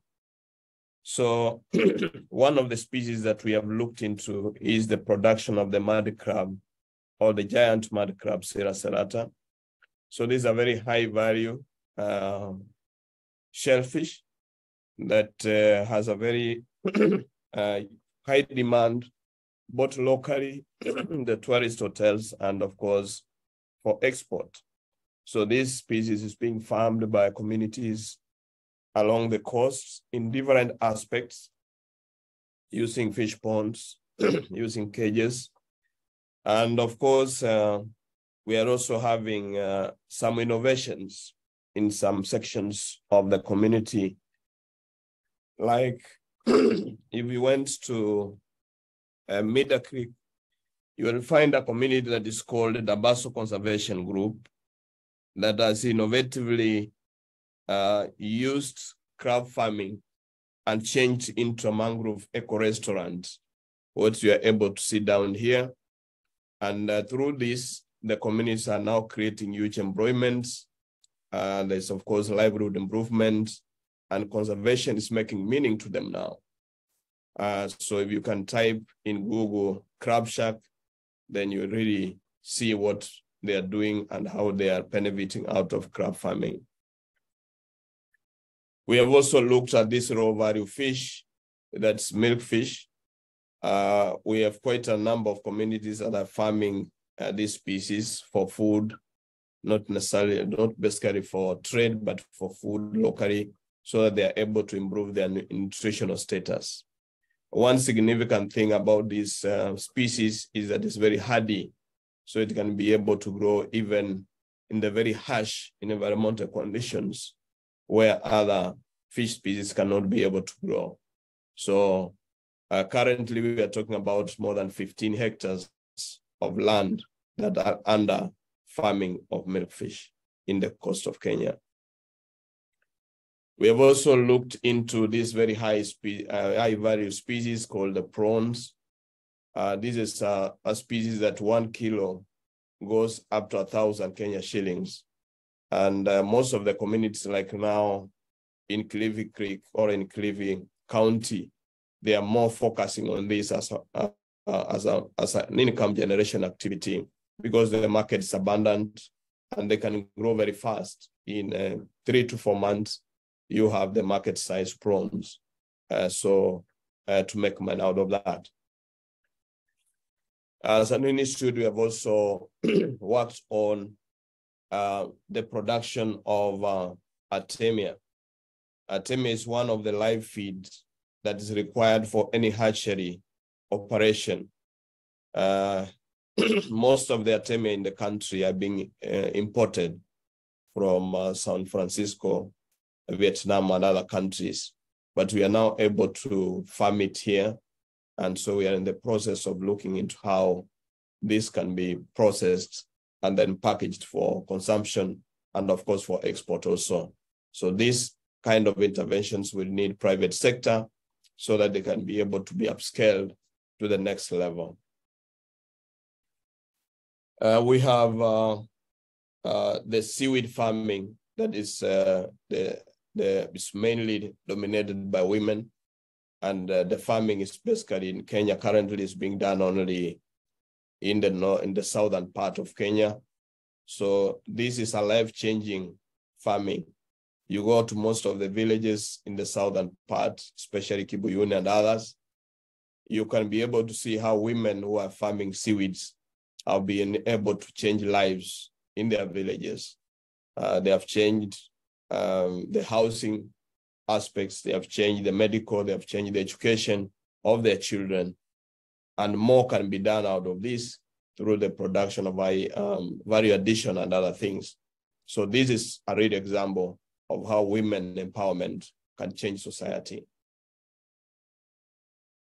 We have also recently worked on the production of Nile tilapia in marine waters, which are experiments we have undertaken, and now we have taken this to the farms with an aim of increasing the production, because tilapia is very easy to breed, unlike most of the other marine species that of course will need sophisticated infrastructure. But the tilapia is easily bred, and so the farmers can be able to get seed and be able to increase the production quite fast. And so this is a potential candidate for exploitation within the blue economy space. We are working on the production of rabbit fish in cages, and of course, even in ponds. We have worked on designing pioneer floating cages, which are actually in the Shimoni, in the Kijiweni site of Shimoni in Kwale County. So these are fabricated by KMFRI technical teams, and they are working well. So they are basically wooden and made from simple local structures. Now we are looking into how we can come up with a relatively bigger cages, more or less circular, that are able to withstand the waves and all that for commercial production. So we're looking into private interventions into this so that they can be able to make money and create employment from this space. We are also working on a species that is found within the estuarine environment, that's in the Tana and Sabaki rivers. That's the giant freshwater prawn. This is one of the prawns that was actually at some point indicated it's not in Kenya, but we have confirmed that the species in Kenya. We are now trying to see how we can breed it. The species can be farmed along the coast and even in the inland areas. It has very huge potential and very high demand for aquaculture production. So we have advanced our research and moved into the ASAL areas of Kilifi County. For those ones who know Kilifi County, most of the areas in Kilifi County are semi-arid and arid areas. So we are working into how do we improve the livelihoods of these people in these areas. So we're working on previously constructed boreholes, which were a bit more saline, and using the technology that now we have transformed the tilapia from freshwater to marine. Now we are farming fish within these water systems, and we anticipate that more upscaling will be done in these areas, and this will be economic baskets of the country in the coming years. We are also working on the sea cucumber. Sea cucumber is a high-value shellfish. We have initiated the domestication of the sea cucumber within the intertidal earthen ponds. So they have actually shown that they can be able to grow quite fast. And so we are now looking into how to breed this species so that we can be able to supply to the farmers who want to farm it. And they have huge export market. And 1 kilo of dry sea cucumbers can give you up to 7,000 to 10,000 Kenya shillings. Now, innovatively, in trying to see how best we can manage the waste in the country. We have a very poor waste management system within the country, whereby all the waste is lumped together. So be it grass, be it plastic, be it decomposable, be it metallic. So everything is lumped together as waste. But we are looking into how best can we be able to segregate and sort out the waste at source. And then once you sort the waste at source, then you can now be able to put different wastes into different uses. And here we are working on the production of the black soldier fry. The black soldier fry works on decomposable wastes. It works on decomposable wastes and converts it into fertilizer, which can be used in the farms as organic fertilizer. And the black soldier fly larvae itself can be used as an ingredient for production of fish feeds, for production of chicken or poultry feeds, and all that. And in that way, we could have sorted the issue of waste deposition. We could have sorted the issue of fertilizer. We could have sorted the issue of fish feeds and or poultry feeds or animal feeds, which is very critical. So we are working on this, and this now needs to be upscaled to another level.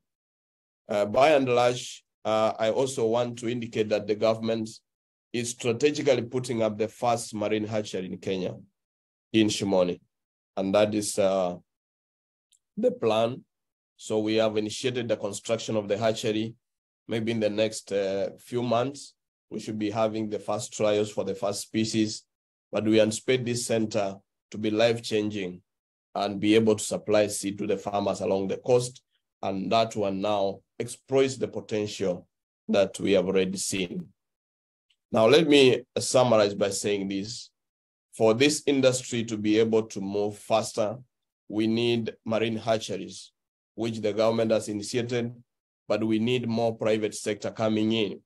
The government is doing several species hatchery, but we want private sector to come in and say, I'm doing crab farming. I want to do a crab hatchery. I want to do a prawn hatchery. And that one is spread across the coastal area, and therefore making the seed affordable to the farmers and other investors who want to do the farming. We need reliable and high quality feed, which we are working on, but of course we need private sector to come in and of course help to jumpstart this sector. Of course, as I've indicated, we are working on the black soldier fry.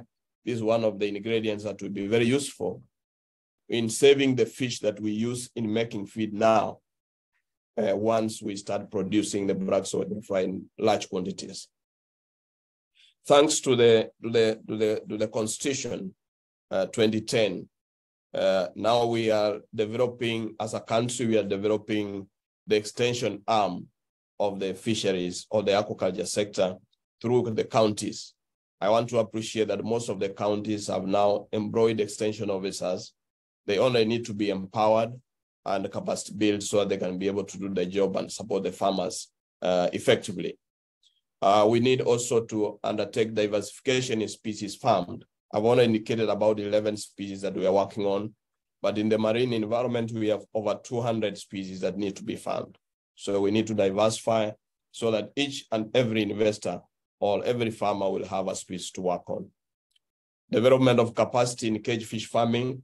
I've indicated that we have initiated initial interventions in cage farming, which has seemed to work very well, but we are now moving into development of circular cages, which are more economical and commercial, and of course, long-lasting, and that's where we are heading to.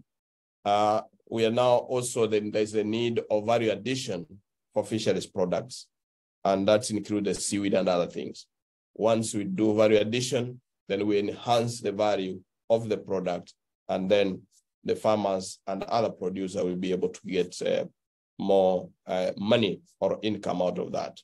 Development of capacity in fish disease diagnostics. As an institution, we are now looking into developing this capacity, because we know the more you start farming, concentrated farming and all that, the more you are attracting diseases. So we need to have this capacity, and we are working on it. And hopefully in the next few years, we'll be having a pool of technical experts in disease diagnostics. Exploitation of the ornamental and aquarium fish production. This is an area that is not very well taken up by the local and other common farmers, but it's a very high value industry. And I wish to request that each one of us, even before we move to the marine ones, each one of us in your office, ensure that you have an ornamental aquarium. It's very refreshing, and KMFRI, we can supply it to you. So it's an aquarium that is very easy to maintain and manage, and you have very decorative fish in there, which of course, when we are tired and stressed in your office, you can look at it and you get settled and you start working again. We're also working into policy guidelines, especially on marine fish farming. This is being worked on. Currently, we are reviewing the aquaculture policy for the country, and I believe most of this will be earmarked in there. Building capacity towards marine cage farming, I've already mentioned that. And of course, the key that we are also in discussion with several sectors is development of products from the financial sector or financial service providers, from the insurance service providers. We need to start having discussions, not to start having discussions, we are already having discussions, but we want to see how can the insurance provide insurance for a fish farmer. Once that one is achieved, then the financial providers will be able now to provide either financial products towards fish farming. And that will actually be a game changer for the industry. So we are there, and we actually have the potential to move this sector. Once all these things, we can be able to put them together. Thank you very much. Wow, thank you, Dr. Mirana. I mean, that's an all-rounded presentation, and got me thinking that we should change this session to, the title of this session to not from science to policy, rather than science to action. I mean, it's really informative. And for starters, maybe I could reach out to you for a small aquarium or for ornamental fishing. Karibu. And then that reminds me of something. When you talk about action, people, there's this common saying that we say, knowledge is like fine wine. And I'm looking at the participants for this session. I can see lots of researchers here, or people at least with a research background. And therefore, knowledge is like fine wine. We, the researcher, brew it, and then the scientific papers do the bottling, the peer reviewers test it, and the journal sticks a label onto it. And then we archive it carefully and store it in a cellar. And that's a very good job. Just one small problem. Wine is only good when somebody drinks it. And wine in a bottle will never quench thirst. So we need whatever Dr. Mia is talking about here, translation from science to action. So without further ado, I think we have to think about going back. There's a presenter who was not on board, Dr. Tuka. So I think, Brian, will you introduce him, please? Thank you, sir, for that, for the session that you have taken us through. Ladies and gentlemen, I will now present our next panelist, and this is Dr. Tuka Jimro. He'll be presenting on strengthening the blue economy of the Western Indian Ocean through integration of ecosystem services and effective biodiversity conservation. This project is being done in 4 countries of the Western Indian Ocean, namely Kenya, Tanzania, Mauritius, and Seychelles. And it engages various civil society partners with the aim of advancing protection and enhancement of ocean assets central to their blue economies, with activities tailored to each community setting. So here's our presenter, Dr. Tuka Jimro. He works with the Nature Conservancy as a program lead in the Western Indian Ocean. He's currently based in Mombasa, Kenya. He has a long working experience in the field of conservation spanning over 25 years. His areas of expertise include biodiversity conservation, conservation area management, marine protected areas, wildlife research, wildlife security, and community-based conservation. He was also a mentor to me at one time when he was at the Kenya Wildlife Service. So with those few remarks, Daktari, I welcome you to take over the presentation and enlighten us. Thank you. Thank you very much for a generous introduction. Do you see my screen? Yes, we do. We kindly request you make it in a presentation. It's quite small, if it's okay by you. Oh, right. Okay. Let me.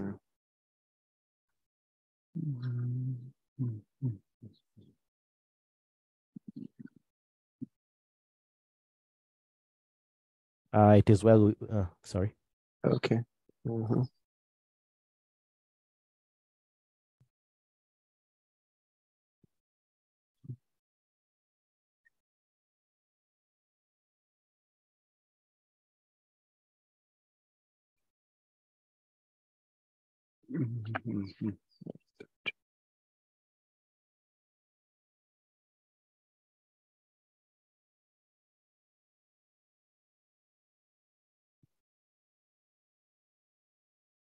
All right.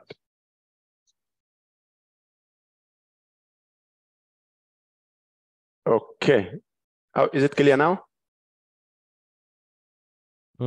Yes, it is. All right. On my end, Great. at least. Okay. Thank you very much. Apologies. There was a mix-up in the morning. I had another meeting join. I also initially thought that actually this will be done on the final day. Apologies for that. Yes, as was said. Apologies before you proceed. It's still not on Presentation mode. Yes. Okay, let me do that still. Presenter mode. Was it only on my side?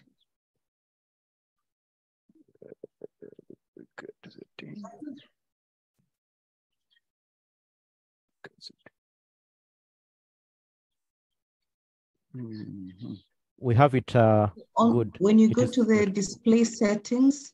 Yeah. Yes, thank you. It's okay now? Yes. Display. Do you see it clearly now? Yes, it's okay. It's okay. It's fine now. Okay. Yes. All right. Great. Thank you.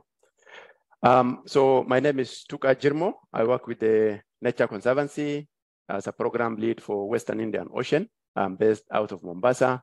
I'm covering the region.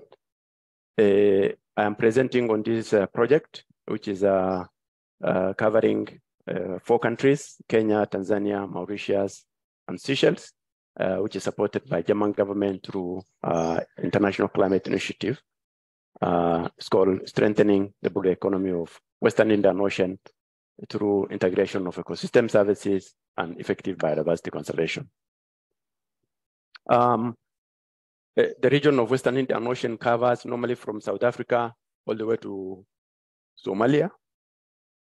But for this particular project, we are covering those countries I've talked about and the region here. This is a great day for ocean, of course, where we need to reflect on what we are doing and what are the challenges that we are facing and how do we do our best, to reduce impact on the ocean, human impact on the ocean. And so where are we now? What are the challenges? Why now? If we may ask, that the world is so much changing very fast. And in the oceans, we have seen that there's a lot of human-use conflict, various activities taking place in the ocean, inadequate insecurity, overfishing, IUU fisheries, and entire, overfishing of most of the natural resources in the ocean, and even endangering some of the species, and also degradation of habitat and biodiversity loss. The economic challenges, most of the countries and the people living along the ocean, and even the countries, depend on ocean for food and for economy, and they are not getting now economic return.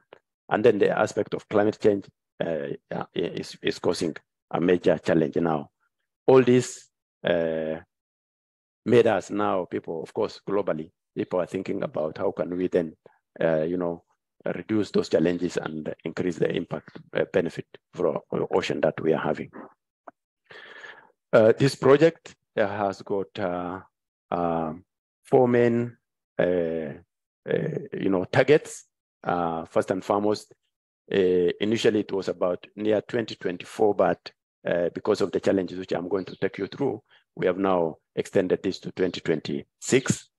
And these countries, it covers by the end of the project, it aims at improve conservation, sustainable management, and adaptation of the coastal marine in those countries. One of the project goal is about marine spatial planning, where we are working with the government of Kenya and government of Tanzania and Mauritius to complete at least some of the marine spatial planning aspect, and it's going on. I'll get you to the activities where Kenya is at the moment and the Tanzania, and the only challenge we're having is the areas of Mauritius, which I will also let you know. The other aspect is using of support the countries in developing scientific tools that to manage the fisheries resources, both in Kenya and Seychelles. And also then the other areas is also how does this then support the biodiversity conservation. The other component, number 4, is about mangrove restoration of habitats, and also mangrove, of course, plays a great role in terms of protecting the shore, as well as productive ecosystems for fisheries and other biodiversity conservation benefit as well. So this project is happening in Kenya, areas of Lamu and the Lower Tana.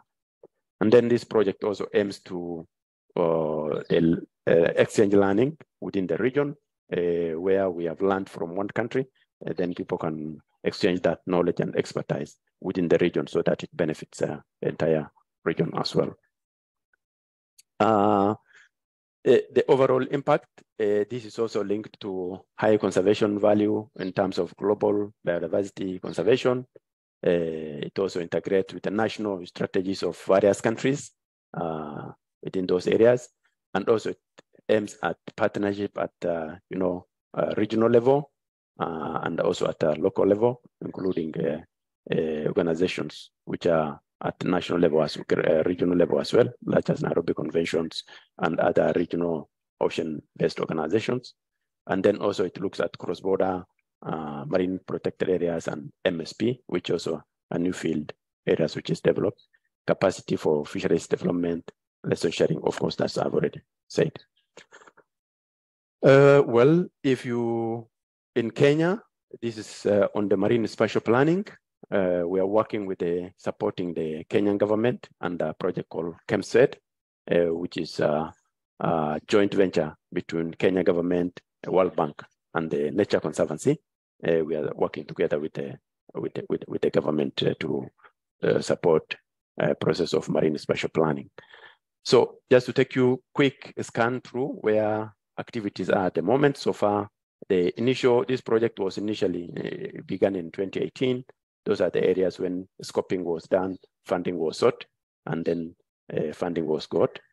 2019, 2020, those are areas, time when pre-feasibility, scoping, MSP roadmap, those activities, TOR were developed, this was done, policy and all that.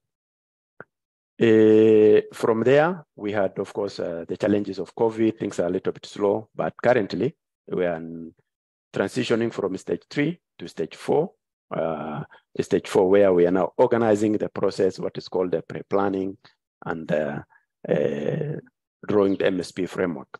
So in these areas now, a number of committees at the national level has been created, what's called steering committees, multi-agency, MSP secretariats now in place, multi-stakeholder groups is going to be created soon, and then developing work plans have been done, defining the goals and objectives. These are draft, but it will be taken to broad, of course, the stakeholders later, and then the cabinet's approval, and all these as in the process. The next stage is now to stakeholder engagement, because marine spatial planning is all planning the ocean use for, or let's say, couple of years, maybe 20 years ahead, and that means all the stakeholders, those who are, having interest and working in the ocean space, or is going to be influenced by ocean, they must be part of it. And so, so most people are already reaching out. Why people are not engaged? So first and foremost, I think that planning, once it's completed, now is moving to the next stage. The issue of then resource, you know, how is the ocean going to use is a dialogue process, which is going to engage everybody, and then human activities, and then, you know, all the conflict, all those going to be identified or a process called strategic environmental assessment. And then from there, of course, you look at now planning for the future, what kind of conditions we need to have, what management structures we are going to put for our ocean. We are planning for sustainable ocean. And so that is the thing. And then, of course, once the plan is developed, and then it's going to be implemented. So basically, that is a nutshell. We have a good guide from UNESCO, a kind of global guide, which guides everybody, all the countries, step by step to follow this. That I think in Tanzania, also marine spatial plan. For Tanzania, it was the project only covers not like widely like that for Kenya. It was only doing the pre-feasibility, what Kenya finished a long time ago. For Tanzania now, scoping has been completed, and now we are actually going to hand over the full report to the government on 8th of this month to the government, and then clearing up a few things, and then the Tanzanian government, we hope that now they will use that report to build a process for launching a marine spatial plan full scale. So that's where we are at the moment for Tanzania as well. The other component is on the fisheries component is for Kenya, for example, lobster fisheries and octopus fisheries. We are working with the Kenya Fisheries Service, and also, of course, the Kenya Fisheries Marine Research Institute, also to develop these strategies. And so this is also in good progress, and draft has been produced. So it's been under review now, so that is finalized. In terms of also octopus fisheries, the same applies. So in Seychelles also, the project involves in 2 aspects. One is fish path, and just like Kenya, that also processed. Seychelles is one of the countries within the region that has already developed fully their marine spatial plan, and they are now in the process of implementation. And so we are now integrating some of these tools like fish path into their marine spatial plan so that they better manage their fisheries resources as well. We're working the State Department on fisheries also, authority. One other component is about marine tuna fisheries and what's called electronic monitoring. I think this is one of the area where a lot of bycatch happening and affecting our fisheries. We are hoping that we are piloting a project called electronic monitoring, where those commercial fisheries is going to be fitted with electronic cameras, and so that we get collect the data, analyze the data, and see get more information on what is happening.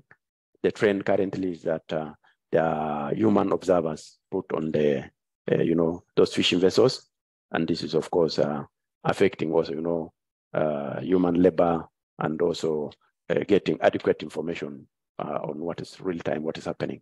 And so this is something which is also going to be piloted, and this is best practice globally. Most countries have adopted this system, and this will kind of improve transparency on what is going to happen. And so for Kenya, so this is also going to be in the pilot process, going to documentation and engagement of those owners of those commercial fishing vessels has been done, and probably by July or so, we hope that this is going to be fitted on that.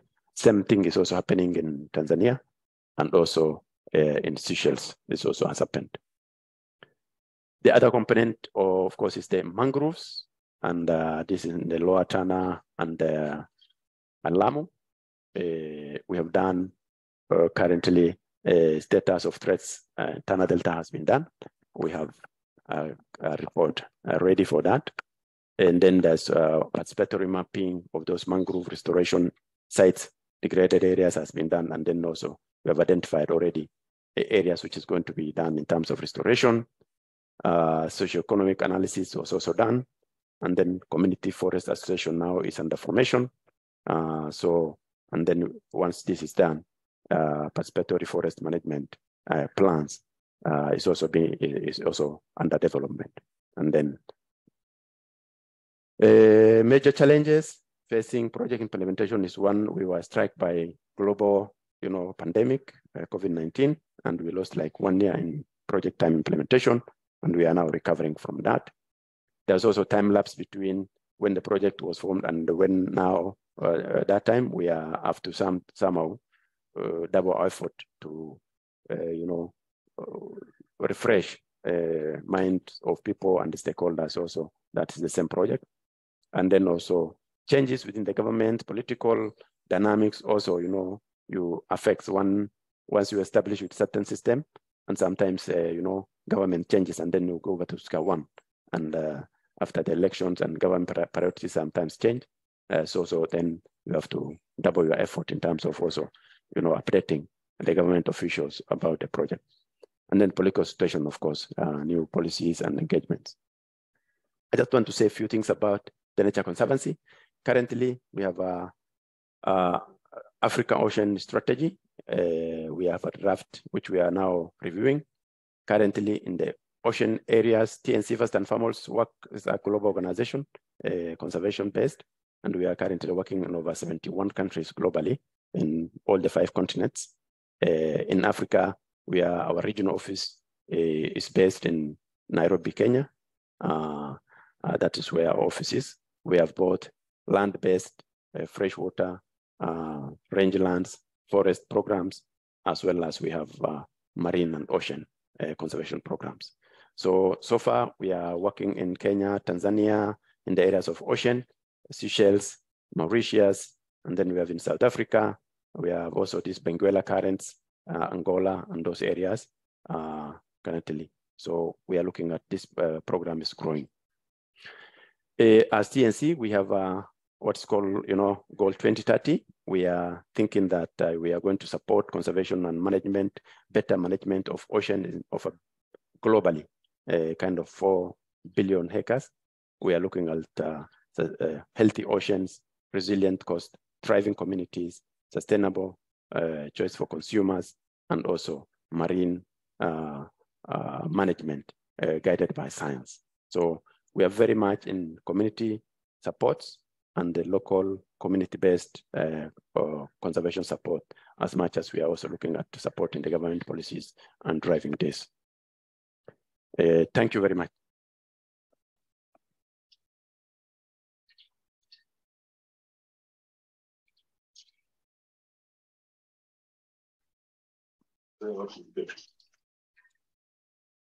All right.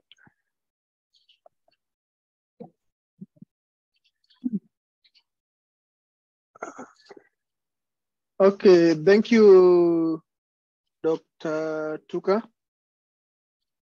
for the presentation.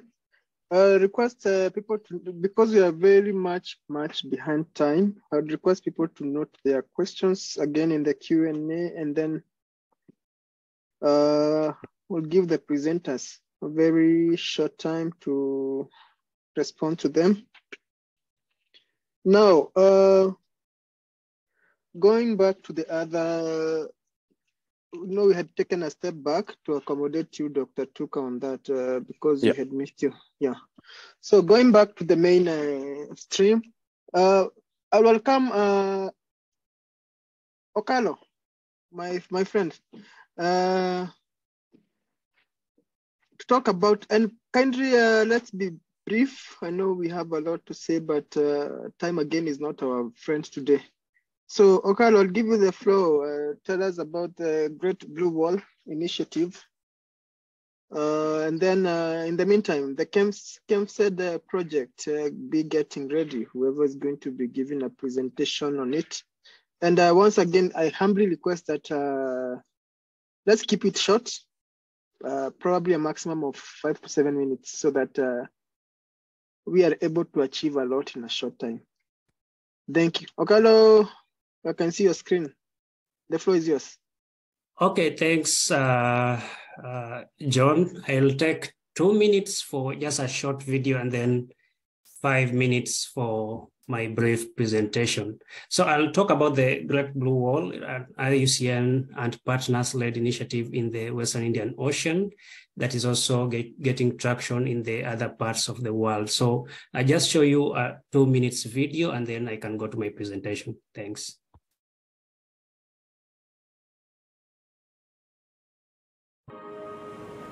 Imagine a world where the ocean is a treasure of biodiversity, resilience, and livelihood, in a sustainable blue economy that benefits and protects both coastal communities and nature. In reality, our blue planet is calling for help. Climate change, plastic pollution, overfishing, and biodiversity loss are all symptoms of the crisis we're facing. Restoring the health of our oceans is a matter of our very own survival. But there is hope. Marine ecosystems are resilient. They bounce back beautifully if we let them. Like any living organism, our oceans also have vital organs. Mangrove forests, seagrass meadows, coral reefs, all these critical ecosystems need to be restored and protected if we are to succeed. Originating from the Western Indian Ocean region, the Great Blue Wall is the first of its kind international network to achieve a nature people positive world. Let us make it happen. Let's give our ocean a chance.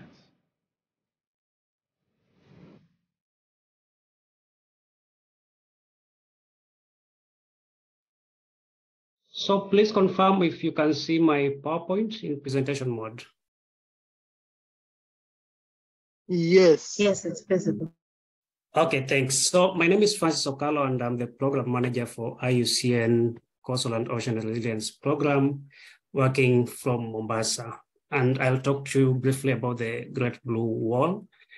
And I'll just rush through our program. We work within the Western Indian Ocean, and our regional headquarters is in Nairobi. Of course, we also have other programs in the terrestrial and freshwater systems.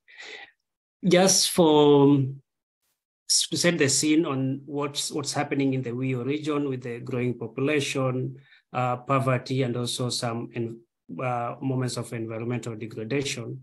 These are the things that we are dealing with on a day-to-day basis as ocean people, or all of us here are. And the Great Blue Wall is an initiative whose target is to establish a network of nature and people positive seascapes. So we more or less look at the seascape approach towards dealing with the triple threats that the planet is facing right now. So it's about ocean health, ecosystem resilience, and also people's well-being in terms of economics and also resilience from climate change. So how is it different?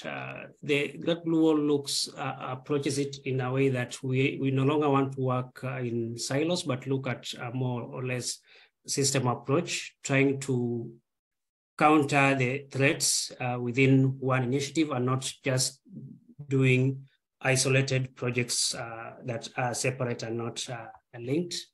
And as I said, it's based on scientific evidence addressing problems within the WIO. And this initiative has been endorsed by different countries within the Western Indian Ocean. And right now we are talking to governments and we'll be having like a more formal endorsement within the Africa Climate Summit that is happening in Nairobi this year. So this is a consolidated approach and not working in silos. And it's when you say the wall, it's building resilient systems and also enhancing resilience of coastal communities and the economy at large. So 3 key pillars. One is on effective conservation, area-based conservation at scale. And here, most of you are aware of the now adapted global biodiversity framework. And within the target 3, there is the 30 by 30 target, protecting 30% of coastal and terrestrial and marine systems. So here we are looking at the seascape approach. You look at the coast, they are isolated, locally managed marine areas, and also NPS that were created some times back. But with this initiative, we're looking at how do we ensure spatial connectivity and build more or less protected areas that are as well encouraging sustainable use. So you will see in my next slide, we say protection right now, it has moved from the top down, like militarized, but then there are other forms of protection that also encourage sustainable use. Then we have critical achieve net gain of critical blue ecosystems. These we are looking at the 3 critical ecosystems: mangrove, seagrass, and coral reefs. And how do we work towards reducing loss and working towards net gain? And then the 3rd pillar is on regenerative seascapes, just looking at bankable initiatives that once tapped in can benefit people economically while delivering also conservation outcomes. So the pillar 1, like I said, more or less links to the 30 by 30 targets, but then we are not only looking at the scale, but also the effectiveness. So we employ other tools that look at governance effectiveness of these areas, even as we talk about how do we get to that target.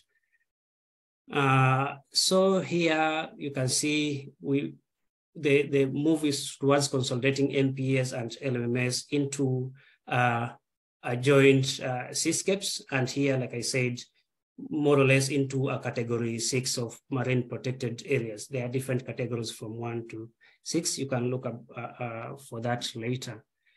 And then there is some evidence on where this has worked, and Conservation International has worked on specific seascapes globally, and you can read more on that and why the seascape approach is critical in enhancing ocean health and also the economies of coastal states. Then onto the 2nd pillar, critical ecosystems and net gain. So here we're looking at working on coral reef, seagrass, and mangrove conservation and protection, and just to enhance what they support, tourism, fisheries for economic and livelihood. And then the 3rd pillar is on regenerative blue economy, just unlocking that potential. We know a lot is happening on mariculture, on coastal tourism, on small-scale fisheries, but then with this 3rd pillar is now shifting from just small subsistence practices and sparking some growth on that. So we've had some key milestones. I'll not go into that. I'll share maybe a website where you can get all this, what has been happening. But then, like I said, we've had different endorsements, and right now we are more into GCF concept development stage, and governments we are now talking to governments on the endorsement so that we can move forward with this. We have some building blocks on what's happening on the ground on the different initiatives that we've had. Some of you have interacted with this maybe in the different areas that you're working on, but these are just different approaches that we call the building blocks of the wall. So some work on mangroves, some on area-based protection, and then regenerative seascapes, and also blue ecopreneurship. So moving forward, this is just the approach that we are taking, a consolidated approach towards addressing planetary problems. And we encourage more partners to come on board so that we know everyone has their own way of working, but then this is more of a holistic approach towards looking at these issues. And just to point you to one of the things within the initiative, we call it the Great Blue Wall Challenge. And this is a challenge that aims to support enterprises that maybe at startup, into a way that they can get mentorship and also get seed capital so that they can now develop into full-fledged bankable economies. So the first phase just ended, and we will be announcing the winners soon, but then we'll have phase 2 of this, and this encourages small people, community or startups that are working on ocean actions that can still benefit people and nature, so that we can build that partnership together and also build that blue entrepreneurship component together. So I'll end it here, and thank you very much for your attention.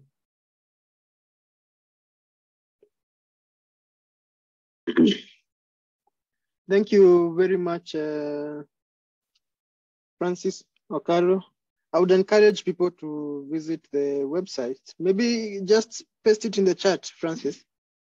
You have a lot of information. I don't believe we could digest it all here. I'd encourage people to visit your website and read much more about it. Without further ado, let me invite who will be talking about the KMFRI project. I'll give a brief intro about it. It's a project implemented by the government of Kenya through the State Department for Blue Economy Fisheries, with support from the World Bank. Chair, I didn't get the name. Who would be giving this presentation? Not presentation, rather a talk. Madam Elizabeth Mweni. Okay, perfect. Is she with us? Oh, you're the one talking? Yes, she is. No, okay. She's in.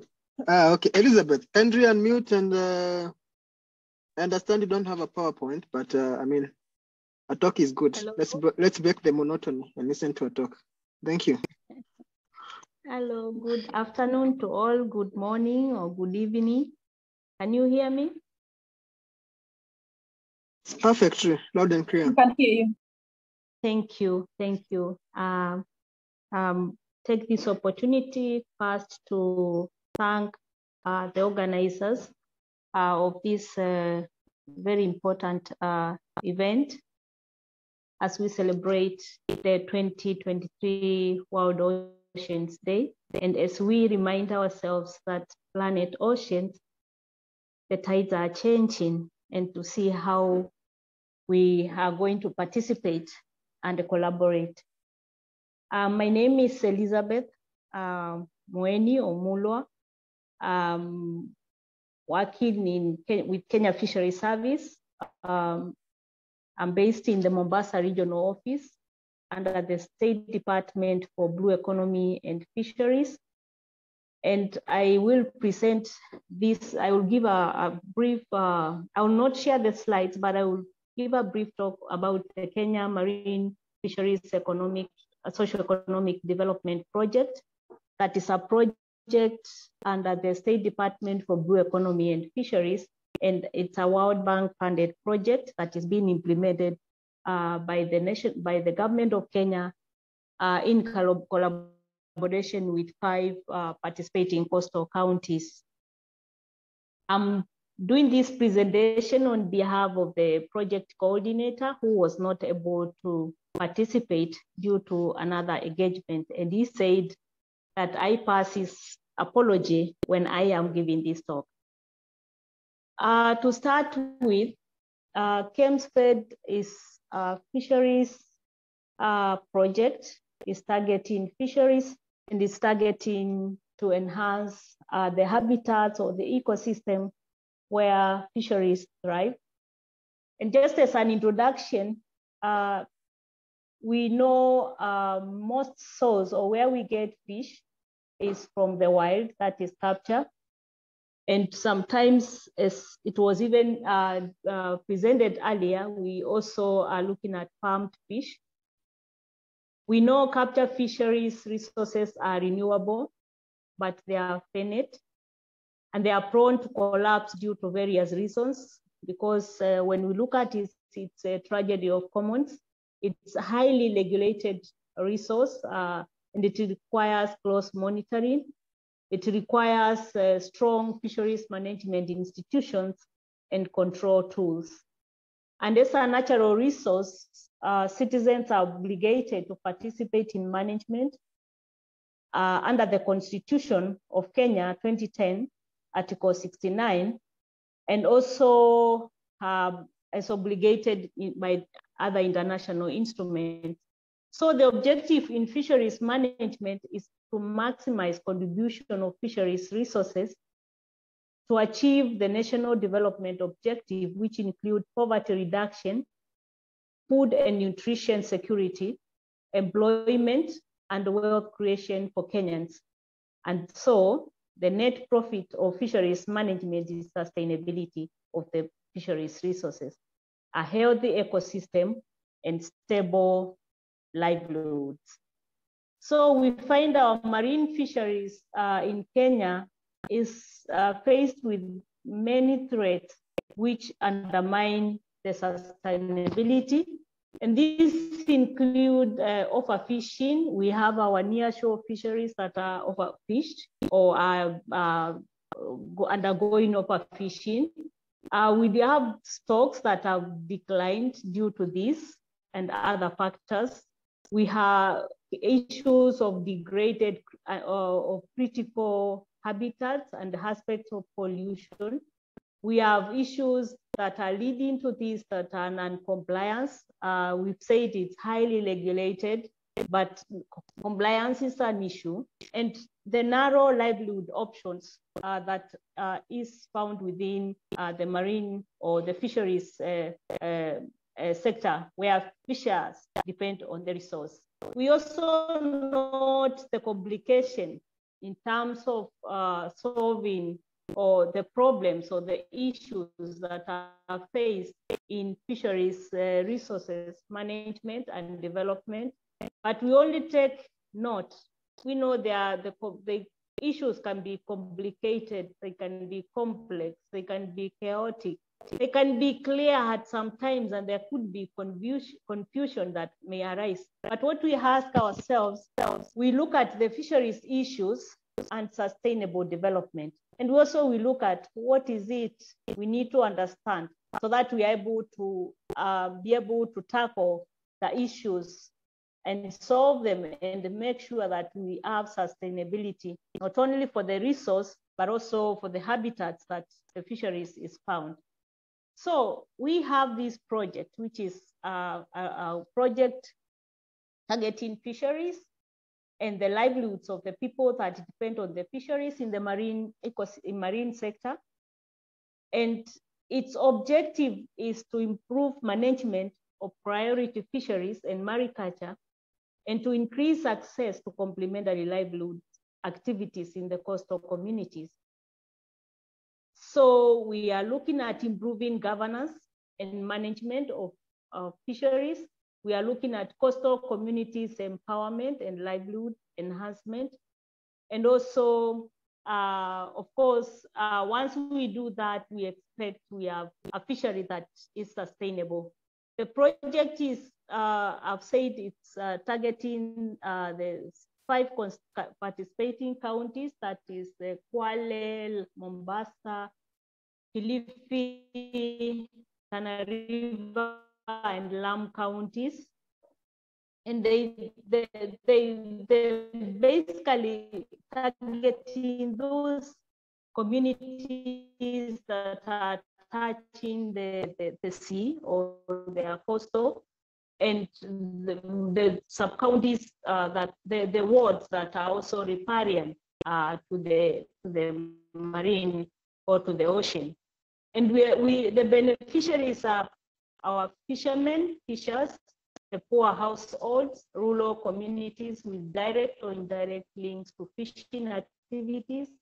And we expect to target at least 22,000 households and 217 individuals, which include youth and women. So the project gives a lot of emphasis on youth and women, of course, noting the challenges that they face to access the marine. Started in 2020. That's when the project began. So we are at mid-step project. The project is aligned to the national agenda, Vision 2030. It is also aligned to the economic model where we are targeting the communities, the poor households, and also to its SB14, AU Agenda 2063 and AU Africa Plan. The project is also based on two premises, and I mentioned them before. And this is weak governance of marine fish and the narrow and vulnerable livelihoods of the coastal communities that lie to management measures and cope with impacts of climate change. So our target groups, I've mentioned this, is the vulnerable fisheries, dependent households, rural communities with direct or indirect links. We are looking at vulnerable and marginalized groups that are located within the project area, and also improving on governance among the fisheries management institutions. So what is the theory of change when it comes to sustainable fisheries management processes and intervention? We are it's keen on three things. One is sustainable ecosystems, that is the environment. Profitable fisheries, that it means the fishers, we have catch trends that increase when they are well monitored. We see fisheries production that is increasing, but not decreasing, or issues of illegalities, and also sustainable livelihoods. Those are very key things, looking at the livelihoods are stabilized, food, nutrition, security, household assets, social equity, collective, efficient, and trust. But how do we get there? They had the processes, and that's what the project is addressing. We have to make sure there is compliance. We have to make sure that there is participation of all levels, including the communities under the core management through the beach management unit. And we have also to ensure we have enforcement. And this is enforcement is not to police, it's a change from the fisher folk. So the community support is very important, and this would only be achieved if we have to change which will increase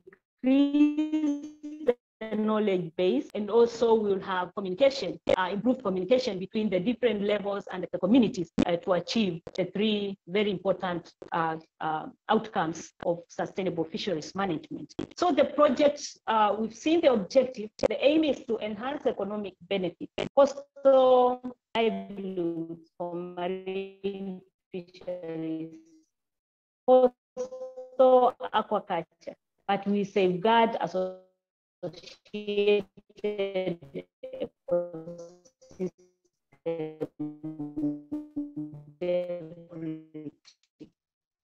So what are we saying? We want to, the project is in fisheries and infrastructure. It's expected to empower livelihoods of the coastal communities, and also support institutions that are involved in management. And we, at the end of the project, we expect to have improved management of priority fisheries. And that means management measures, regulations, there's effectiveness in terms of nearshore waters and improved management. And this is basically looking at the project activities that are really looking at getting to this. Somebody's talking? Hello? Yes, Elizabeth. It's John, the moderator. Two things. We are losing you. We are breaking at some points. And the second thing. Sorry. The second thing, country, you have 2 minutes. I'm almost there. Yes, please do. Yes. Okay, thank you. So we have several activities that align to what I've just mentioned above. And this is looking at policies and regulations that support improvement of the governance of the marine fisheries, looking at preparation of marine spatial plan and basically looking at nearshore and EEZ use zones, building capacity in terms of data. So we want to have a database where everybody in the fishery sector can contribute and use, and also enhance compliance to curb IUU fishing and reduce overfishing and restore degraded habitat. Under nearshore fisheries, we looking at strengthening co-management and community participation, and this is building their capacity, and also establishing joint co-management areas and plans that can be implemented by the communities. And with this, we are targeting 45% increase in terms of area and management and improved management, and also capacity building on safety and supporting mariculture. So what are we saying? We are saying a healthy fisheries and the ecosystem is founded on good governance that builds on trust among players. And this is what the project is working towards, ensuring that we have good governance in the marine sector. And we expect the theory of change is to have improved management of fisheries, improved management of mariculture, and strengthened access. And finally, this will lead to resilience in coastal livelihoods, improved nutrition and food security, more jobs in the coastal area, increased competitiveness of marine sector, and a better protection and harnessing of our resources. And this is what the project is aimed at, where we expect to have everybody participating, giving the chance to restore the ecosystem, the degraded ecosystem, and also giving opportunities for the coastal communities to enhance their livelihoods. So I will not go far. I think I will stop there. If there are questions, we can ask them. And also we have a website for the project. You can visit and be able to get more information on the project and what has been achieved so far. Thank you very much. Okay, thank you very much, Elizabeth. Now, I requested people to post their questions in the chat as well as the questions and answers session. Maybe before we jump into the next session, I will request for one, and please be brief, Dr. Mirela, on this. Are you still with us? Yes, I'm available. Okay.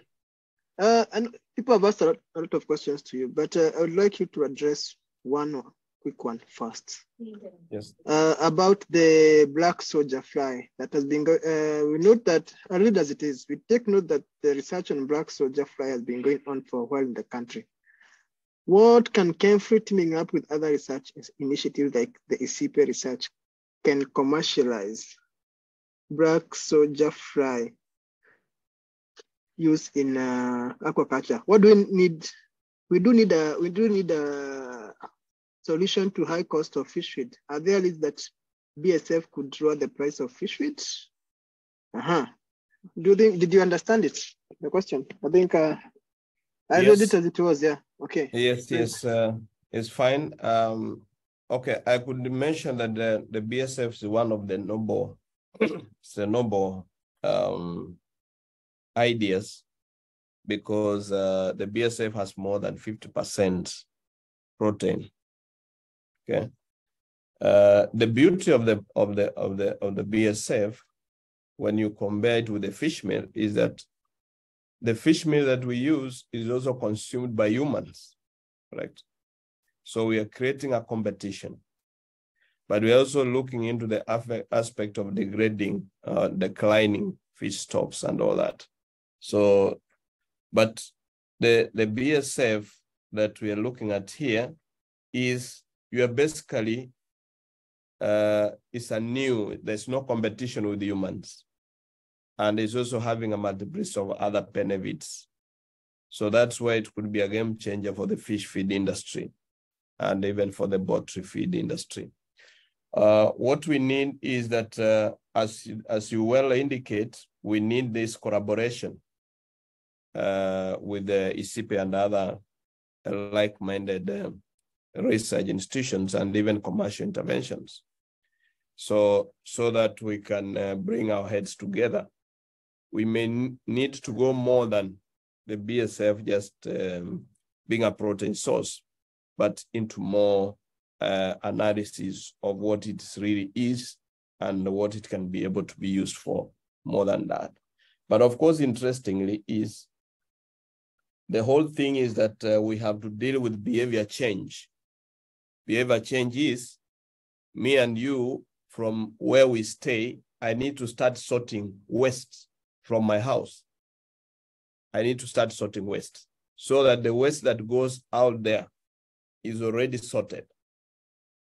And that will be a perfect way of even ensuring that the production of the BSF is higher and the environment is well managed. I'll try to answer that way, but we can engage further on the same. Okay, thank you for that. And one final one, just before you switch off your microphone. The question of expansion, okay, or scaling up, of course, comes up when you show some of these interesting initiatives at community level. So, I mean, you've shown some presentations on mariculture. Someone says it looks lucrative. How comes it's not attracting serious private investors? And I know you, but this, I think you'd understand it means why are people not investing millions or billions into it if it's such lucrative? For example, in seaweed production, there is no investor in production, yet people know the big investors to buy the seaweed. How would you respond to this? Okay, thanks. I think this is a good question that all of us need to look into. So one thing is that I could assure everybody is, for example, in 2008, we only had very few farmers in Kibuyuni trying to farm seaweed, correct? Right now, we have over 250 farmers. That's in one village. Actually, 200 farmers in one village. But we have over 10 villages only in the South Coast doing seaweed farming. So if you ask me, there is an interest on that perspective. There is an interest of farming seaweeds in Lamu, in Kilifi. So we are actually having the burden of assessing where the seaweed can be able to grow well. So that's one aspect. Another aspect of it is there has to be a policy kind of intervention, for example, to help us move offshore. And that's why in the offshore, you'll have more private investors who are then able to invest in the offshore farming of the seaweed. But this one will depend on, that's why we need the marine spatial planning. So the marine spatial planning will tell us, here you can do seaweed farming or you can do aquaculture, but here you can't do, so that we avoid conflicts out there. So I believe we are in the journey of bringing in investors, but of course an investor will want to come in when he's very sure that if he comes, nothing is going to affect him. But if he comes today and there is no marine spatial planning, then you tell him now you have to relocate to your farm. He meets the losses, okay? yeah, so it's a discussion kind of point from different perspectives. Thank you. Okay, I would urge the panelists and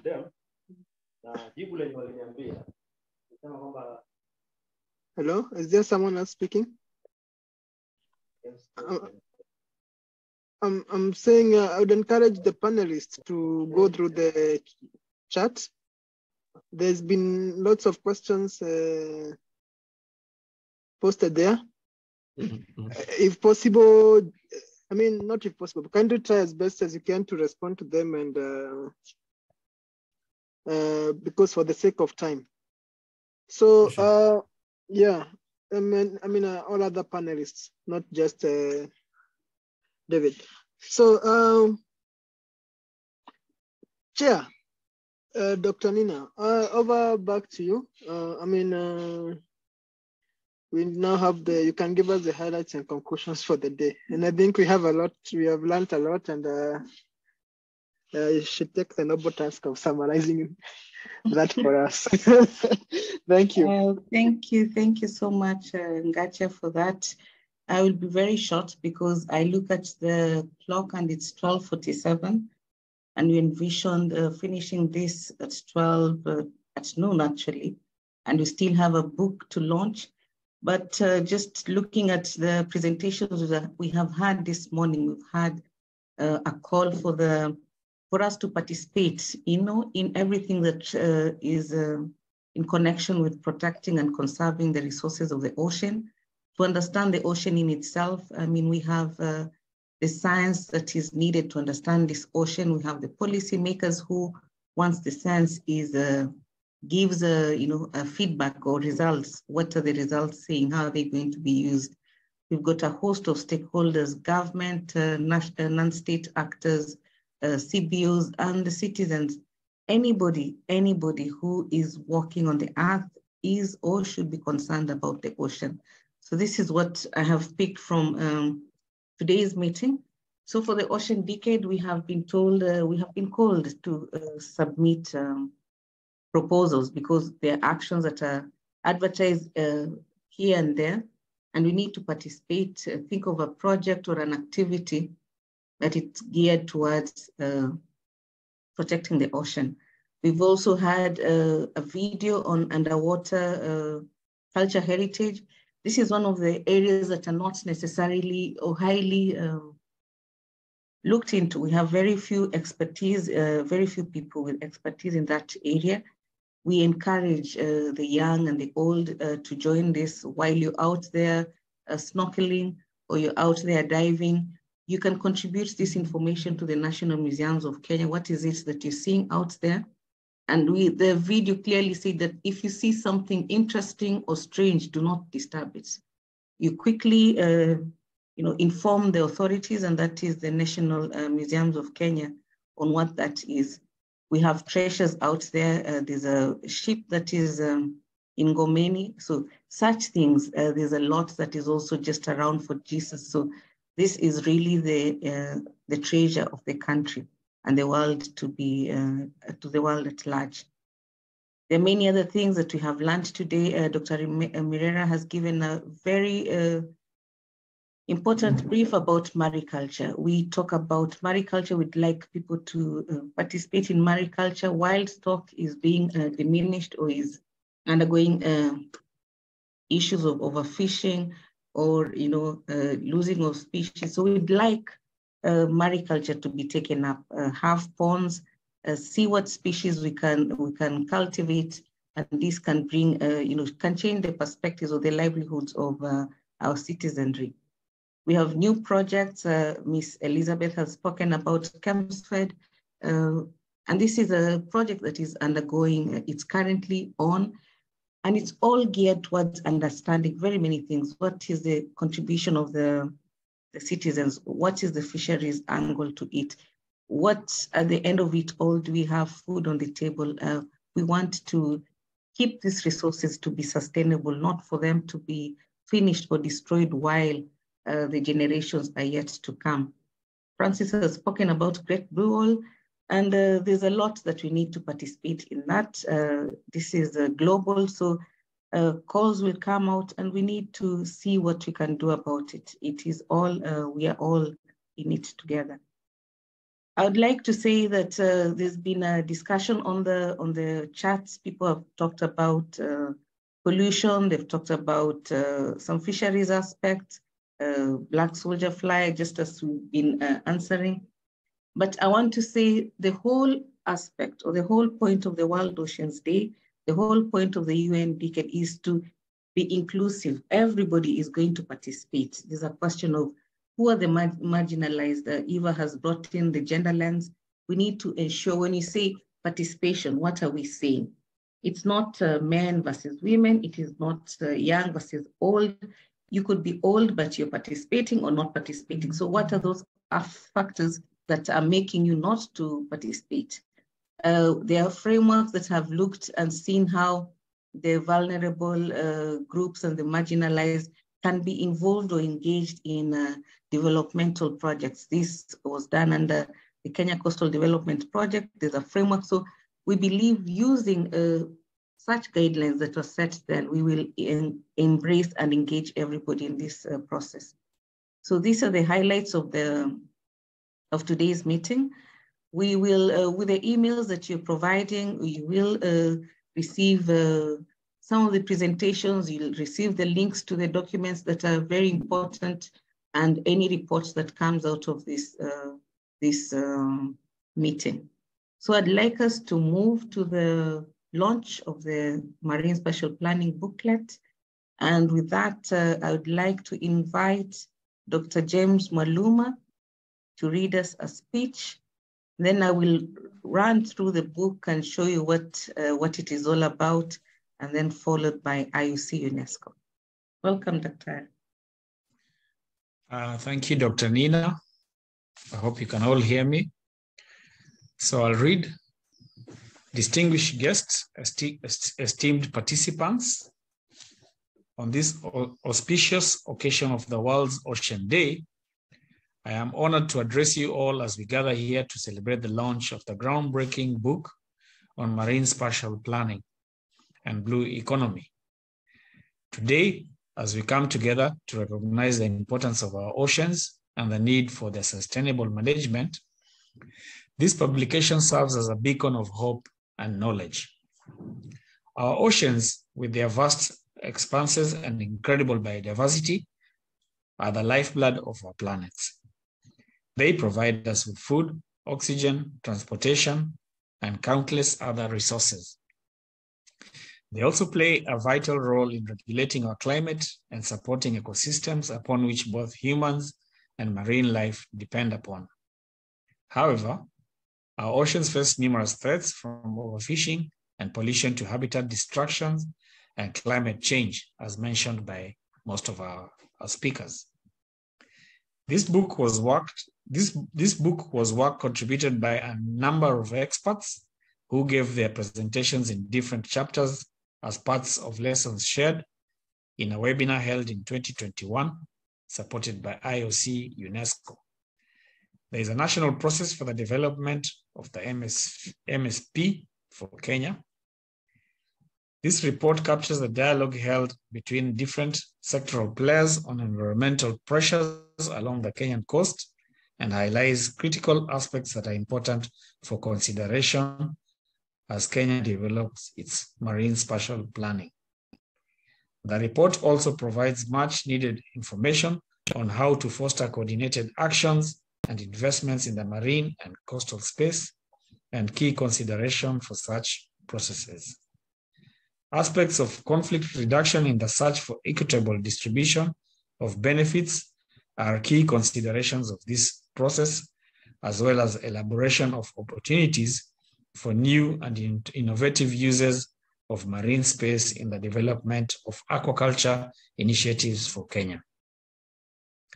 This National Marine Spatial Planning Committee is running the process for the development of the MSP for Kenya, and the Secretariat is based in KMFRI and will be engaging with stakeholders in the coming few months. The book Further, it provides an avenue for the dissemination of policy guidance in various coastal issues, and from the book work undertaken under the mandates for different agencies and collaborators. It gives the roadmap for marine spatial planning and provides insights on key recommendations that are key for the MSP framework. In conclusion, I extend my heartfelt gratitude to all the authors, researchers, and contributors who have made this book possible. Your dedication and passion for the oceans have brought us to this momentous occasion you're going to witness today. I also express my appreciation to all the institutions, governments, and organizations that have supported this endeavor and continue to champion the cause of sustainable marine and fisheries management. We shall have a brief look of the book and declare it launched by IOC UNESCO.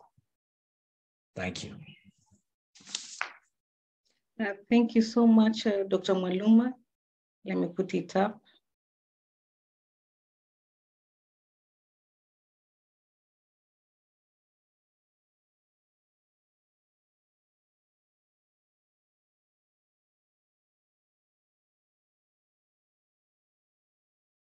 Okay, I believe my screen is on full mode. Yes, please, it is. Okay, so ladies and gentlemen, today we are launching the Marine Spatial Planning and the Blue Economy in Kenya book during this World Oceans Day 2023.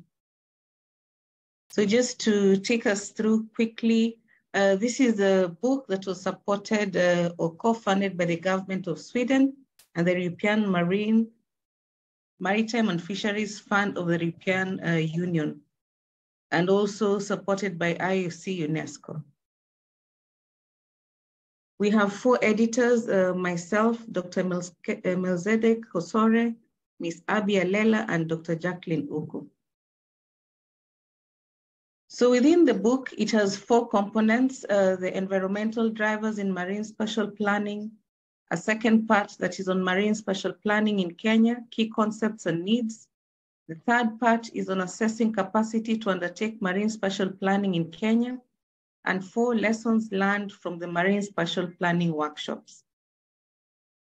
We have a host of authors, as Dr. Mwaluma has mentioned in his speech, and we will see what they have done in the different parts. In part 1, the environmental drivers in marine spatial planning, we have topics on the open ocean and the EEZ, interrelationships of marine spatial planning. Here is Dr. Kamau and Dr. Juliet Karisa. So we understand what is in the oceans and what is also what is happening to our beautiful coral reefs. We have another chapter on environmental stresses and management, lessons from seagrass ecosystems by Lilian Daudi. Then environmental stresses and management, lessons from mangrove ecosystems. This is work done by Dr. Virginia Wangondo from the University of Nairobi.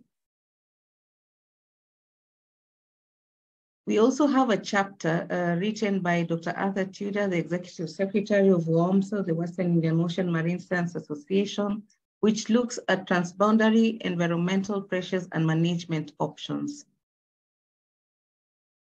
That does not leave us out when we think about what are the land-based sources of marine pollution, and this answers the question that Mr. Ziling had asked in the Q&A. So there's a section there that talks about that by Dr. Kitheka, Johnson Kitheka from Southeastern Kenya University. Then our movie operator today, Madam Maureen Mukami and Anthony Nzioka, wrote about environmental considerations for habitat conversion for aquaculture. There's nothing that we can do without having to understand what the population thinks or perceives any activity in the ocean. And for that, Dr. Jacob Ocheo looked at the impacts of COVID-19 on the environmental resource base. We have just gone through a season of COVID, and there's a lot of impact that COVID had. So what is it that it did to us? We have governance. Without policies, without rules and regulations, nothing can be, followed through or actualized or implemented. For this, we had Dr. Akunga Mumanyi, who wrote about environmental governance in Kenya. Then, as we have seen from Dr. Mirera's presentations, we have Gabriel Juma, who looked at the payment for ecosystem services schemes in Kenya's marine spatial planning process. So what is the input of mangroves? What is the value of mangroves to the country and also to people? We had a chapter, Opportunities and Challenges in Community Environmental Interventions, and posthumously, this was written by the late Honorable Arafa Baya. She did a great job in the Mida Creek area in the organization Bidina Kazi Women Group. We then also had information about co-management. We had trying to devolve management to the communities themselves. So at the local level, you have community-based organizations, we have beach management organizations, we have forest associations, community forest associations. So how is it that they manage the resources that are within them? We then went ahead and looked at the general span of it. What is the marine spatial planning and roles in management and environmental pressures? And this was done by Dr. Adnan Awad from the Nature Conservancy. Part 2 looked at the key concepts and the needs. With this, we looked at the bigger picture. We had a chapter by Dr. T. Mandru from UNEP, the Nairobi Convention Secretariat, who wrote about development of a regional marine spatial planning strategy for the Western Indian Ocean. Madam Yvonne Waweru looked at the assessment of Kenya's key economic sectors of the blue economy and the role of marine spatial planning. When you look at the picture down there, there is shipping, there is food, there is people, there is wind energy, there is fisheries, there is plantations, coconuts, and then how are we all managing the plastic litter? We have marine spatial planning context with regards to how things are mapped, and this was done by Dr. Pascal Thoya from KMFRI. And by and large, anything or everything has to or starts with data. What data do we have? What information is it generating? And the knowledge from that generation, what is the end use of the knowledge that we get from the data? So there's an aspect of data planning. And then we went ahead and looked at stakeholder involvement and institutional capacity in the Kenya marine spatial planning scenario. How are people engaged? And this comes in with what Eva was speaking about, including everybody. And then we also had issues discussing urban planning. We have cities that are coming up, towns, townships. How are they merging their work? How are they looking into the terrestrial aspects and the impacts that they have in the marine sectors? And this was presented by Dr. Valentine Ochanda. We've seen a video, and in that video of marine underwater cultural heritage, Dr. Caesar Bita has transversed the oceans, the Kenyan coast, and looked and really mapped the treasures that we have underwater. So it would be very good to go back and look at these videos and see what or how we can contribute to this knowledge. We had the private sector, Mr. Mohamed Hersi, the Kenya Tourism Federation, and also under Postman Tours and Safaris, who looked at inclusion of tourism in the marine spatial planning process. How do we engage hotels, tourist circuits, tourists themselves, infrastructure, all that. We then went to mariculture and the needs. This was done by Dr. Mwaluma, Madam Miriam Wainaina, and Dr. Betty Nyonje, and they looked at the mariculture needs in the marine spatial planning process. So the ponds that you're speaking about, the cages, the whatever it is, the boardwalks, how are they all intertwining? Mijibora project presented by Dr. Majambo Gamoya looked at what the Mijibora is looking at. It's about planning of a city. This is the Mombasa Island.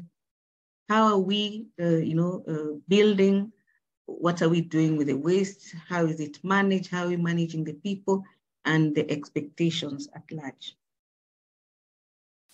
We also looked at some planning processes for MPAs and marine reserves. This was led by Maxwell Azali and Dr. Nyawira Mthiga of WCS, Wildlife Conservation Society, and looked at how marine parks or marine reserves can be managed.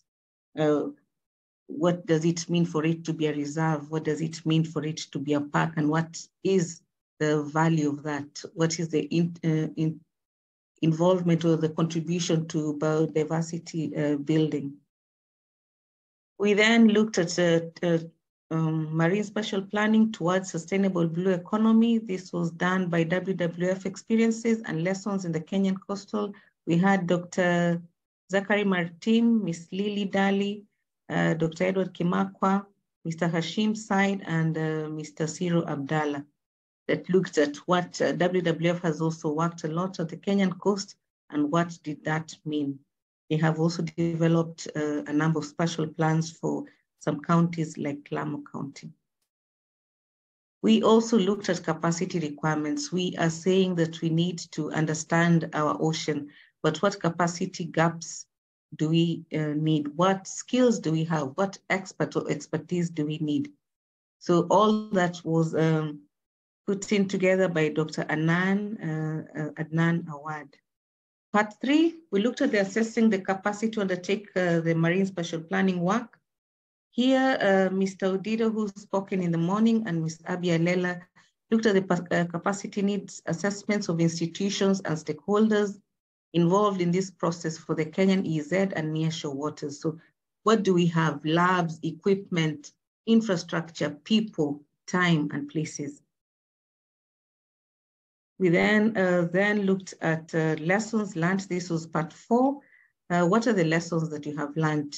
I, Dr. Osori, and Dr. Uku looked at, after all is said and done, what is it that we can do or we can use that you can push forward for marine spatial planning work to be a success in this region? So I end here, and I now invite IOC UNESCO to say something before the book is launched. Thank you so much. Thank you so much, Dr. Nina.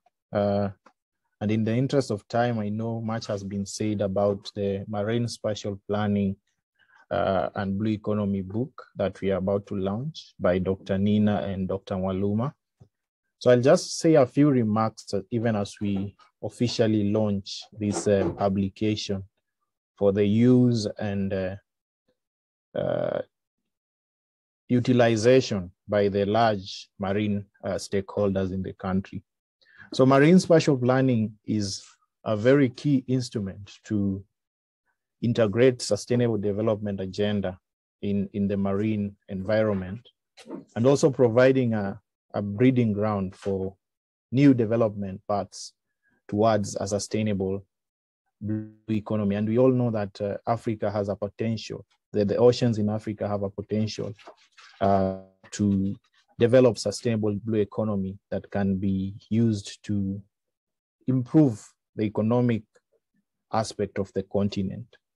So the Intergovernmental Oceanographic Commission, that is IOC of UNESCO, has been very proactive. We have been very proactive in promoting, supporting science-based, integrated, adaptive, and strategic participatory that is inclusive MSP concepts among and between member states. So we have a goal of improving transboundary and cross-border cooperation when it regards to MSP. As we all know, the sea is limitless. So there are no geographical boundaries to the sea. What is done in Tanzania may end up affecting Kenya in one way or another. So we want to build this transboundary cooperation. That's why we've been engaging fruitful and member states in transboundary cooperation. So the book, as it is launched, highlights very key important elements.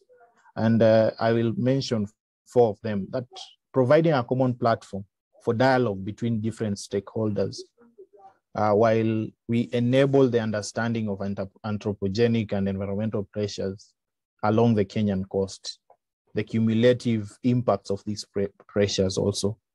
Then it's critical aspects that are important for consideration as Kenya develops its marine spatial plan.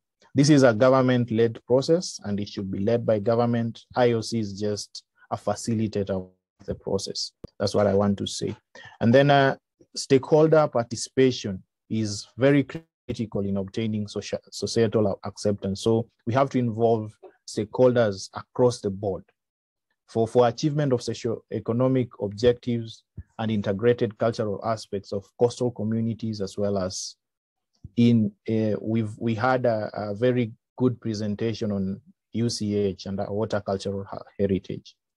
Then there is need for scientific research in the MSP process in order to achieve a holistic approach that addresses both socially, cultural, economic, and environmental objectives.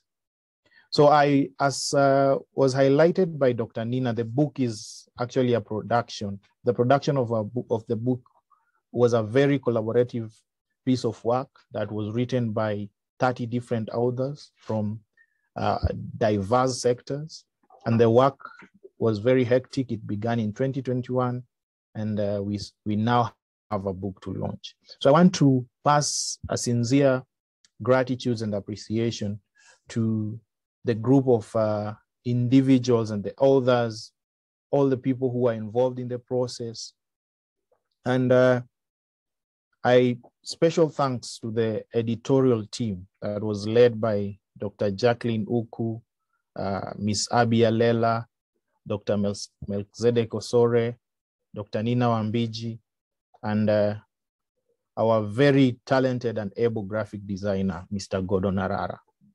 I also want to pass appreciations to our partners for the support of this work, the government of Sweden and the European Maritime and Fisheries Fund of the European Union. And with that said, it is my pleasure, ladies and gentlemen, to officially launch the Marine Spatial Planning and the Blue Economy book in Kenya. Do have an insightful and enjoyable read. Thank you so much.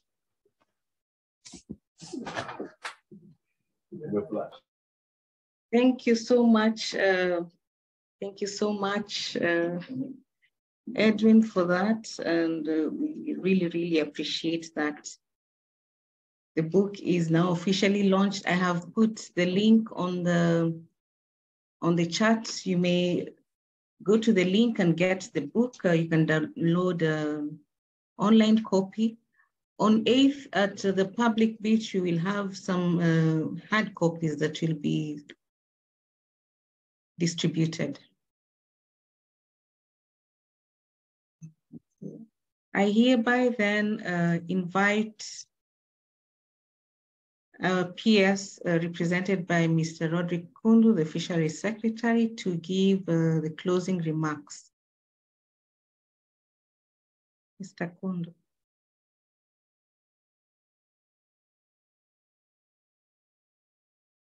Thank you very much, Dr. Nina, and thanks to the whole committee that has organized this important function. My name is Roderick Kundu, the Fisheries and Blue Economy Secretary. I'm representing the Principal Secretary who had wished to be with us here, but because of other commitments elsewhere, she could not make it. But she has given us the full support. All the proceedings that have gone on, the information that we have shared, the government is behind you, the team, and we are going to give full support.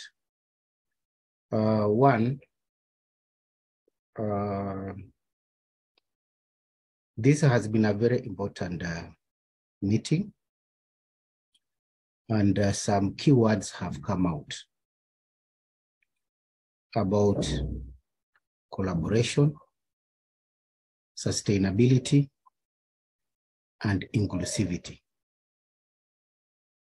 We have further been told about proposals and actions related to the Ocean Decade. And for us to achieve through those actions that have been provided, we have to strengthen linkages. Cooperation has to have commitment, strengthening linkages, engaging people at different levels to share and inform, as well as building consensus towards the sustainable use of our ocean. Dr. Maluma outlined the value of the ocean to our lives, which cannot be overstated. So it is upon us to cooperate and ensure that no stakeholder is left behind. In Kenya, you know how public participation is very key, as defined in the Constitution. So on that basis, cooperation and collaboration is very important for us to achieve all the points that we have stated here. Secondly, the launch of that book. It is a milestone in Kenya, especially with respect to the development of the Marine Spatial Plan. As Edwin has said, this is a key instrument that's going to provide guidance to ensure that there is further collaboration and engagement with all the sectors that are relevant to the development of the Marine Spatial Plan. And now that we have a committee in place, this document is going to provide guidance for better understanding, as well as sensitizing the relevant stakeholders and the communities so that they embrace this tool that is going to be very, very important in the exploitation and the sustainable use of our ocean. The government will continue playing its role, that is fast-tracking the ongoing reforms in policy and regulatory frameworks so that we have an enabling environment for the various sectors to perform well, to work well with the key stakeholders in the management and sustainable use of the ocean. Kenya is on the forefront in matters of blue economy. We have participated at both national, international, and regional level, and we have our role to provide leadership in the region. And with the launch of this book, that is a milestone that is going to add value for fast-tracking the utilization of the resources in our ocean. So we want to thank the key partners, IOC, UNESCO, the government of Sweden, the EU, and the NGOs like TNC for their collaboration, for their support, and serious engagement with us to ensure that the investments that we anticipate to have in the ocean environment is going to be possible because of the development of the Marine Spatial Plan that's going to guide the way forward so that it is accepted and embraced by all the stakeholders that are involved. So we don't want to take, I don't want to take much time because you have some time limit here. Once more, we want to thank everybody who has participated in this virtual meeting, and also those ones who are able to do it physically, that this is just the beginning. Tomorrow and on 8th, we also hope to link up at Bamboo Beach for the face-to-face occasion of this important celebration. Thank you very much, Dr. Nina.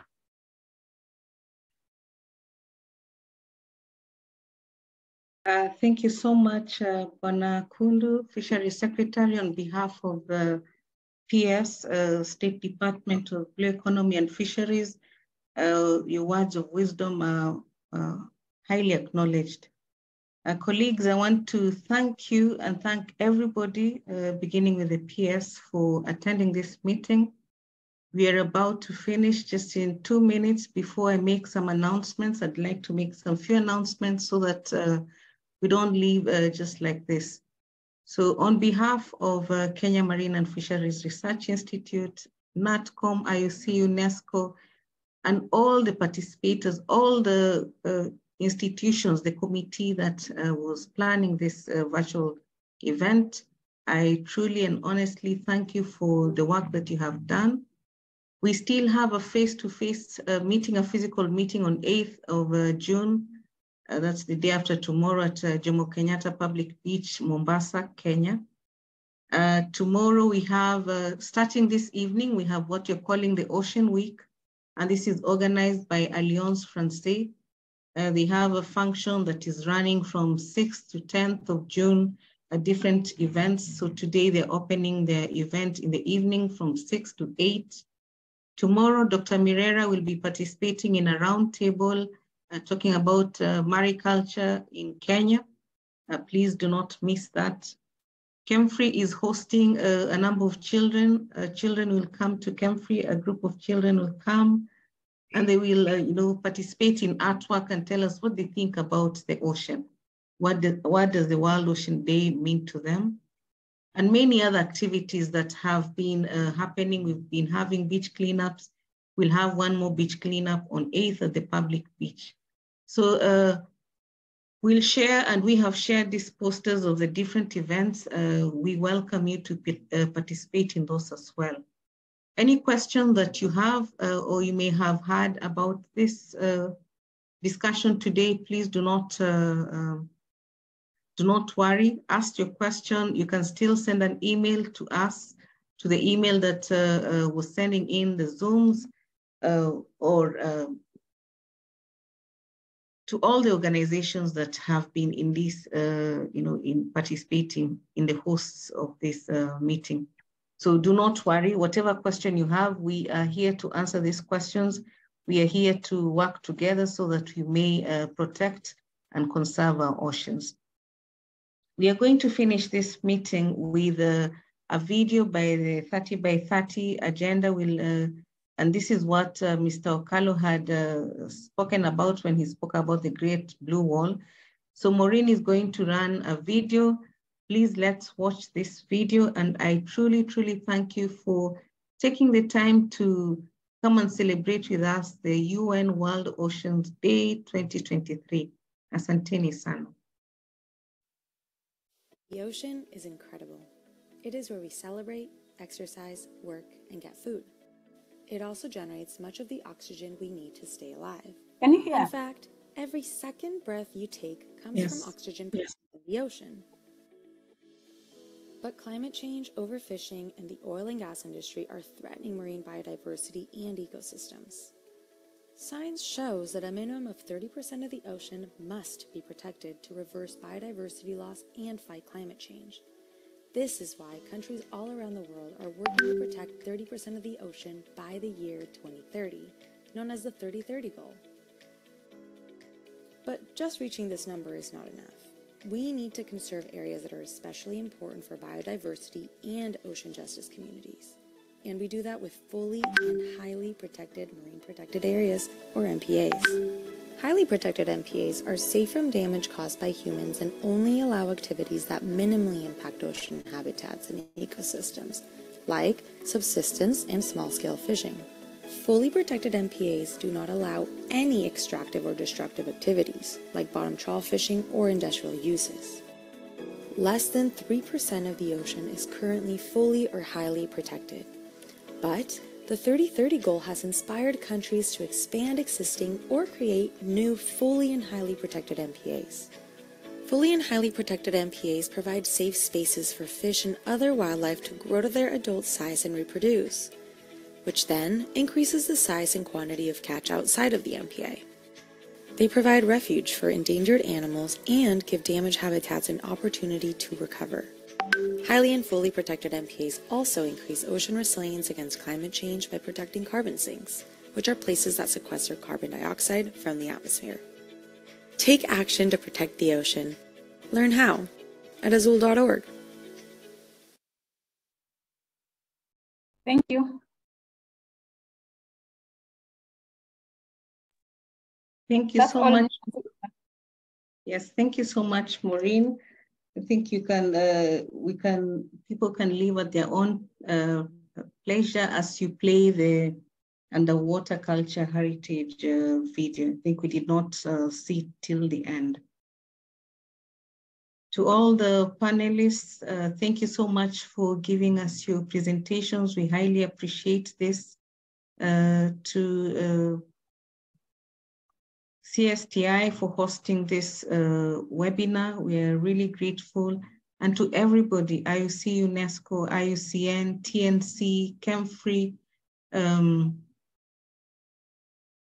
KMA. Sorry.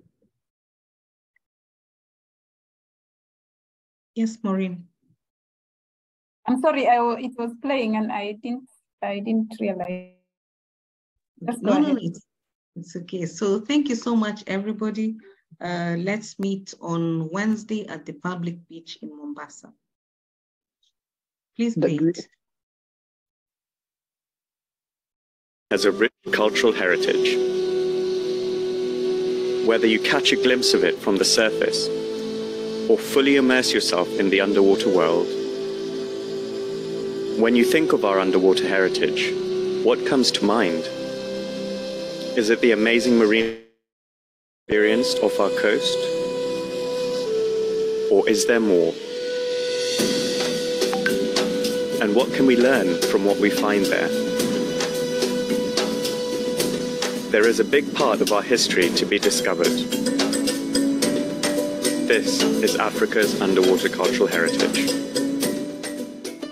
Underwater cultural heritage actually has a number of meanings depending on where it is found and where it is located, but universally, as per UNESCO, is all traces of human remains that have been underwater for more than 100 years.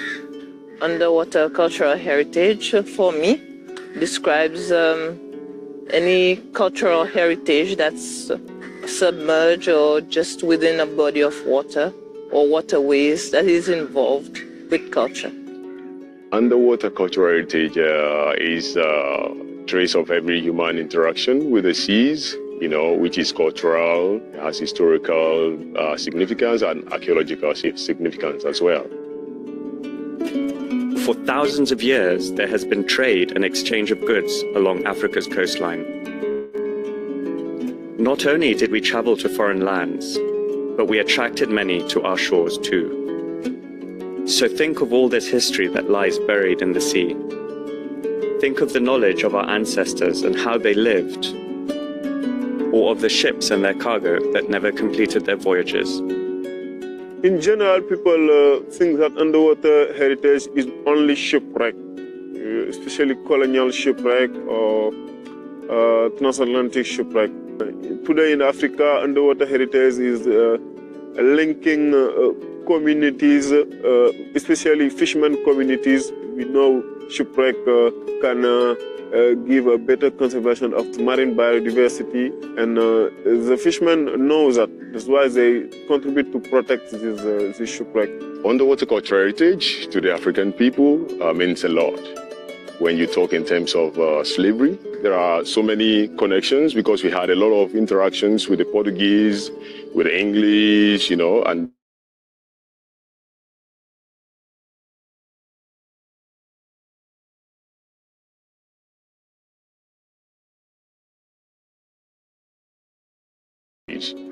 changing civilization globally.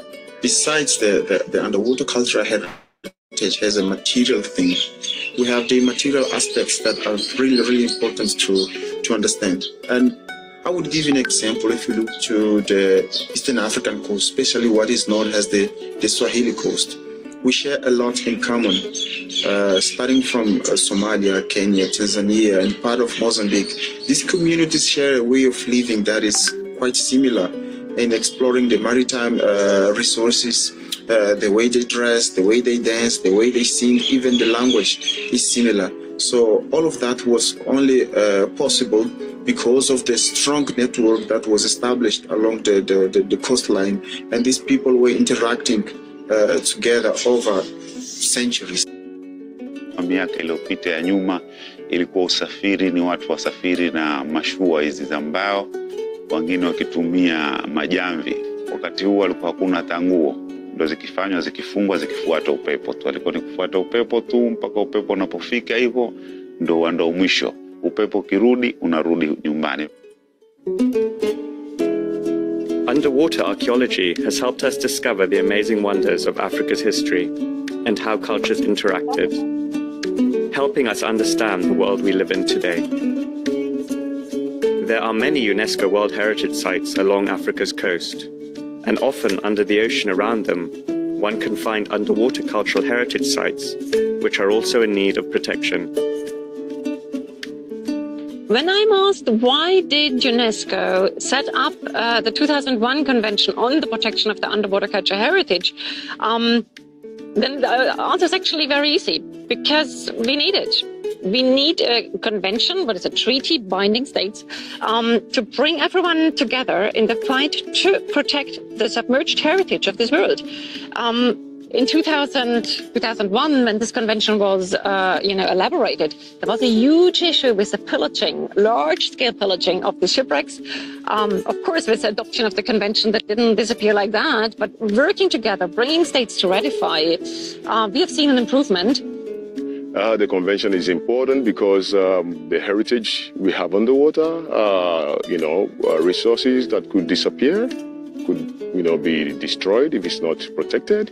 So with those regulations, we have the hope that those things can be well protected, managed, and then sustainably utilized for the future. The UNESCO 2001 Convention is such a strong and a powerful document that helped first prevent this treasure hunting activity, and second, it set the basic aspects on how the scientific research should be done.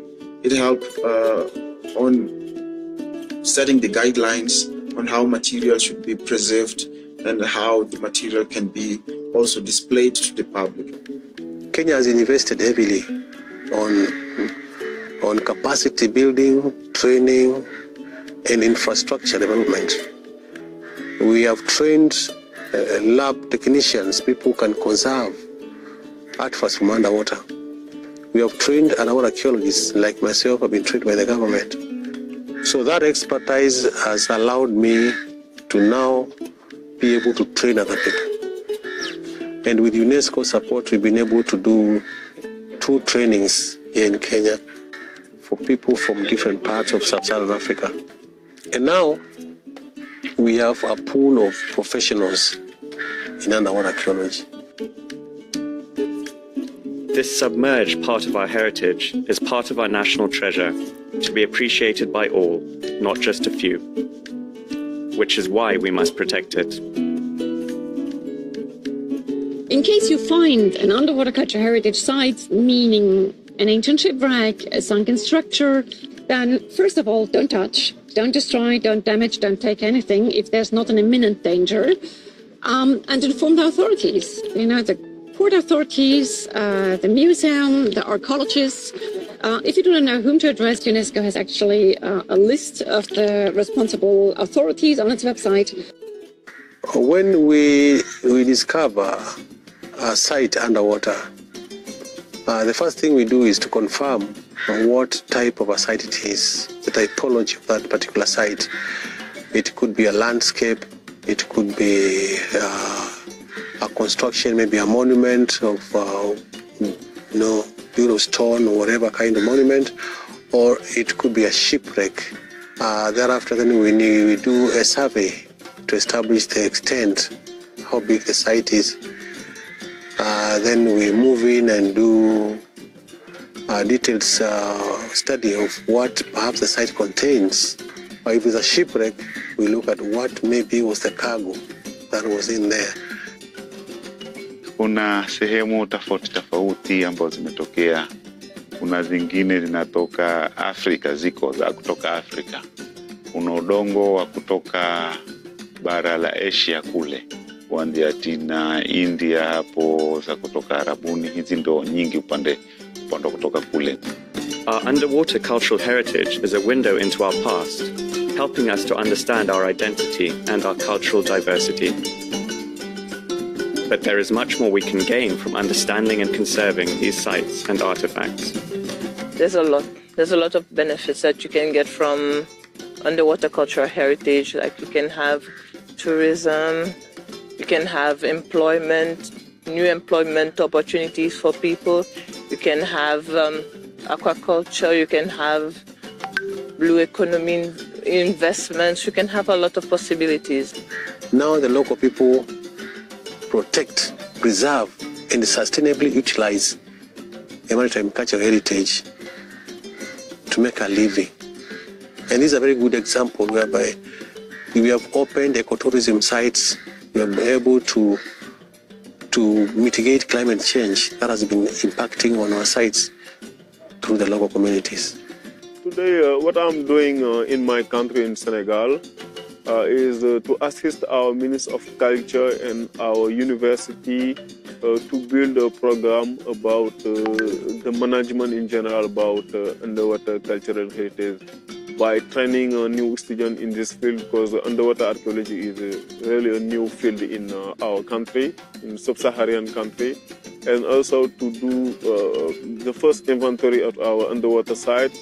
And also the things that we are doing now is to try to do an itinerary about diving tourism. You know, the benefit of protecting underwater cultural heritage is, first of all, protecting our own past and identity. But there's more. 37% of tourism today is based on cultural tourism, on cultural appreciation of sites. So, of course, protecting and showing underwater cultural heritage sites can make a big impact on sustainable development.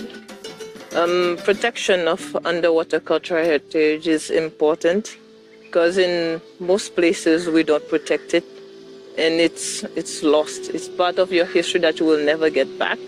Something that is somebody else's property now and you cannot get it back. You cannot identify yourself, your culture, where you came from before. So I think it's important to just keep that connection you have with the past and where you came from originally. Hizi vitu tukihifadhi ni faida kwetu. Vitu zinatoka kiholela. Kama hivi zitatoka hizi, tutakuja tutachukua, nunua, chukua, ende nazo. Kesho hatuna sisi historia. Zitakuwa zimepotea. Underwater cultural heritage is very important. It's a resource that could be destroyed if it's not well and properly handled. And what we're doing right now, partnering with ocean scientists as underwater archaeologists to be able to do more and to be able to map, the water, the oceans, the seas and all that is very important and crucial. Let us appreciate our heritage. Let us preserve our cultural heritage. Whatever we see that we don't understand it is, let's report this to the government. Let's put our cultural heritage together. Let's save it and let's protect it. It is our future and it's our life. As we have seen, across the African continent, passionate people are putting in great efforts to conserve our underwater cultural heritage. and there is still so much more to be uncovered in Africa's waters.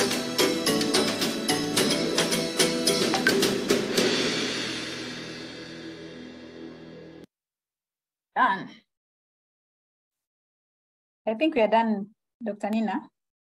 Yes, thank you so much, everybody. So let me end this poll.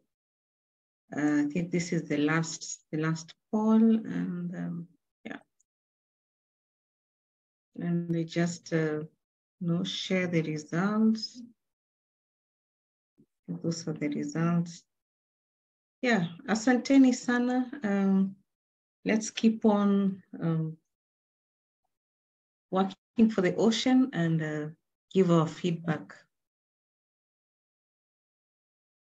May I ask us to have a lovely afternoon as we look at other engagements.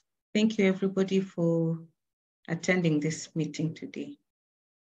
Thank you, Mr. Kundu. Thank you, Dr. Njogu, and everybody else who was working from the back end.